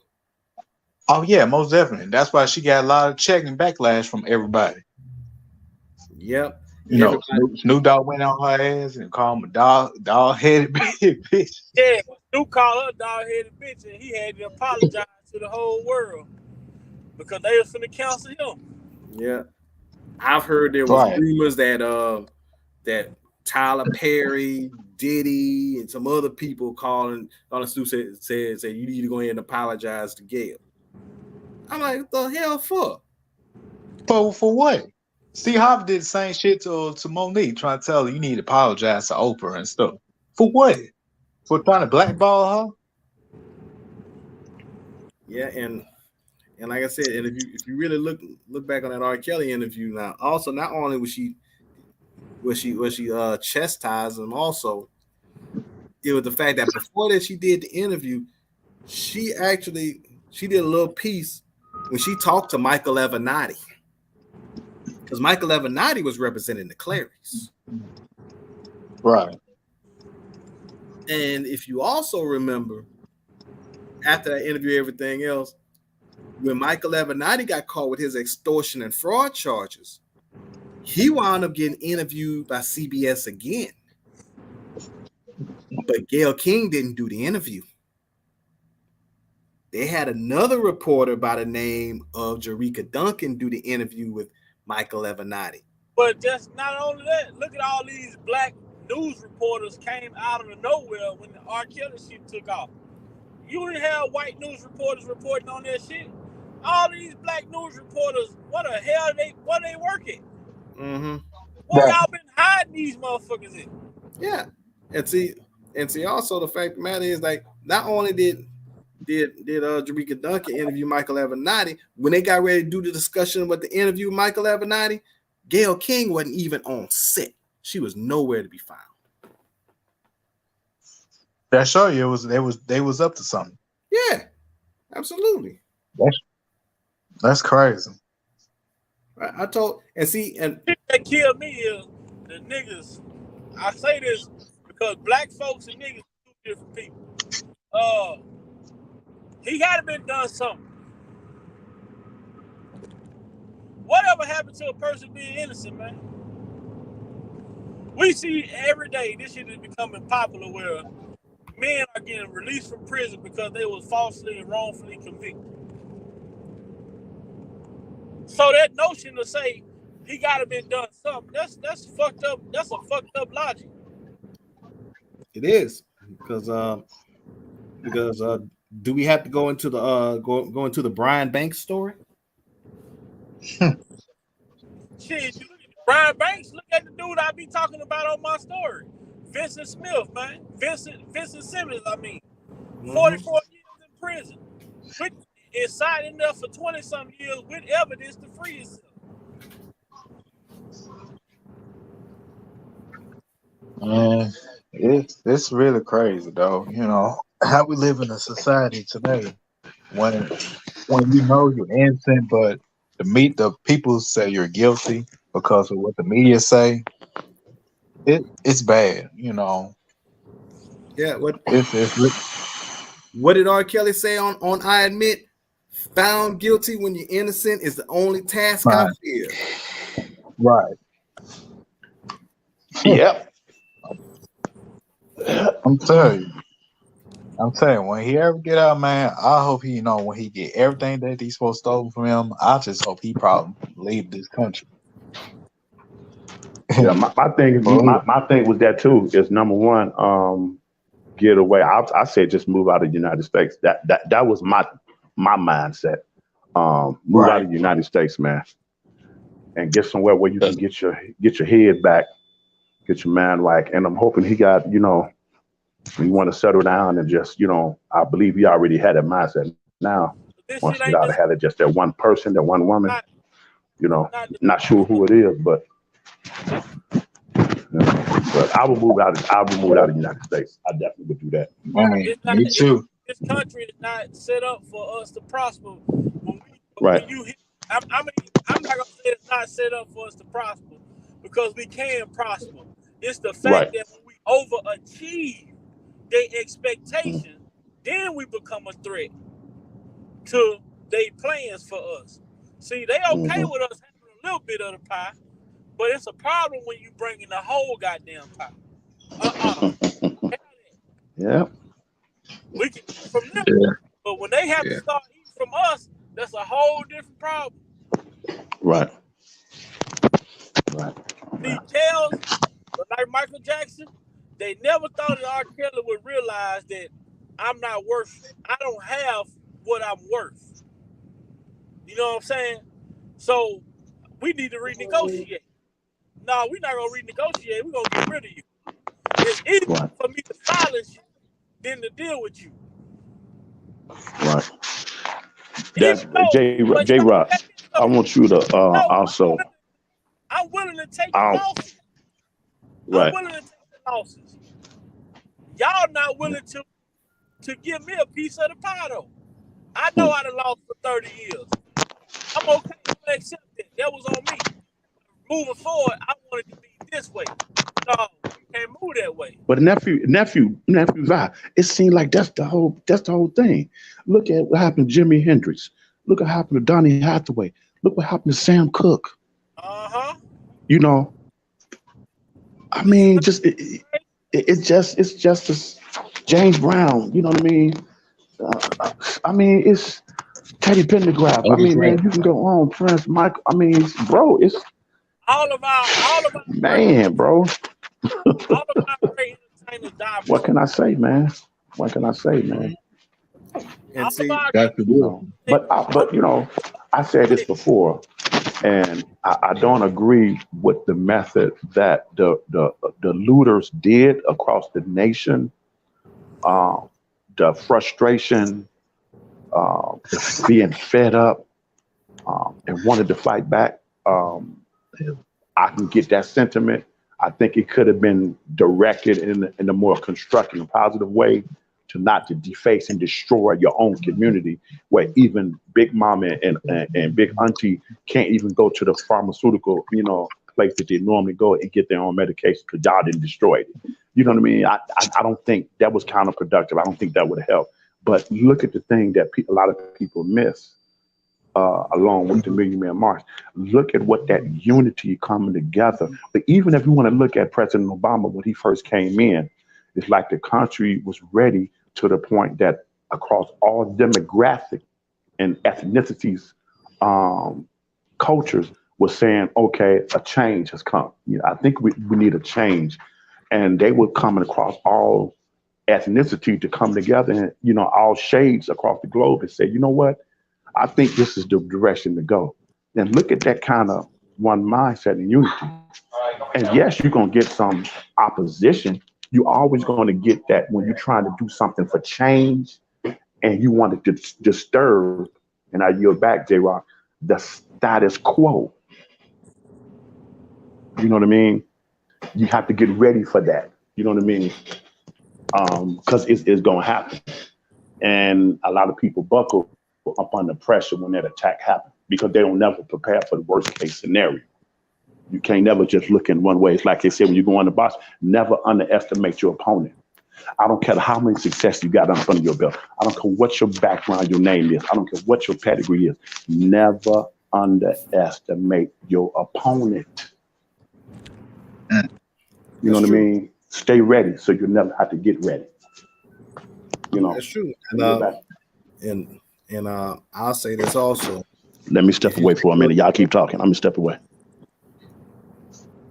Like I said, if you take a look at everything that's been going on, I mean, this when R.Kelly gets his appeal,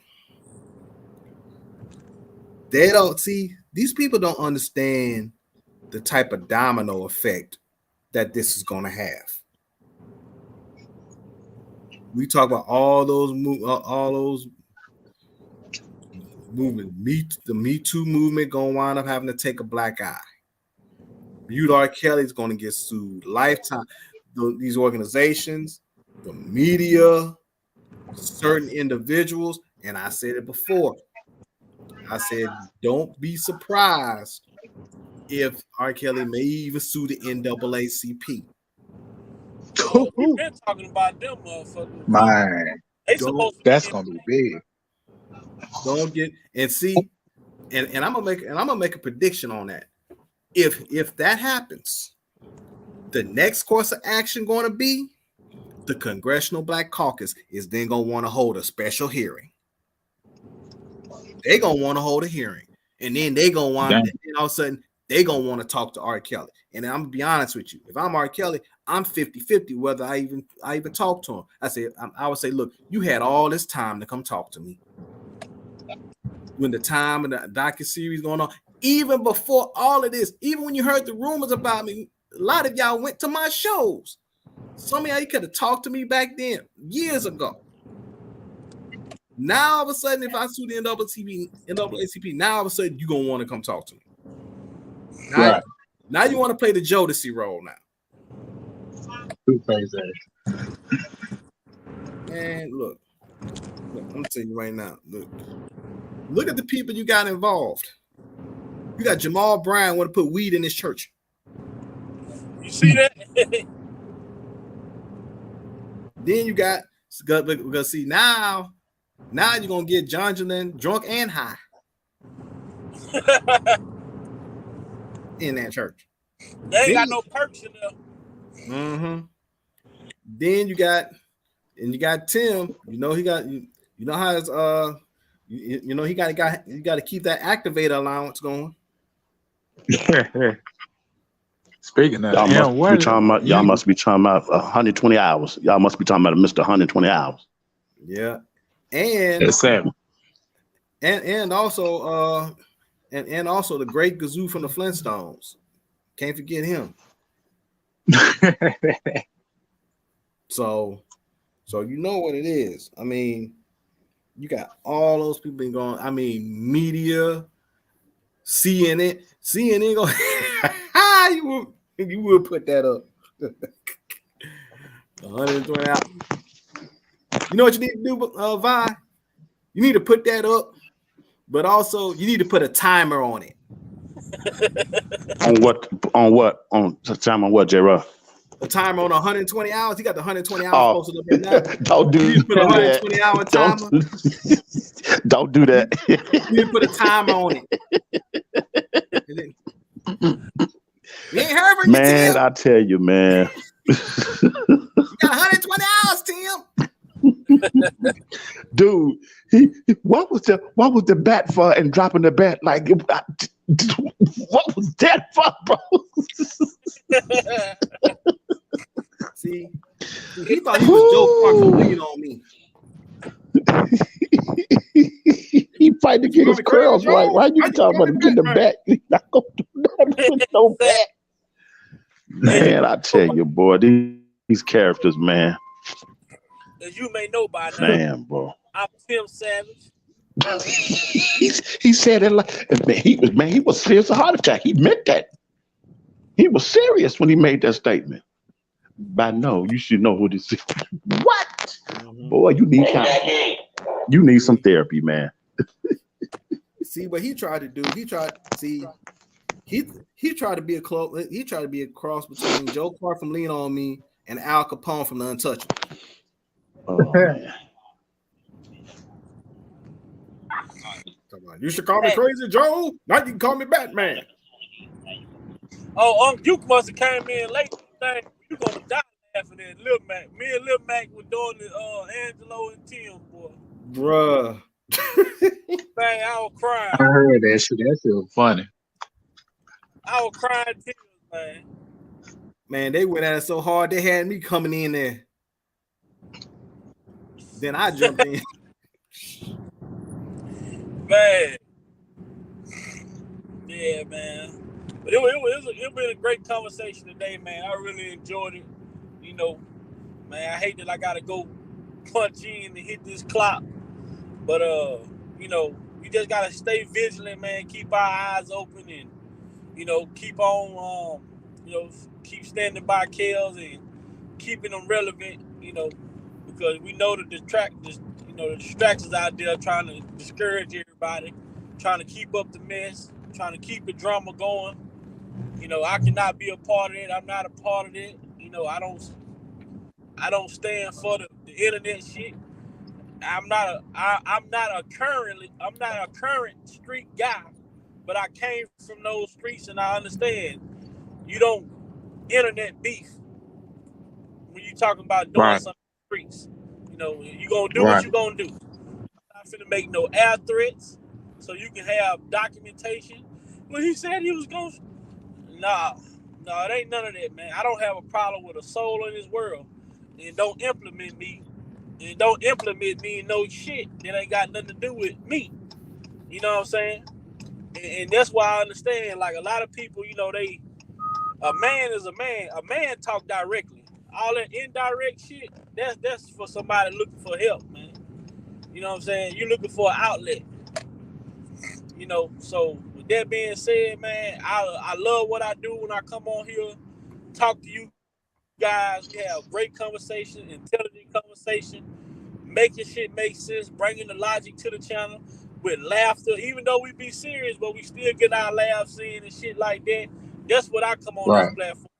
I don't come on this platform to do nothing else outside of it. I take my ass to work every day. I raise my son every day. That's about it for me, man. You know, so I appreciate you guys that come over. Everybody in the chat, I appreciate y'all that come over and watch and tune in and listen, because it's us, the ones that's out here really trying to make a difference and bring awareness to what's going on with R.Kelly. And I'm not talking about just this group of people, but anybody that's doing it in a positive light, you know, and not keeping up the controversy. Because the main person, R.Kelly, should be the light bulb in this situation, and his light bulb should never go off. Exactly. Yeah. Absolutely.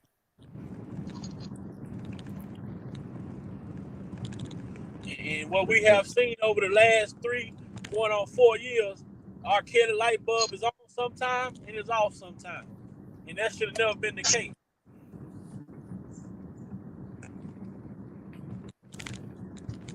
Yeah, totally agree. And once again, shout out to you, Vi, for having me on. As always, appreciate you. Love to be on the panel, and definitely looking forward to collaborate again. Shout out to Denzel. Appreciate you being on here. Man, today, no problem. What we had today. We had you. Appreciate you, Unc. We had you. Yeah. We had Dean. We had we had Denzel. We had Lex. We had Derek. Mm-hmm. The only person I think we missed was Jeff. Jeff and Sir Miguel. Jeff and Sir Miguel. Show up. Yeah. This is wonderful, man. No, hopefully you can do it next time. Do another collab, because I want to come in and speak my thoughts and opinion on what's going on. No, definitely, man. Like I say, man, long as it's positive, man, I welcome people to come in. You know, but you know, when you hit certain points, you know, you knock people out of your bushes. You know what I'm saying? They come in under fake profiles and this, that, and the third. But you know, I don't get discouraged by that, because one thing I know, on this journey in life, you gonna have detractors, man, to try to lure you in to come participate in their shit. You know, right. And when you understand that, you know how to navigate. You know what I'm saying? You know that you that little voice you hearing in the back of your head, you know you don't have to gravitate to that, because you know it's already gonna be there. You see, one thing about people, I mean, I come on here, people may not know. I'm not a person that pick up a Bible and read it all the time. This, that, I don't go to church all the time. But I'm a firm believer in God put senses into you. God give you senses. You have God-given senses and a God-given sensibility to determine and see things before they even manifest. And I'm that type of person. I can see it, man. I never feel like I'm too ahead of myself, and I don't never feel like I'm better than the next person. I don't care to have all the attention. I don't care to have all the glory. As long as I can help put a brick on this house where everybody else is building it together, then that's all I care about. I ain't got to build a whole house myself. Right. If all us can put this house together as one unit, and then guess what? We still looking at this other motherfucker over here that want to be a fool and be in his house by himself. We in the house party, still outside trying to finish. He's still putting up bricks. Right. Hey, man, you need some help? No, I got it. Shit, we done bought us a 12-pack of beer. We having fun. Then just for him to get finished and realize that his house ain't even got a strong foundation. The first strong wind, the motherfucker on the ground. A fool in his pride will soon part ways, man. I'm not prideful. I enjoy having you guys on this platform. And like I always say, it's not my platform. I'm just the one who created it. But this platform is for us, the people, to voice our opinion. When I see my analytics, man, it said people have watched these videos for over 1.7 million minutes. I said, damn, where are all these people watching it? Cause they You sure never ain't know. subscribe.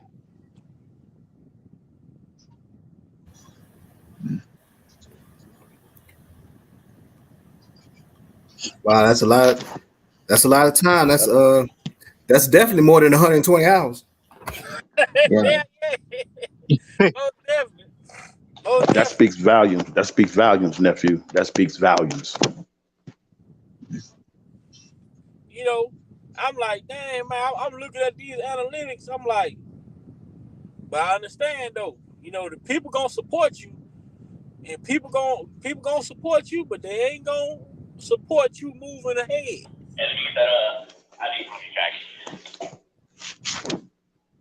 You know, and I'm saying that's for the people that come in the book and listen. I'm over here by me. Or subscribing to. So, you know, one thing about this thing right here, I feel like this. I tell myself, God has a purpose for this channel, and He's telling me He want to see how patient I can be with this channel, because it ain't gonna take but one video for this channel to fucking just grow through the roof.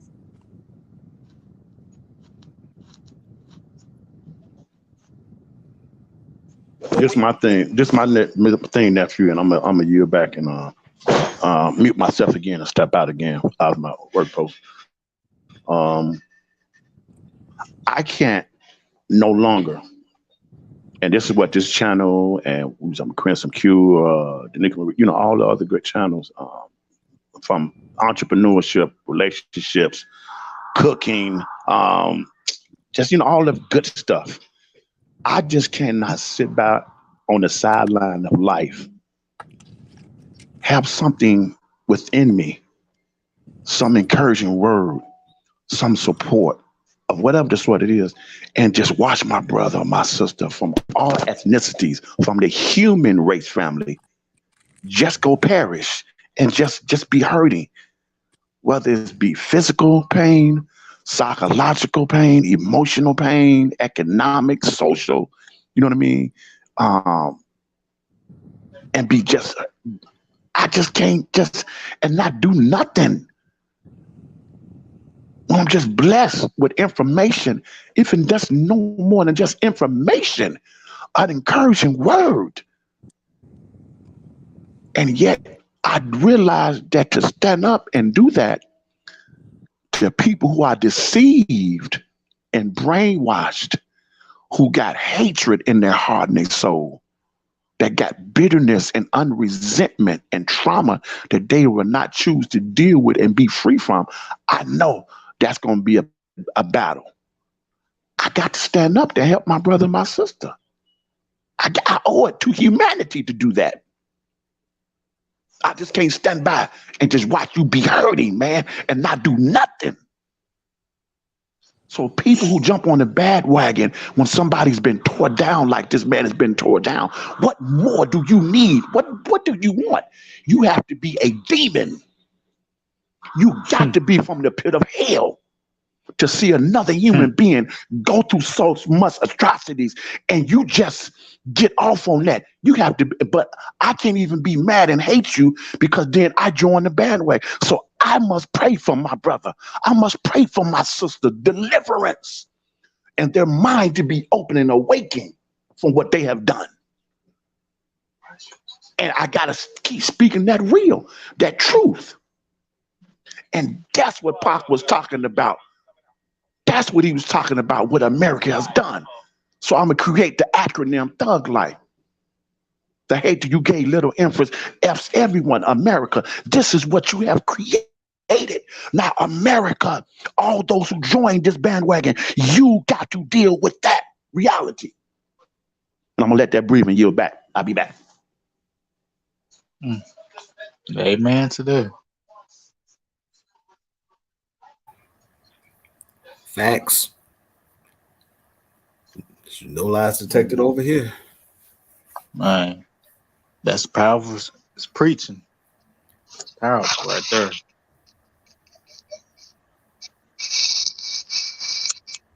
Shoot, but I'm gonna go ahead and dip on out, man. I appreciate it. Like I said, Big Bye, thank y'all. Thank you for having me on. Denzel, take care. I know Muse, if you're listening, appreciate you and everybody in the chat. Once again, much love to everybody. Look forward to definitely we'll be able to congregate again. So right. So if y'all don't do nothing else, y'all have a good night. Nah, you too, J. Rod. Be safe. You too, man. All right. Nothing.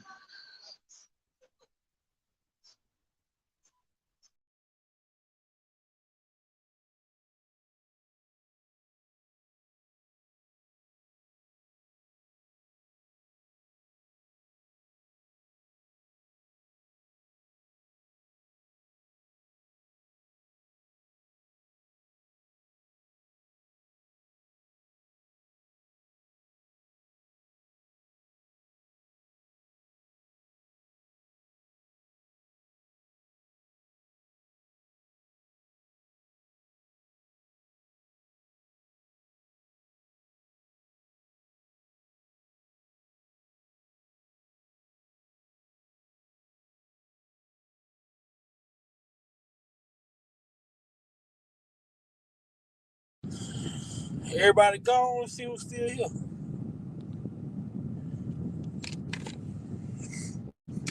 All right, y'all. Well, I hope everybody enjoyed this live today.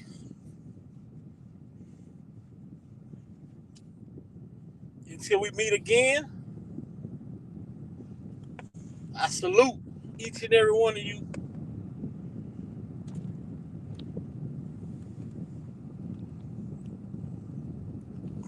Really appreciate y'all.